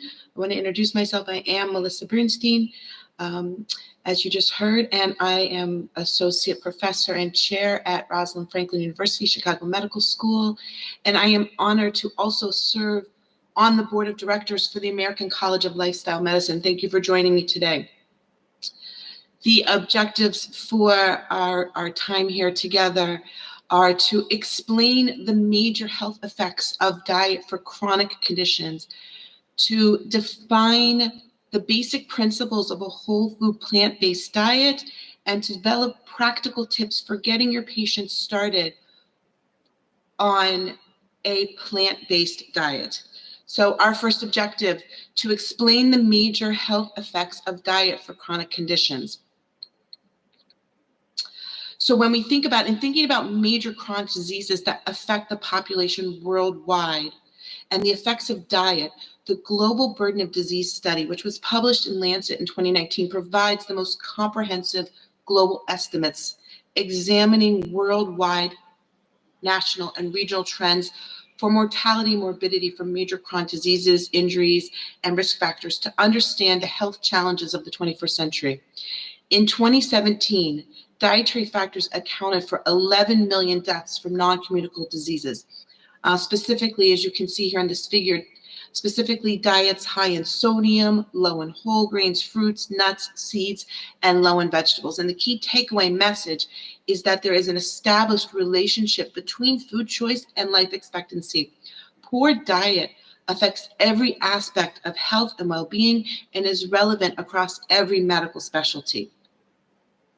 As you've heard throughout this conference, and as you're here to learn more about, many chronic diseases are driven by unhealthy lifestyle practices such as physical activity, sedentary lifestyle, excessive tobacco and alcohol, stress, poor sleep hygiene, and a diet that is low in fruits and vegetables and high in processed foods. Here on this slide on the right is data from the CDC, which shows that diet is the leading cause of chronic disease and disability. It's now actually higher than smoking and high blood pressure in the US. But the encouraging news is that among the leading causes of death and disability, chronic illness such as heart disease, cancer, diabetes, stroke, Alzheimer's, and others, these are chronic conditions that can often be prevented, treated, and in some cases even reversed through nutrition and diet. So that's very exciting. This slide here summarizes the key reasons why diet, and in particular one that is minimally processed, unrefined, high in minimally processed, unrefined plant foods, is an important strategy for overall health, and in particular dietary quality. Here at the top of the slide, the highest quality dietary pattern that offers optimal nutrition is one that is based in unrefined, minimally processed vegetables, fruits, whole grains, and legumes, while avoiding excess calories and fat. And this plant-based dietary pattern is beneficial for many of the conditions, for all of the conditions that are continue to be listed on this slide: weight management, prevention, reversal, treatment of type 2 diabetes, reversing heart disease risk, slowing chronic kidney disease, reducing cancer risk, supporting immune function, increased longevity, and reduced mortality. So as we're going to review in just a few minutes here with our time together, is that there are major medical professional organizations support this dietary pattern, the consumption of a minimally processed, plant predominant dietary pattern for the protection against the chronic diseases that we just mentioned. So therefore, our brief discussion today is really intended to go beyond healthy eating for preventing disease and promoting general wellness. The goal here is to provide practical information for using food and diet as a prescribed intervention, using food as medicine for health and the prevention, reversal, and treatment of disease. Our second objective is to define the basic principles of a whole food plant-based diet. First, a little nutrition basics. As a nutrition educator, as a professor of nutrition, I like to frame this as how do we begin by defining a healthy diet? Well, a healthy diet is one that meets the nutritional needs primarily through whole, unprocessed foods and beverages, and includes a variety of nutritious, nutrient-dense foods. So let's just take a deeper dive into really what this means. Nutrition is a foundation to health, but often the area of most confusion for patients, and sometimes even for the provider themselves, is they can really be uncertain as to what foods and what dietary patterns to recommend. The dietary pattern itself is the summative effect of what foods are present in the diet, as well as what foods are missing on a regular basis. And this impacts overall health, risk, and disease progression. Over the course of any given day, week, or year, people consume foods and beverages in combination. And this is the dietary pattern, which represents the totality of what they habitually eat and drink. And the parts of the pattern act synergistically to affect overall health. So as a result, dietary pattern could be maybe a better predictor of overall health and status and disease risk than single foods or nutrients. So it's important to keep in mind that a dietary pattern does consider the foods that are included and how much, as well as also the foods that are minimized and eliminated. And a healthy dietary pattern then is one that consists of nutrient-dense forms of foods and beverages from all food groups in recommended amounts within the calorie limits. And common characteristics of dietary patterns associated with positive health outcomes include relatively higher intake of minimally processed vegetables, fruits, legumes, whole grains, as well as low fat or non-fat dairy, lean meats, poultry, seafood, nuts, minimally processed or unsaturated vegetable oils, and relatively lower consumption of red and processed meats, sugar-sweetened foods and beverages, and refined grains. Looking at the global diet and nutrition recommendations to get a larger picture of what we as providers should be recommending, this is a meta-epidemiologic study that compared dietary and nutrition recommendations from clinical practice guidelines published by global professional organizations for the promotion of health and reduction of chronic diseases in patient populations. And the figure on this slide represents the results for food group recommendations made by the included clinical practice guidelines. 91% of the clinical practice guidelines that were evaluated were developed promoting general health recommendations, made dietary pattern recommendations. Approximately half of the clinical practice guidelines, 49%, endorsed patterns centered around plant foods. And overall, the three most frequently encouraged food groups were vegetables, fruits, and whole grains. And for the groups that were discouraged, the guidelines most frequently included red meat, processed meat, refined grains, high-fat meats, and organ meats. So these findings suggest that clinicians should feel confident in recommending dietary changes aligned with these food groups.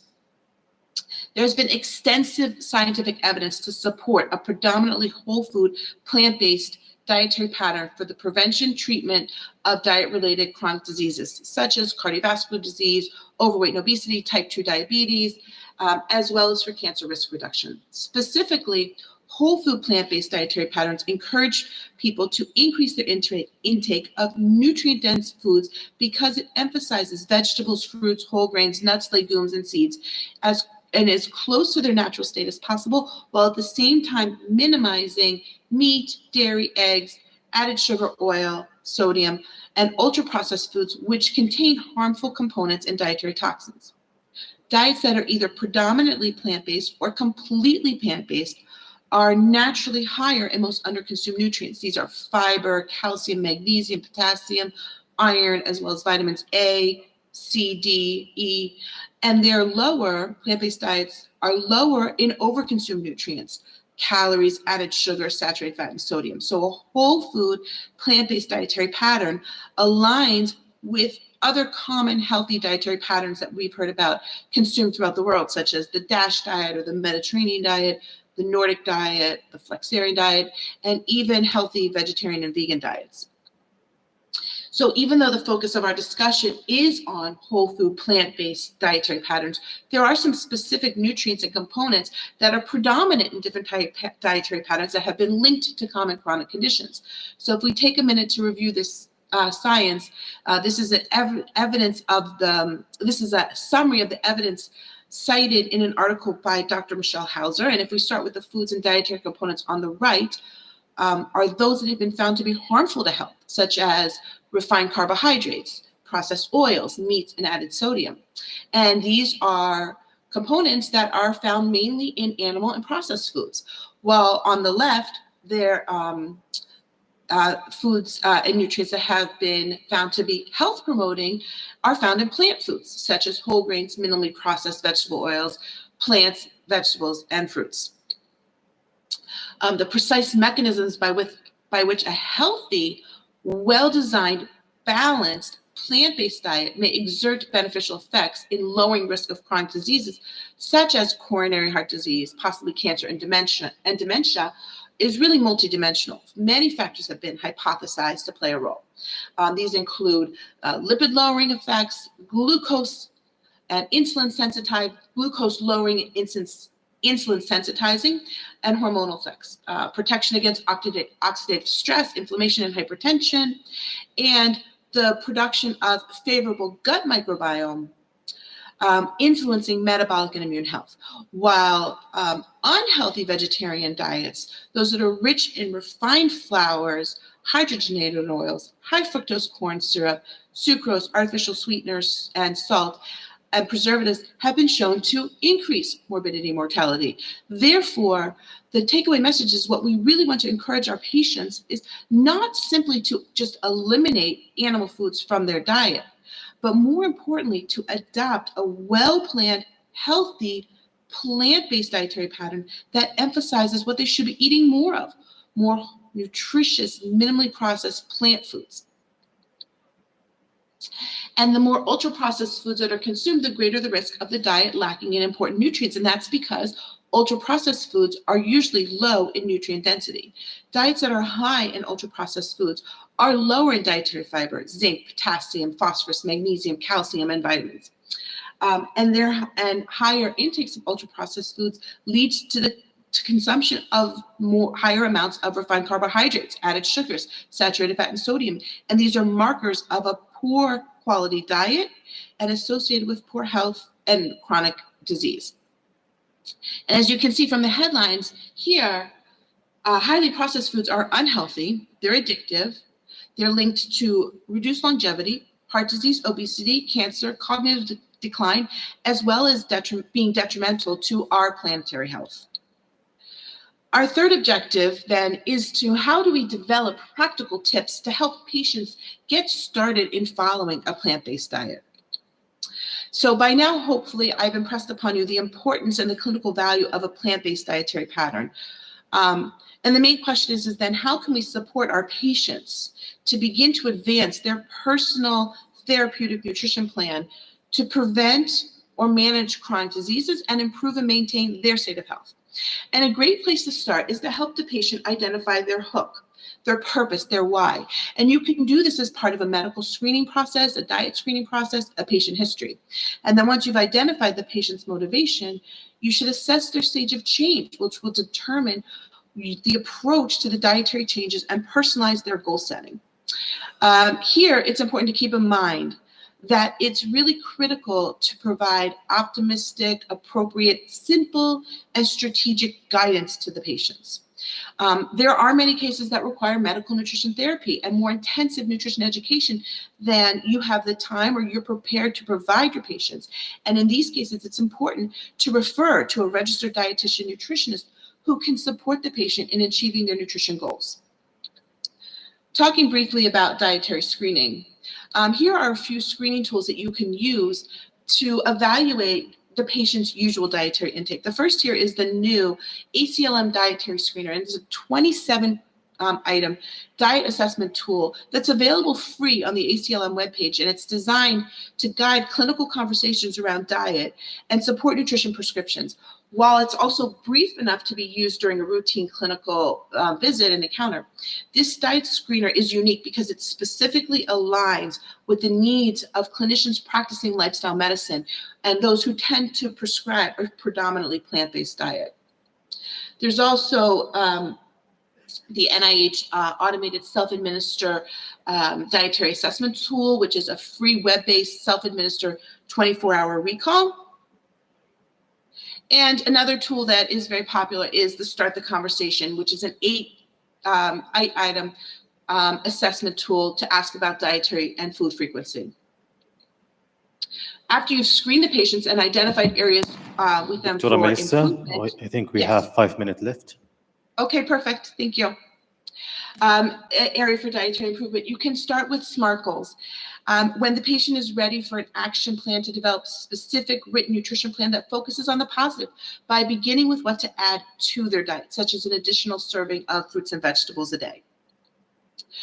Dietary prescriptions are the core element of lifestyle medicine, and a well-planned, sufficiently dosed whole food plant-based dietary foundation is the foundation. A whole food plant-based dietary pattern is the foundation for nutrition prescription and is the key to successful dietary and lifestyle interventions. So going back to why it's important to help your patients focus on what to eat more of, it's important to note that diets that simply eliminate animal sources, such as a vegetarian or vegan diet, is not the same as a wholesome, minimally processed and nutritious plant-based dietary pattern. So to help your patients, which is not the same as a minimally processed plant-based diet, which is the diet that's going to help your patients prevent, reverse, and treat their related conditions, diet-related, nutrition-related conditions. A sufficiently dosed lifestyle and dietary modification are capable of producing significant clinical improvements. And although lifestyle change is not all or nothing, the higher level of adherence and the closer your patients can get to exclusively a whole food plant-based diet, the better their results. And this slide emphasizes the concept that dose does matter. For instance, the more intensively your patients can adopt a whole food plant-based dietary pattern, or the higher dose of food as medicine that you can prescribe, you can utilize, the greater the impact. So for example, the more sick your patient is, the more they will need an intense dose of food as medicine to potentially treat and reverse disease. But what's more important really than going fully whole plant-based is that you can encourage your patients and guide your patients to just include more plant foods in their diet. In general, referrals to dietitian can be made when a patient has one or more complex chronic condition. Dietitians, registered dietitian nutritionists are highly educated, experienced food and nutrition professionals who have the knowledge and skills needed to help individuals make changes that can impact their outcomes, and they're an important part of your interprofessional healthcare team. I want to introduce you to a patient of mine. His name is Ed. At the age of 65, Ed was 275 pounds and on the strongest RA meds that his doctor would prescribe. He had hypertension that was medicated. He had prediabetes that was medicated. He had high cholesterol that was medicated, and his coronary artery scan was over 400 with his left anterior descending artery with 50 to 75% lined with calcium. When he was 68, I began working with Ed and his wife, and I recommended they start following a whole food plant-based diet, and they begin exercise regularly. Ed is now 72, and over the past 4 years, he has successfully lost and maintained 100 pounds. He's reversed his RA, his rheumatoid arthritis, which is now unmedicated. His blood pressure and cholesterol are both normal, now unmedicated. His hemoglobin A1C is 5.4, unmedicated. And his wife, by the way, who is a nurse, also lost weight and reversed her obesity. So a really impactful, successful story. I just want to close by just calling you to action, reminding you that the time for nutrition, the time for food as medicine is now. We must work to change the mindsets of our health systems, of our patients, and of our providers themselves from living to eat to eating to live. And we have to shift the paradigm in healthcare to one where the first line of disease prevention, reversal, and treatment is plants and produce before we recommend pills and procedures. I am truly honored to be with you all today. Thank you for the opportunity to meet with you and speak with you. And I want to wish you all the best as you enjoy the rest of your conference. Thank you. Thank you, Dr. Melissa, for this great speech. A reminder for the question for Dr. Melissa there. And now we'll move to Dr. Safa Lam, the consultant Tamil medicine. We'll talk about the lifestyle medicine alignment with the complementary alternatives medicine and integrative medicine. Welcome, Dr.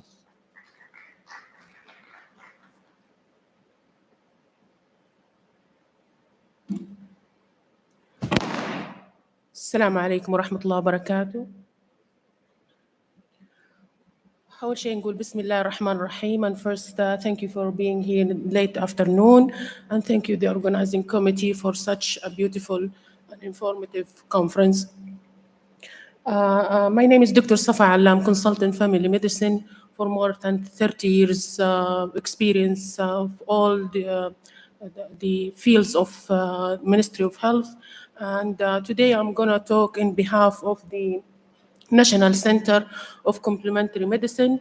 My talk is going to be trying to talk about the lifestyle medicine alignment with complementary alternative medicine and and integrative medicine.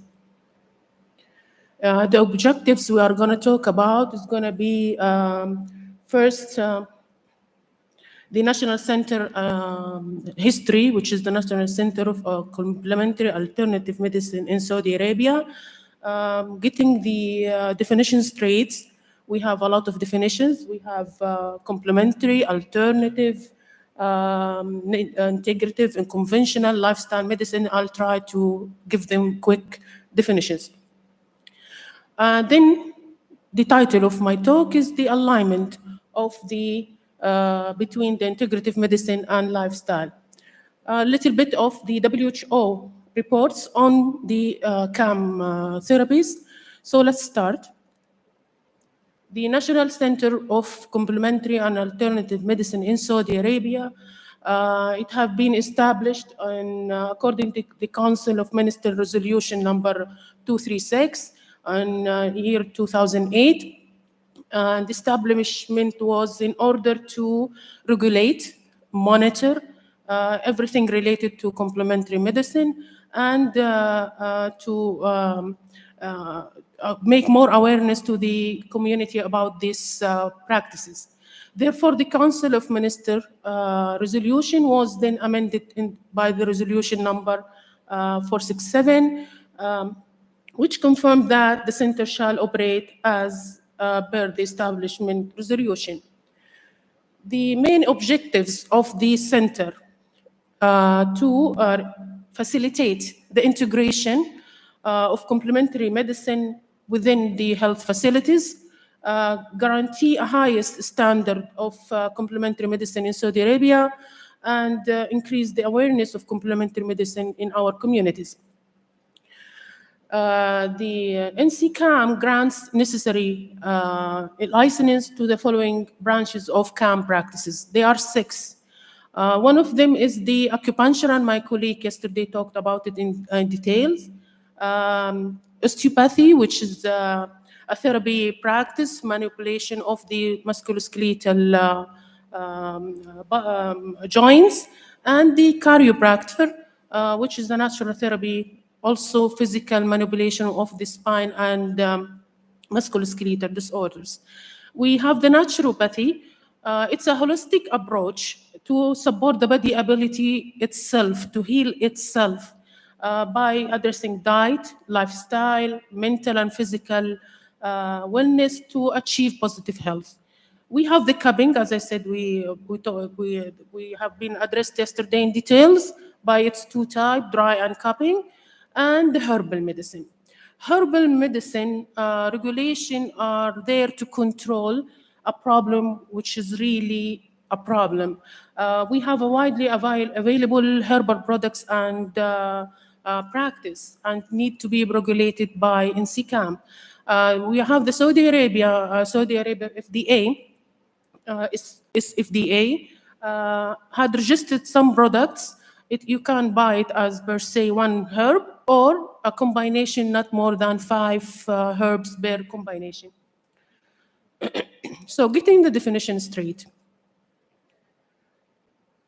What is complementary, alternative, integrative, conventional lifestyle medicines? The National Center of Complementary Medicine and Integrative Health provided an excellent explanation, and this is the website for whoever likes to dig deep in more details. So lifestyle, mashallah, yani, for the 3rd year we have been talking about it, so I'll try to share with you my definition, which is it focuses on the role of lifestyle factors to prevent and manage and reverse chronic diseases.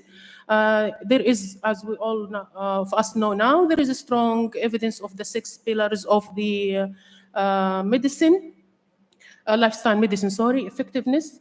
These pillars are whole food and plant predominant dietary lifestyle, regular physical activities, restorative sleep, and avoidance of risky substance or whatever factor can affect our health, and positive social connections. So if we look at these 6 pillars, we can see that it's basically focused in prevention.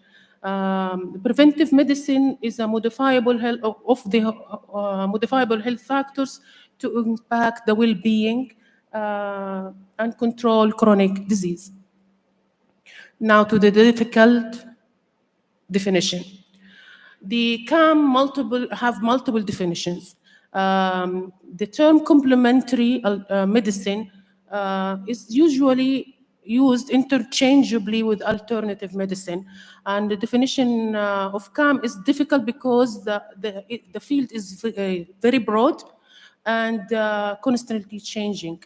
So I'll talk about traditional medicine, simplify it as it has a long history.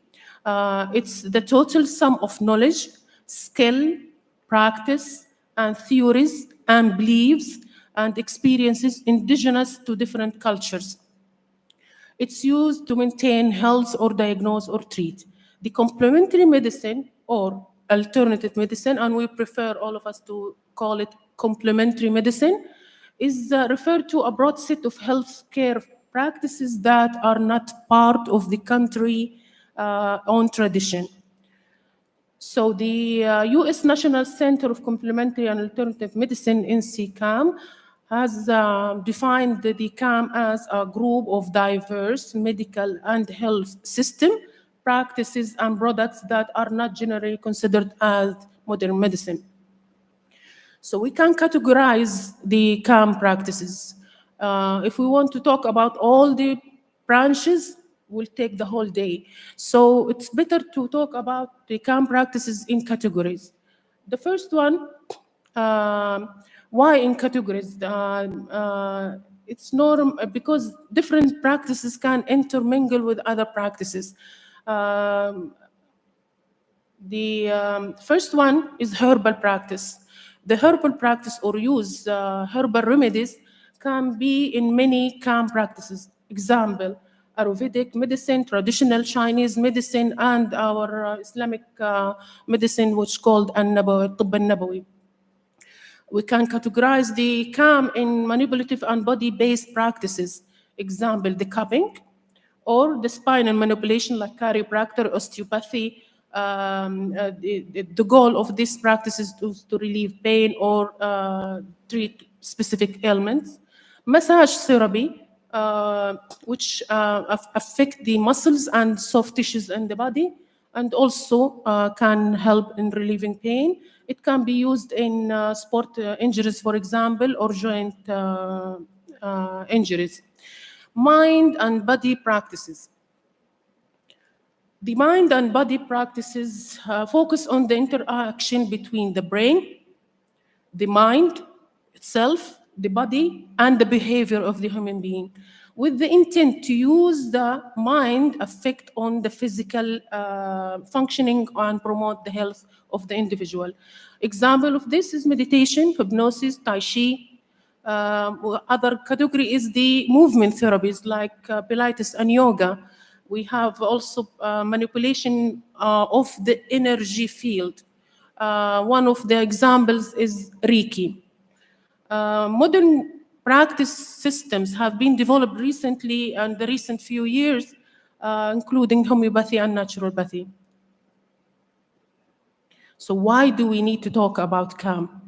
It's important to talk about CAM because we need to be familiar with the common clinically significant complementary interaction, or at least know where to look for them.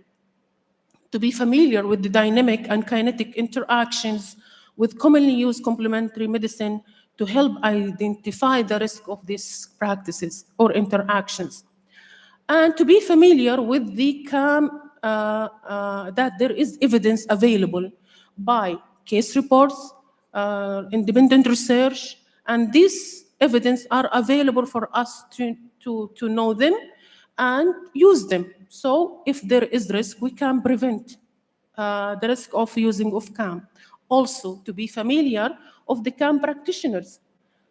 He or she can be a traditional medicine practitioner, CAM practitioner, conventional medicine professional like doctors, nurses, midwives, pharmacists, physical therapists who provide CAM practices within their practice.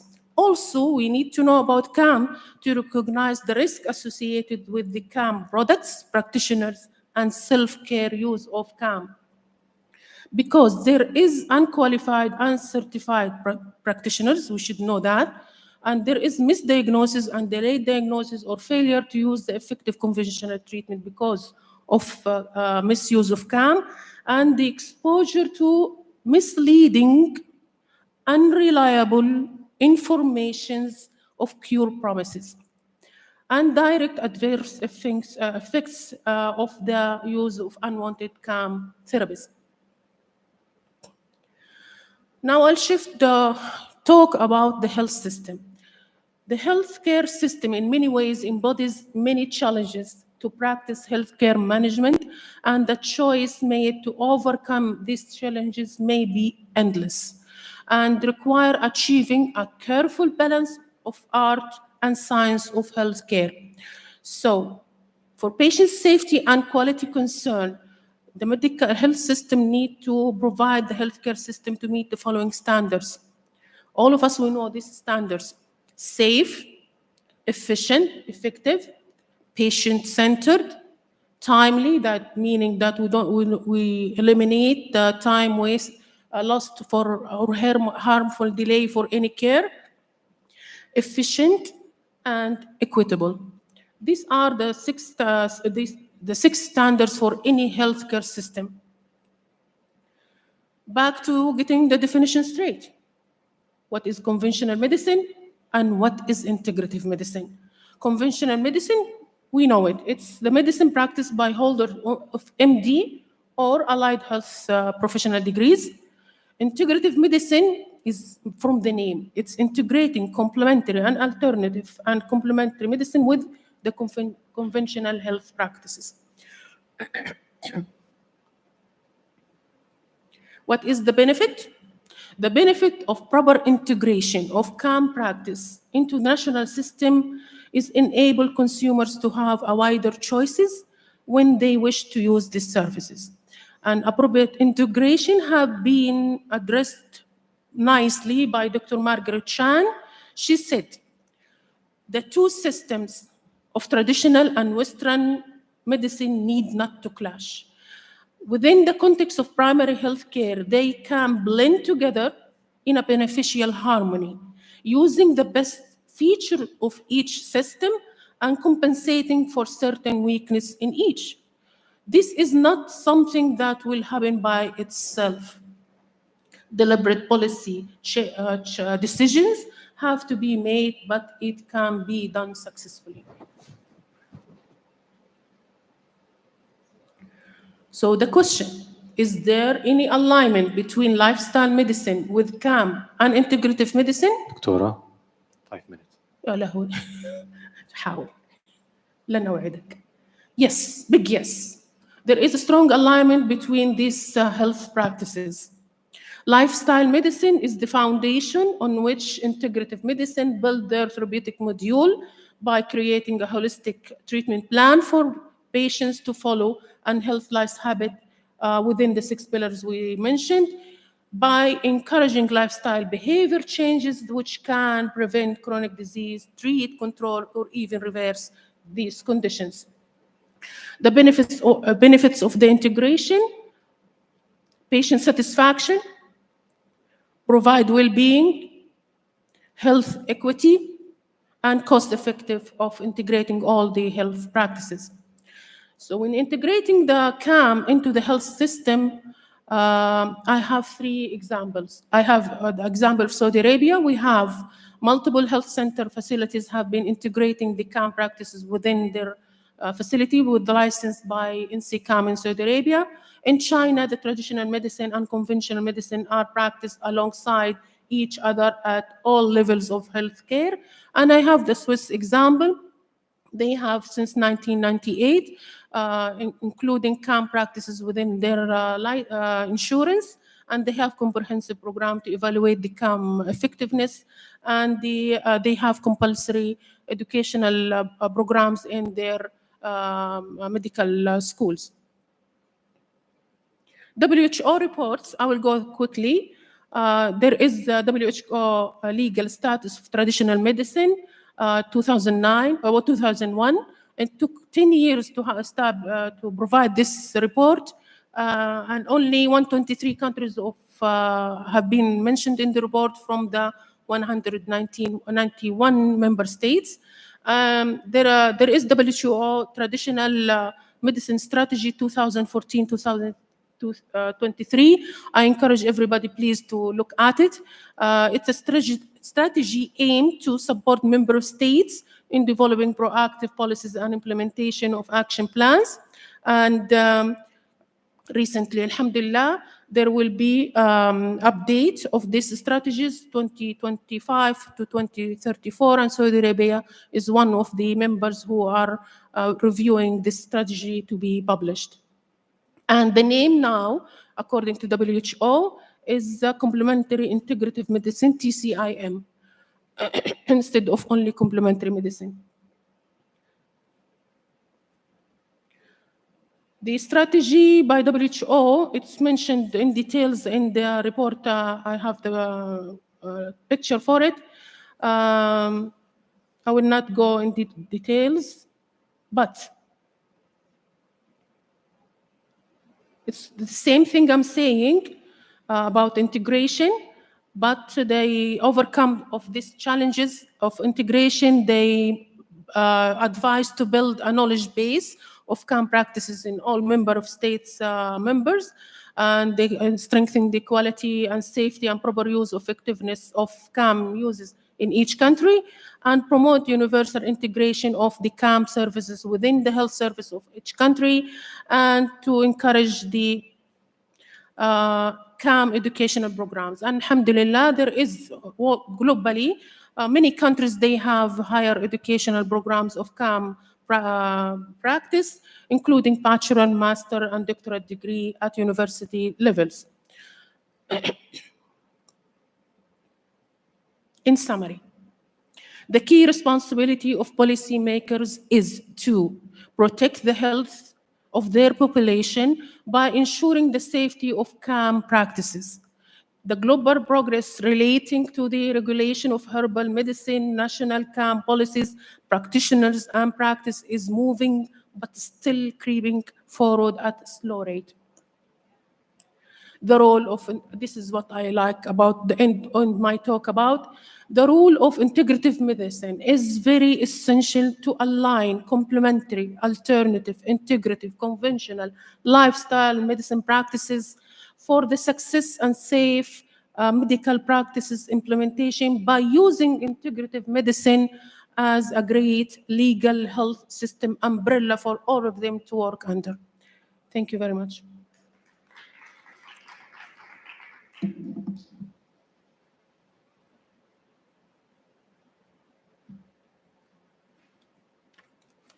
Thank you, Dr. for this presentation. Now we'll move to Dr. Hamoud Nasser, Family Medicine Consultant and Diabetes and Endocrine Center at King Salman Specialized Center, and a trainer in stage FHS and service line lead in Higher Health Cluster. We'll talk about irritable bowel syndrome and lifestyle medicine.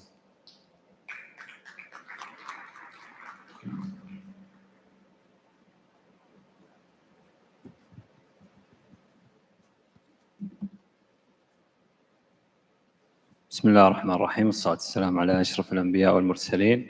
السلام عليكم جميعا. Good afternoon everyone.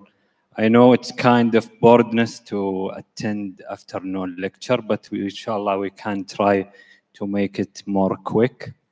Actually, this morning I just know from the scientific committee that I have a duplication subject with Dr. Fahad Al-Sumait. So, as the proverb said, it is fine to repeat a good thing. I hope, inshallah, the IBS, irritable bowel syndrome, will be very well known how to approach with those patients. And my lecture today is about the impact of lifestyle medicine on irritable bowel syndrome. These are my outlines of the lectures. I will skip what already mentioned in Dr. Yusuf lecture, Dr. Fahad, sorry, lecture.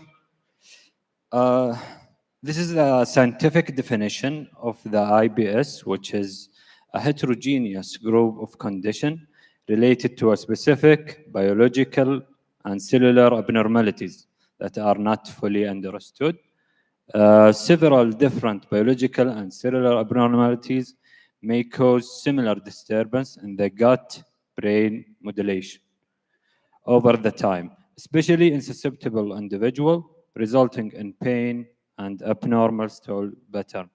The clinical definition of the IBS, which is diagnosed with the Rome 4 criteria, defined as recurrent abdominal pain with at least 1 per day, 1 per week in the previous 3 months, associated with 2 or more of the following related to defecation, either improving or worsening.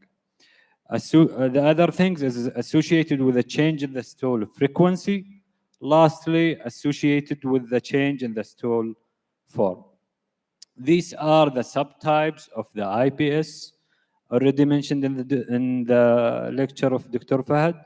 IBS predominant diarrhea, IBS predominant constipation, the mixed pattern, unclassified IBS. The epidemiology and the statistics showed internationally the prevalence rate, it's about 11% of the population. Locally, there is interesting study, it shows very higher rate to the international statistics, which is around 24%. The gender, the females is more than the males. The age internationally, 25%. They are lower in those who are aged 50% as compared with those were younger. Actually, there is very significant result locally, which is the vice versa of the international. Between 52 or 51, sorry, up to 60 years, they showed slightly higher rates. The pathophysiology, actually, it is uncertain. There is no definitive mechanism for IBS, but there is multiple mechanisms that it might happen in different IBS patients. So we might see alternation in the gastrointestinal motility, and some of the patients, they have visceral or alternation in the visceral hypersensitivity. Some of them, they have history of inflammation, especially in the childhood. And some of them, they have alternation in the fecal flora and some bacterial overgrowth. Lastly, there is some studies shows there is some genetic predisposition and running in the family. Here is very important slide, and you have to know it as a primary physician. If it's come to your clinic, you have to know the red flags or alarming features, which is age more than 50 with a new onset. If the patient come to you and asking you, I have a new onset of abdominal pain and diarrhea, and his age is more than 50, so you have to put it as a red flag and consider referring to a specific or tertiary or to the GI to see what is further investigation that might happen to him. The other red flags, which is rectal bleeding or melena, nocturnal diarrhea, progressive abdominal pain, unexplained weight loss. Also, if you have any significant lab test that may suspect you in another diseases like IBD, colorectal cancer. Also, lastly, you have to ask about the family history, especially in inflammatory bowel disease and colorectal cancer. For the investigation, actually, there is no definitive investigation for such patients, but we have to exclude the other diseases which might give the same symptoms. So we might do fecal calprotectin or fecal lactoferrin to screen for IBD, serological testing for celiac disease like TTG, C-reactive protein, CBC, serum chemistry, TSH, because sometimes it gives similar scenarios. There is no recommended imaging for IBS. So now let's come to the most important things about lifestyle modification and its impact. So first of all, we already heard about the lifestyle. What is the lifestyle? It is the usual activity. It is the usual day and night for the individual. So we have the diet, we have the daily activity, sleep quality, and the mental status. All of these are factors. It might affect the patient status or the IBS symptoms.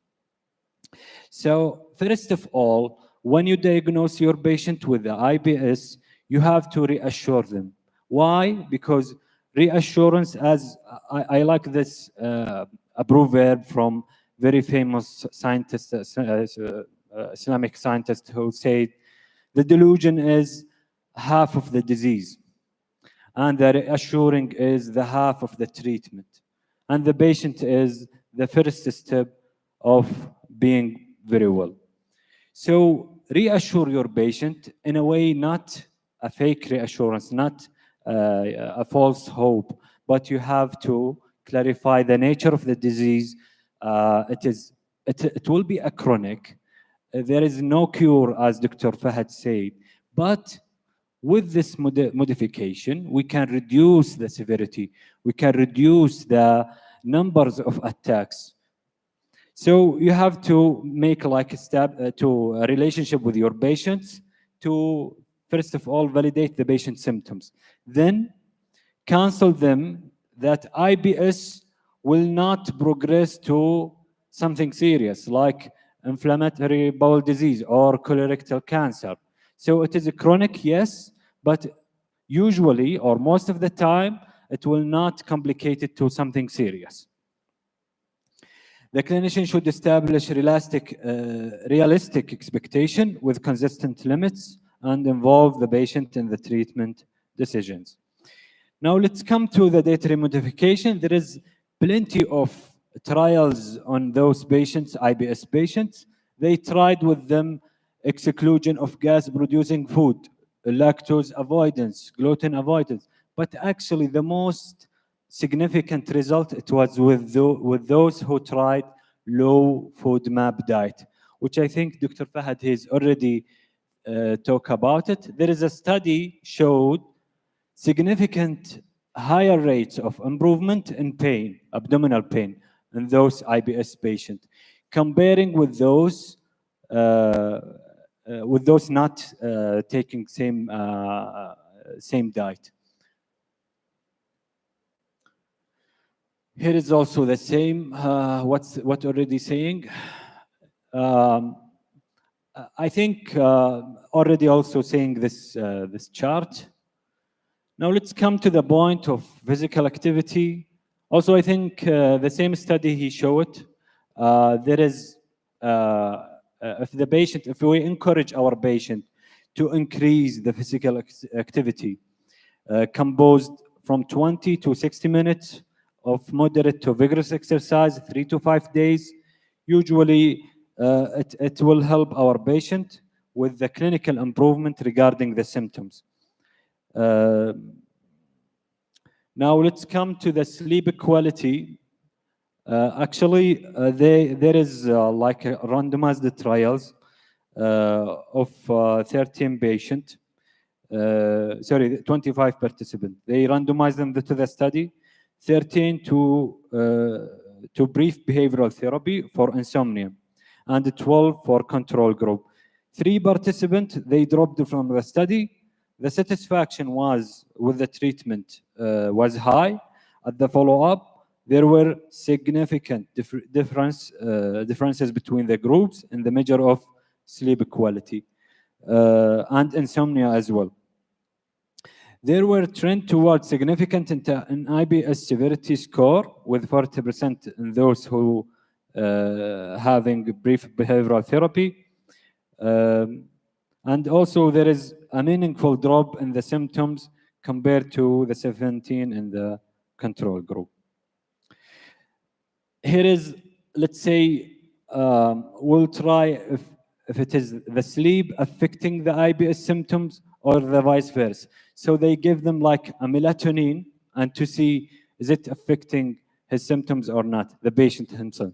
So there is a study which showed after they give them the melatonin, there is a significant improvement was observed in the IBS score and GI symptoms, including in the severity and the frequency of the abdominal pain.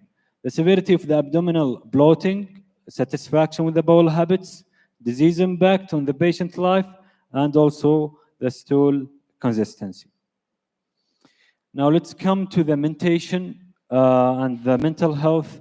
Actually, what I found, there is controversial studies, but in general, the CBT, hypnotherapy, and psychodynamic therapy are more effective in improving global symptoms than usual care. Here is the approach with our patient. If we have patient with IBS symptoms, we have to reassure them, then educate them, and give them the lifestyle modification, as we said, and try with them the diet modification before starting the treatment. This is very important. It depends on what we have, the classification of the disease. Is it IBS with constipation or IBS with diarrhea? If it is with constipation, the first line we can give laxative. If there is some sort of abdominal pain, we can give antispasmodic. If it is diarrhea, we can give loperamide. The same as well for the abdominal pain. There is also second line of management. Rifaximin can be used for 2 weeks in those who have irritable bowel disease with diarrhea. If it is still the symptoms persist, although we give them the second line management, we can give them also oleucirtone.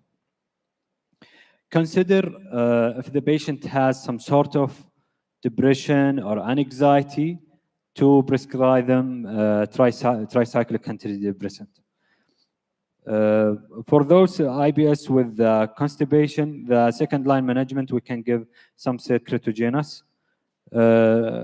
And if no more benefit, we can consult our colleague in the GI. This is my references, and thank you so much.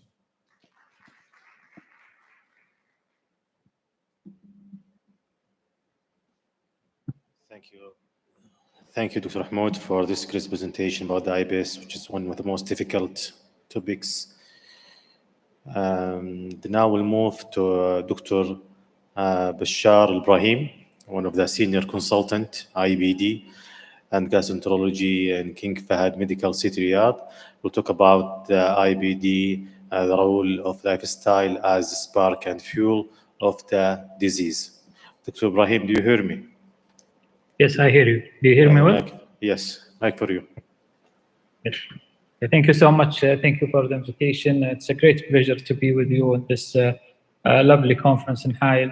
And I will start by asking God mercy on the soul of our colleague, Dr. Saleh, who passed away in his way to participate in the conference. I hope God will consider him, upon the one who died trying to seek knowledge.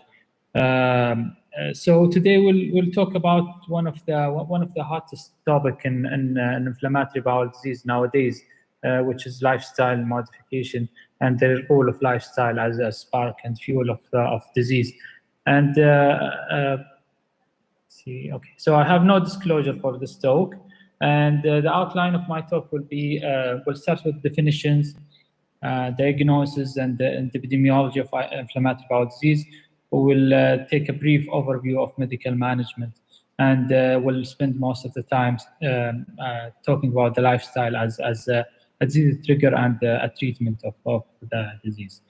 So what's IBD? IBD is stands for inflammatory bowel disease, a term for two conditions, basically Crohn's disease and ulcerative colitis, characterized by chronic autoimmune inflammation of the gastrointestinal tract, with prolonged inflammation resulting in damage of the GI tract.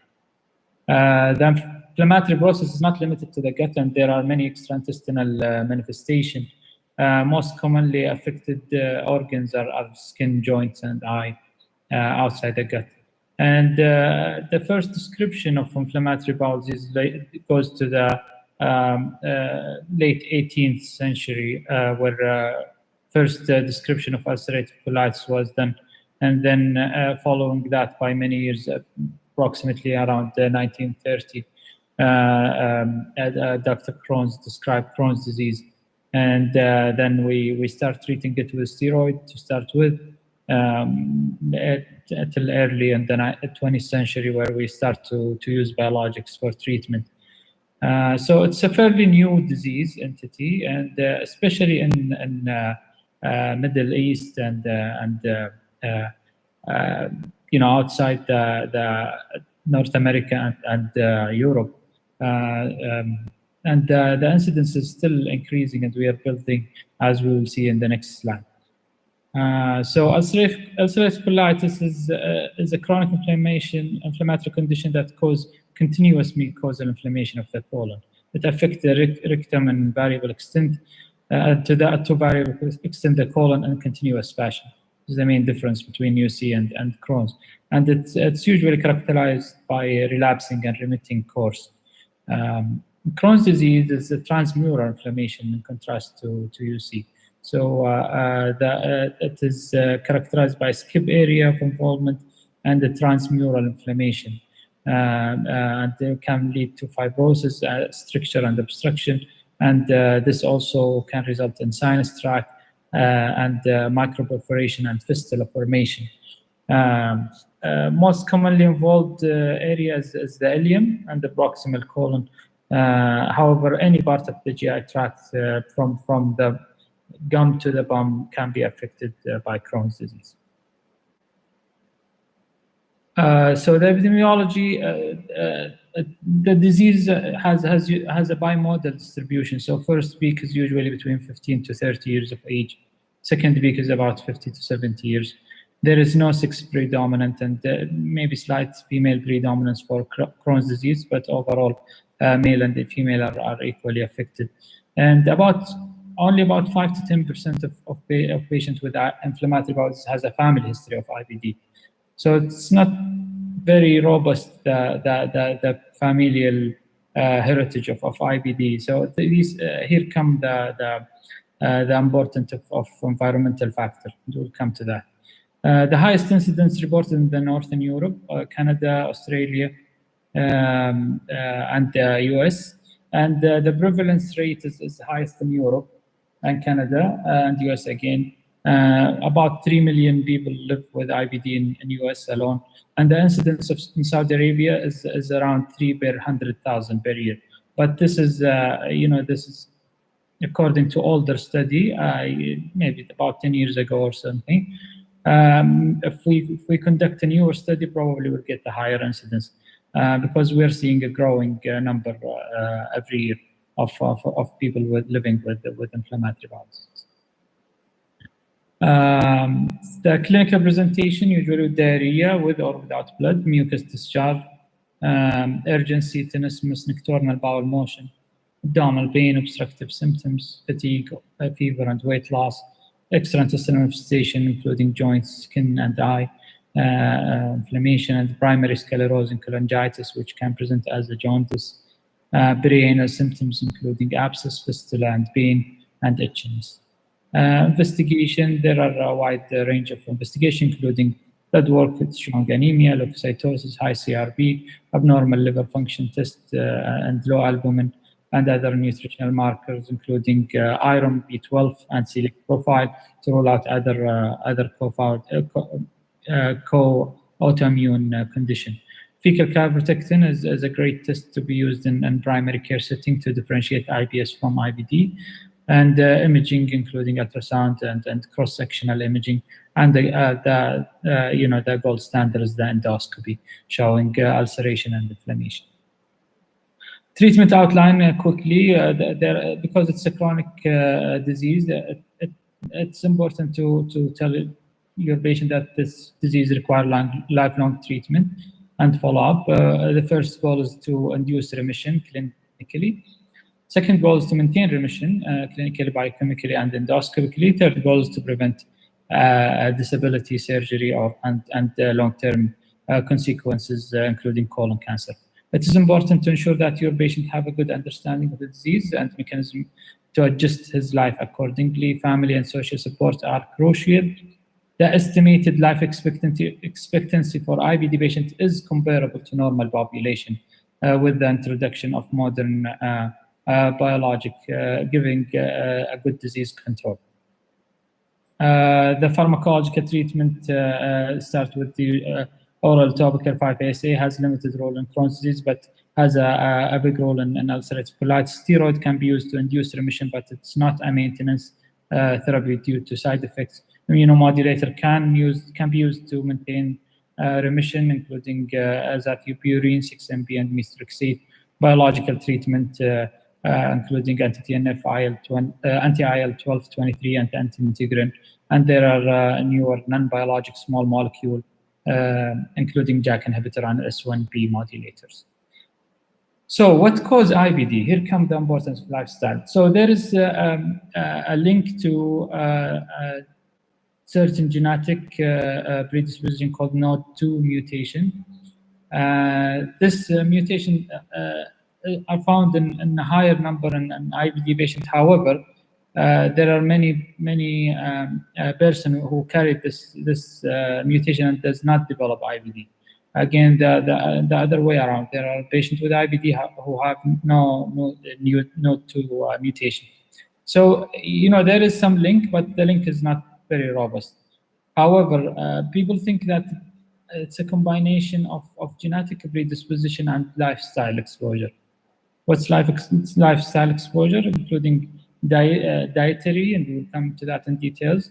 Breastfeeding is considered protective from developing IBD, so it's a good thing. Smoking is a risk factor for developing IBD. Exposure to bits is a protective. Vitamin D and sunlight is a protective. And anxiety and depression are a risk factor for developing IBD, and sleep quality also is another player. Antibiotic exposure, especially in early life, is another factor. And there are some data about appendectomy as a protective risk, a protective factor for developing ulcerative colitis. And we'll come to this in details. So one of the most acceptable theory of why people develop IBDs is the hygiene hypothesis, which stands for almost now about 30 years. So people hypothesize that if you do not expose to certain pathogen in early life, if you get exposed to them later on life, that might cause disturbance of the immune system and cause autoimmune disease. Meaning that overprotection and using of detergents extensively in a place where children are playing or studying is not a good thing. So it's a good thing to get them exposed to these pathogen early in life.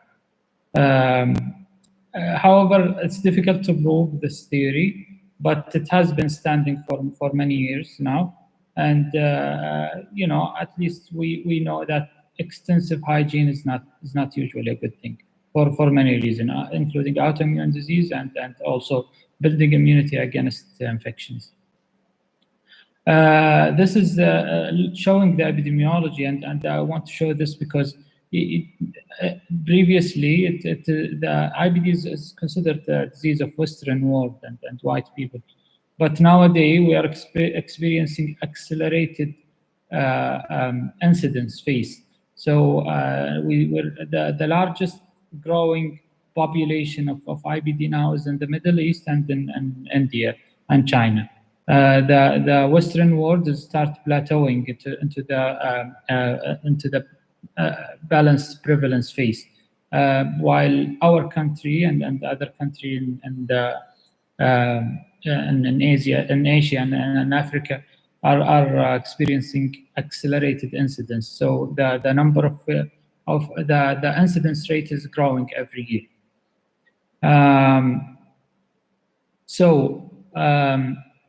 Also, this is to show that, you know, the incidence of IBD goes hand to hand with dietary pattern.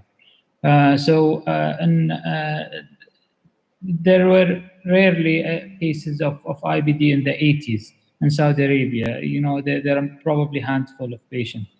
However, with the introduction of westernized lifestyle, ultra-processed food, meat, packaged food, and high-fat dairy, the incidence starts growing. And the same thing happened in India and in China. So this tells you that probably this is related to changing in dietary pattern and lifestyle. And we'll come to that in details too. One of the first few studies that shed the light on the importance of lifestyle and ultra-processed food and the development of disease was as a pure study. So it's a large study of about 116,000 patients between the age of 35 to 70, and from 21 countries across 7 geographic regions. Country-specific validated food frequency questionnaire used to document baseline dietary intake. And the participants were followed prospectively at least for every 3 years to document the development of IBD. And the main clinical outcome was the development of IBD, including Crohn's disease and ulcerative colitis. Cox proportional hazard multivariate modules used to assess association between the processed food intake and the risk of developing IBD. So what does that study show? It showed that consuming more than 5 servings of ultra-processed food per day were associated with about 4.5-fold increase in risk in developing the risk of developing Crohn's disease. Whereas the association with ulcerative colitis was less obvious, but there is also association, including consuming 1 to 5 servings per day and more than 5 servings. But the clear association was with Crohn's disease. And if we look at the association between the subgroup of ultra-processed food and and developing of IBD, we can see that increased risk persists among all subgroup of ultra-processed food examined, including processed meat, soft drink, sweet, salt snacks. Exploratory analysis did not found any significant risk association with white meat and red meat, starch, dairy, fruits, vegetable, and legumes. So only the association is only with the ultra-processed food. Fried food also found to have associated with high risk of IBD, but there were considerable overlap with ultra-processed food too. That study showed the risk of the association between ultra-processed food and development of IBD, but how about patients who already have IBD? So this study showed that consuming a large amount of ultra-processed food increased IBD patient risk of having surgery, which is sort of avoidable outcome in Crohn's disease. There is significant association between the consumption of ultra-processed food and the risk of developing surgery. Again, the effect of ultra-processed food in the bowel is still, an area of research, but there are multiple proposed mechanism of developing IBD associated with ultra-processed food, including dysbiosis, changing in the gut flora, and pro-inflammatory pathways, upregulation, increased permeability of the gut barrier. This is probably associated with emulsifiers, increase the production of mucus or shedding of mucus because of emulsifiers, and that tight junction disruption of the gut barrier. Again, in the venue of lifestyle, so also antibiotic exposure in early life, hormonal therapy, contraceptive pills, and long-term non-steroidal were studied in the PURE trial, and the incidence of IBD was associated significantly with baseline use of antibiotic. Previous or current oral contraceptive pill use was associated with inflammatory bowel disease development. Non-steroidal anti-inflammatory drug users also observed to have an increased risk of IBD. When we think about the ultra-processed food, we think, okay, so how to eliminate this risk, or how to treat patients who already developed IBD. So people start looking at diet, and one of the most extensively dietary modification is the exclusive enteral nutrition.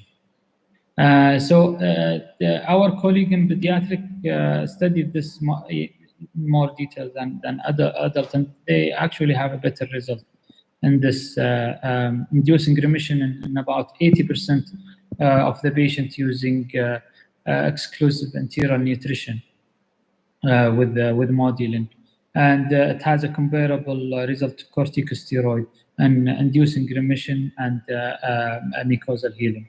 It reduced steroid-related side effects and improved nutritional parameter, and it's a first-line treatment for active pediatric Crohn's disease because we're trying to avoid steroid use in pediatric.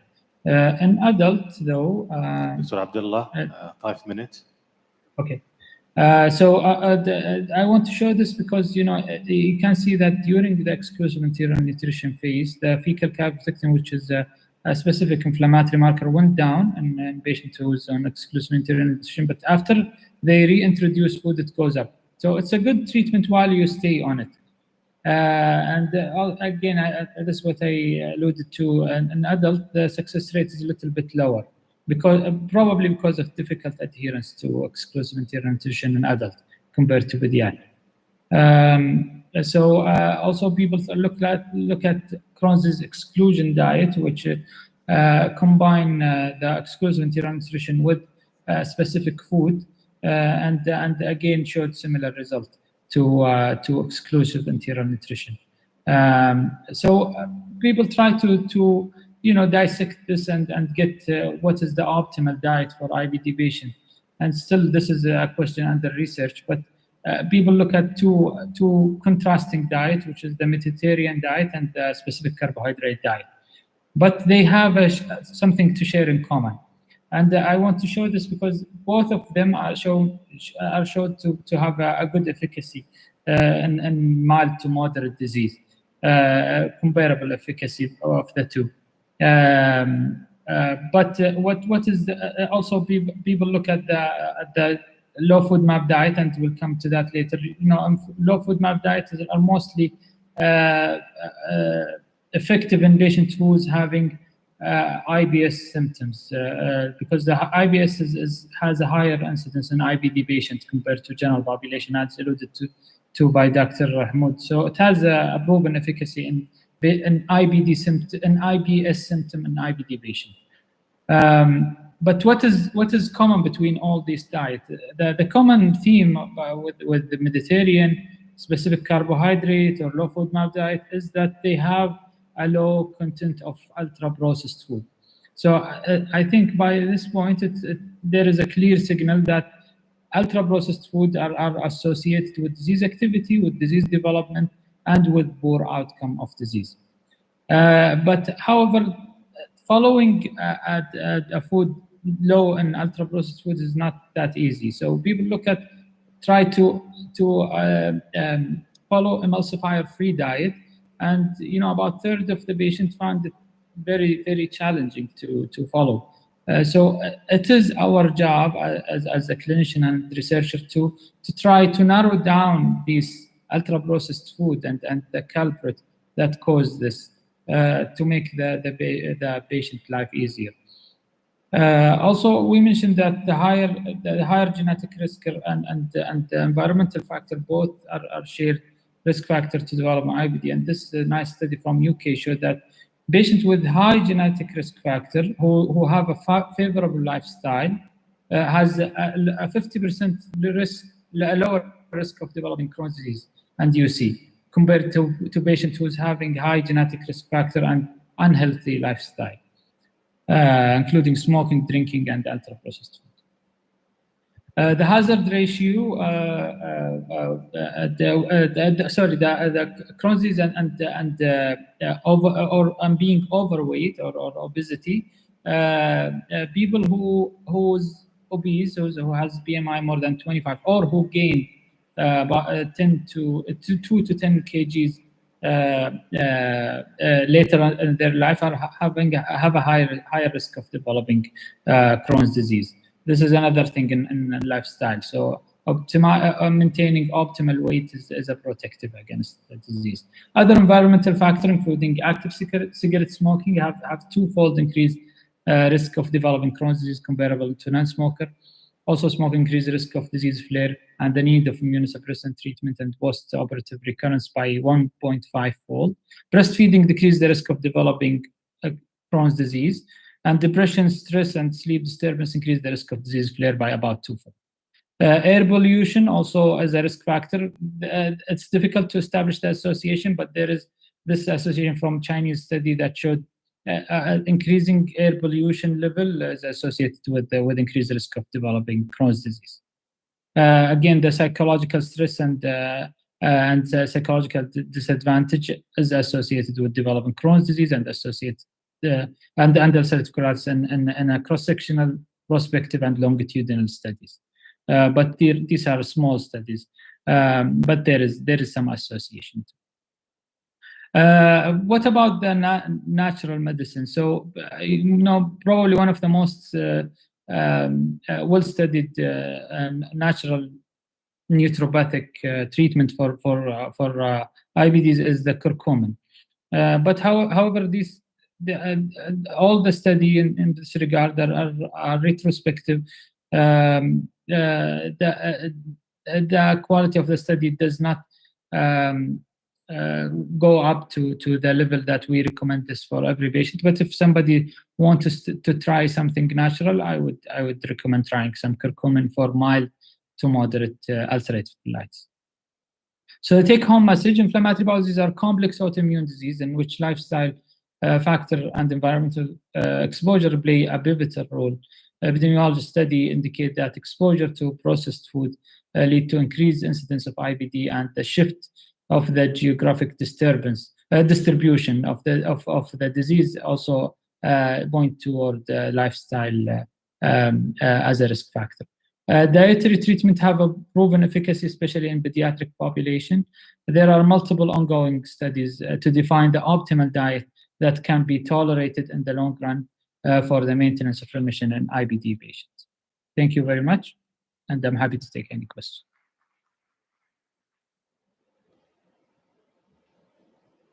Thank you, Dr. Bashar, for this extensive talk. Now, welcome to Dr. Mahmoud and Dr. Smith for the panel discussion, and Dr.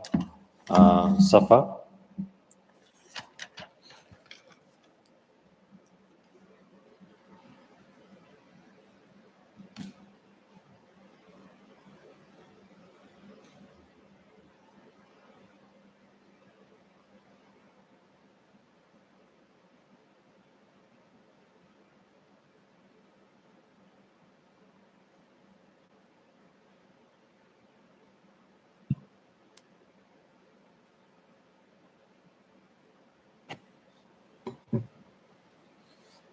Thank you for all the participants for their question. Now we'll move to the participant question. First question for Dr. Fahad. He asked about what the relation between the vitamin D deficiency and the IBS evidence base, the management of the back pain. Still, he will give another idea. Yes, another question for you, Dr. Fahad. There is advice for the patient for probiotic, but they mentioned there is can improve the IBS without the side effect of the probiotic. Again, sorry. And they ask about the probiotic side effect. There is cause of bloating and the same as IBS. Despite that, there is a prescription for probiotic. What your advice regarding that? Yeah, I already mentioned that. Still, the probiotic, it's an hot area for study. Need further clinical trials to make sure. As you mentioned, probiotic. Recording in progress. For all patients in general, they talked. We noticed some of them told us that we have bloat. If it's minimum, we can continue just maybe the first time. But if it's continuous, will be the same triggering with IBS. But for the type of IBS itself, is it IBS-D or C? Probiotic, it's not for all, and still, it's a limited evidence we have. Okay. Thank you, Dr. Smith. Another question for Dr. Mahmoud from the other participant. How to explain low FODMAP diet to the patient simply in a way they can understand? Excellent question. Actually, such diet, it has to be printed out and explained to the our society. Usually, the elderly, when they come, they will not memorize all the things that you already educate them. So better to have the diagram which I showed in the lecture, to print it out in the clinic and distribute it to our patients. For Dr. Melissa, are you with us? Recording in progress. Okay, Dr. Safan. Another question from the participant. Is there a specific herbs that reduce the hemoglobin A1C and hypertension? That's a specific question. No, this is between you and Melissa. Yes, I'm not a herbalist. Mm-hmm. I did not study that. Maybe our colleagues from the specialized in pharmacy, they will be giving more details about this. I'm more about regulation and licensing of the herbal medicine. Herbal medicine really need to be taken in and with pinch of salt, as they say, because there is integration. Because any herb have a basic component which have dose, which have interaction. So the sharing with the treating physician is very important. Because I can give example. If a patient is taking some medication for green herbs, it can provoke the problem of bleeding, and so on and so forth. So in oncology, and they have specific herbs. They give pamphlet to their patients saying, please don't take this while you're taking your medication for anti-cancer. So there is evidence and specific herbs which can be beneficial, can be harmful, can have interaction with other medication, interaction between herb and herb. So these things need to be dealt with.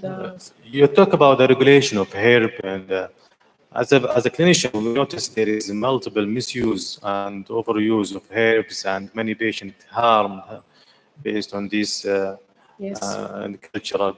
What is your advice for further action, even if there is a governance action regarding this practice? First advice for all of us: don't believe any claims or promises from media that this herb will do that, this combination of herb will do that. Herbs need to be, it's like medicine. We can have pain reliever by Panadol, paracetamol, whatever, and there is some specific herbs for pain, but they are under the studies to tell you how to use it.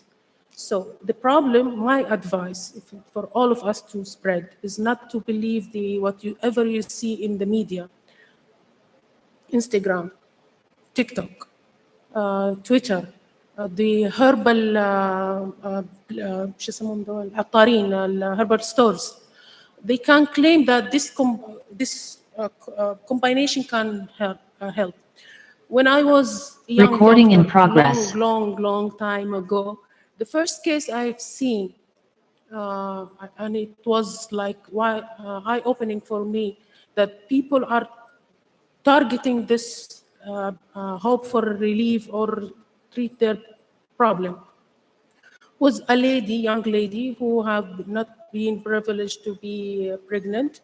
So she took a herbal combination from the herbal store, and she ended up in the ICU with ovarian hyperstimulation. What was in the herb? It wasn't the herb, it was they added clomid. One bottle of clomid, they crush it and put it in the herbs.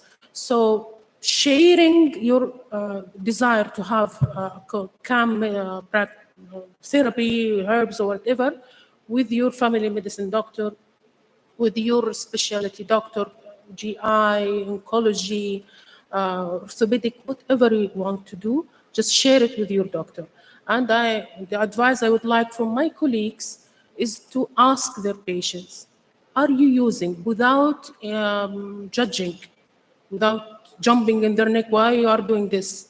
Because it's a belief, and they will do it if they don't get the advice from you that, please, show me the herb. I will look at it and search it and come back to you, for example. So you are not losing your patient, you are winning to be partner with him. Yes.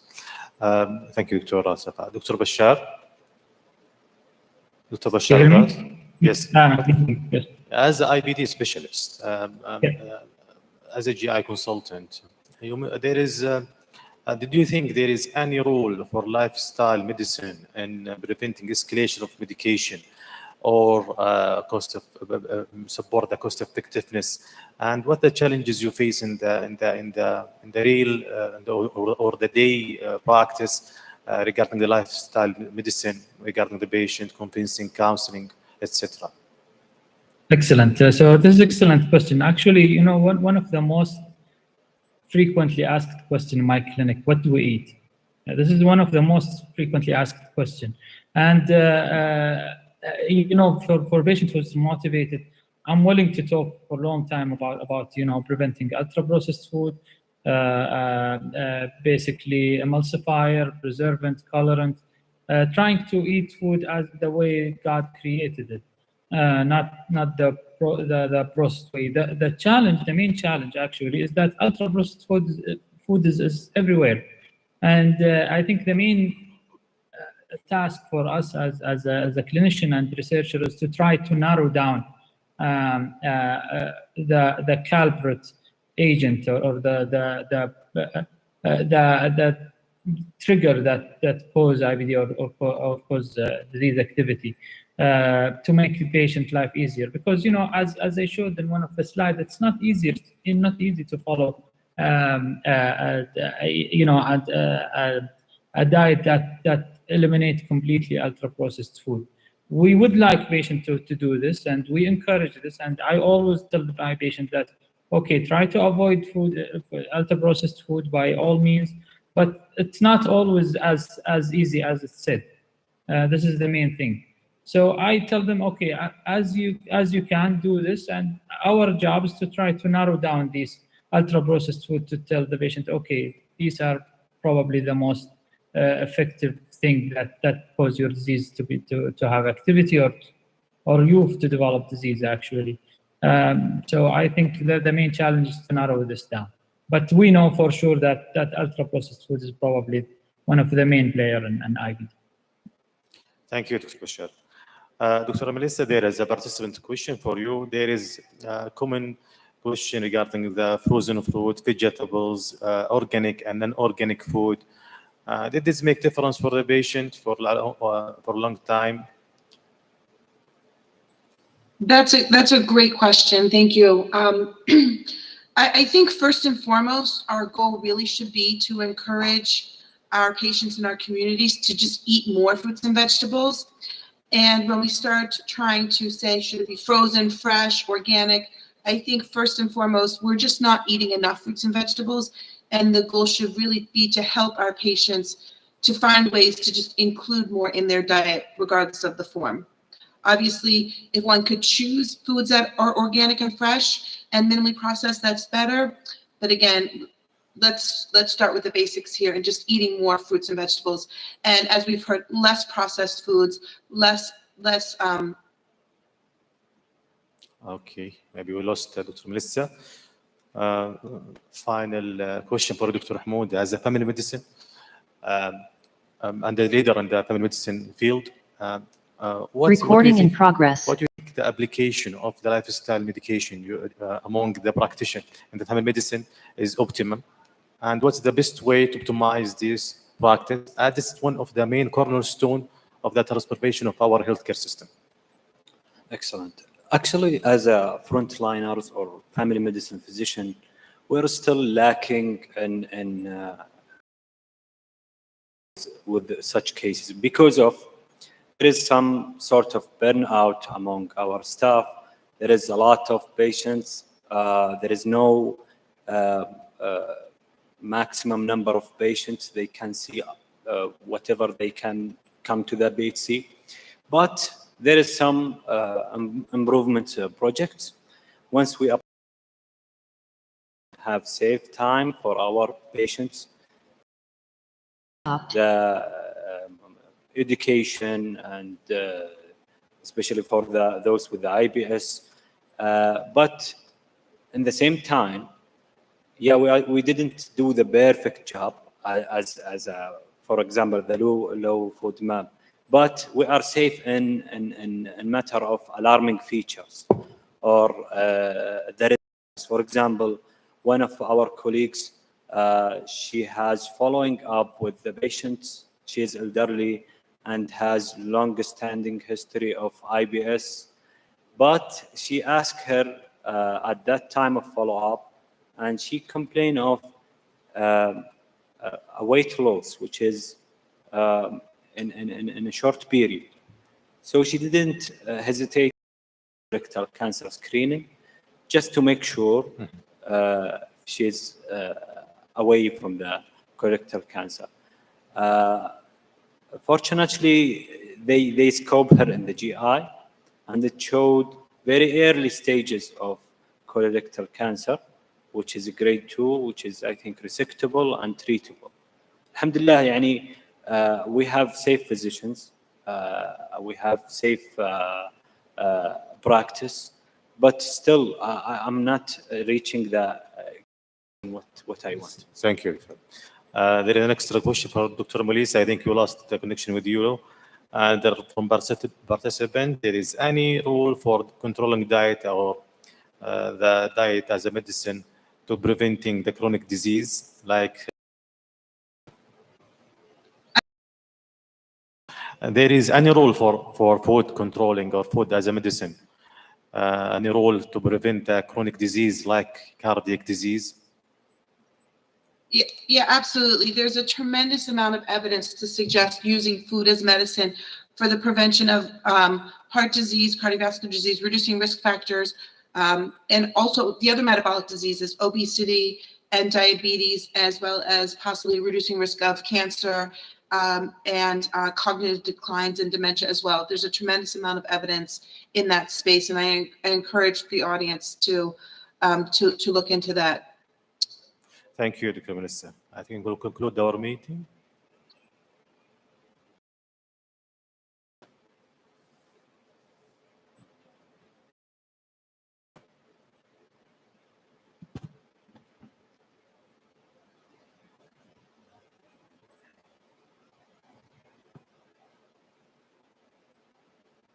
السلام عليكم.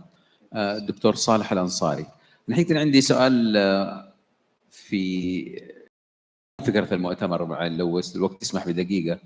حقيقة وجدنا الكثير من هذه الأوراق الجميلة التي تذكرنا بما درسناه في الأندر جرادويت بالنسبة للتعاريف والكوزز والكلينيكال فيتشرز والأشياء، لكن أميل إلى أن تكون في مؤتمرات النمط المعيشي قضية مجتمعية مجربة، بحيث أنه نستقطب أكبر قدر من التجارب العملية اللي طبقت على مجموعة ولا بيئة ولا مدرسة ولا حتى يعني فئة معينة، عشان نتعلم قصة التدخلات ماذا نفعل.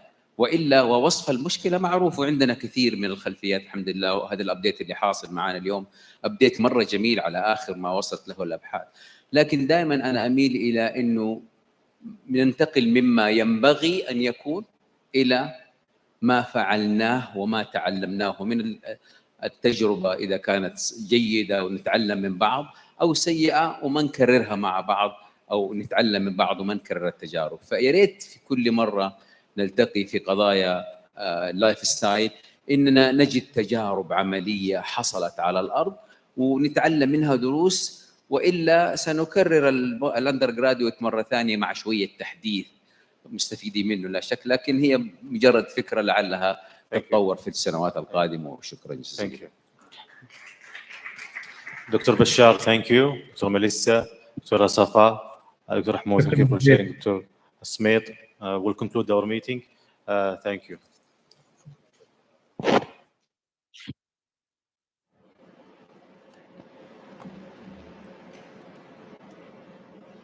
Thank you. Just could I ask you to come here for honoring? Thank you, Dr. Faris Rashdan. Dr. Fahad.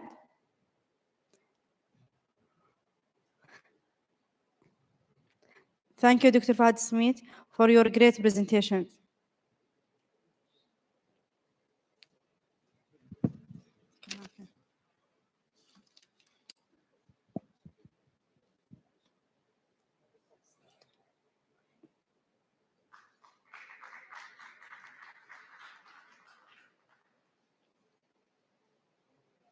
Melissa. Thank you, Dr. Melissa. Can join us, Dr. Safa Alam. Thank you a lot.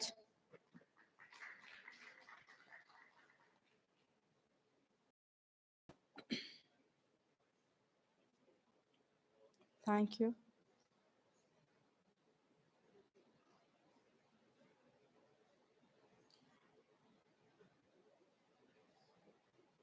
دكتور حمود الناصر.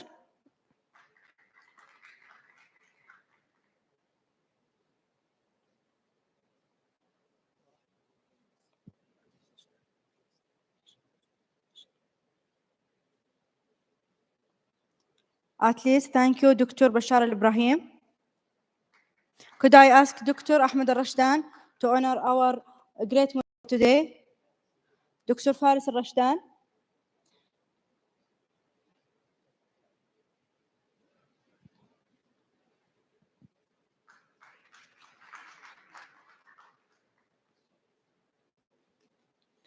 Thank you a lot, Dr. Faris.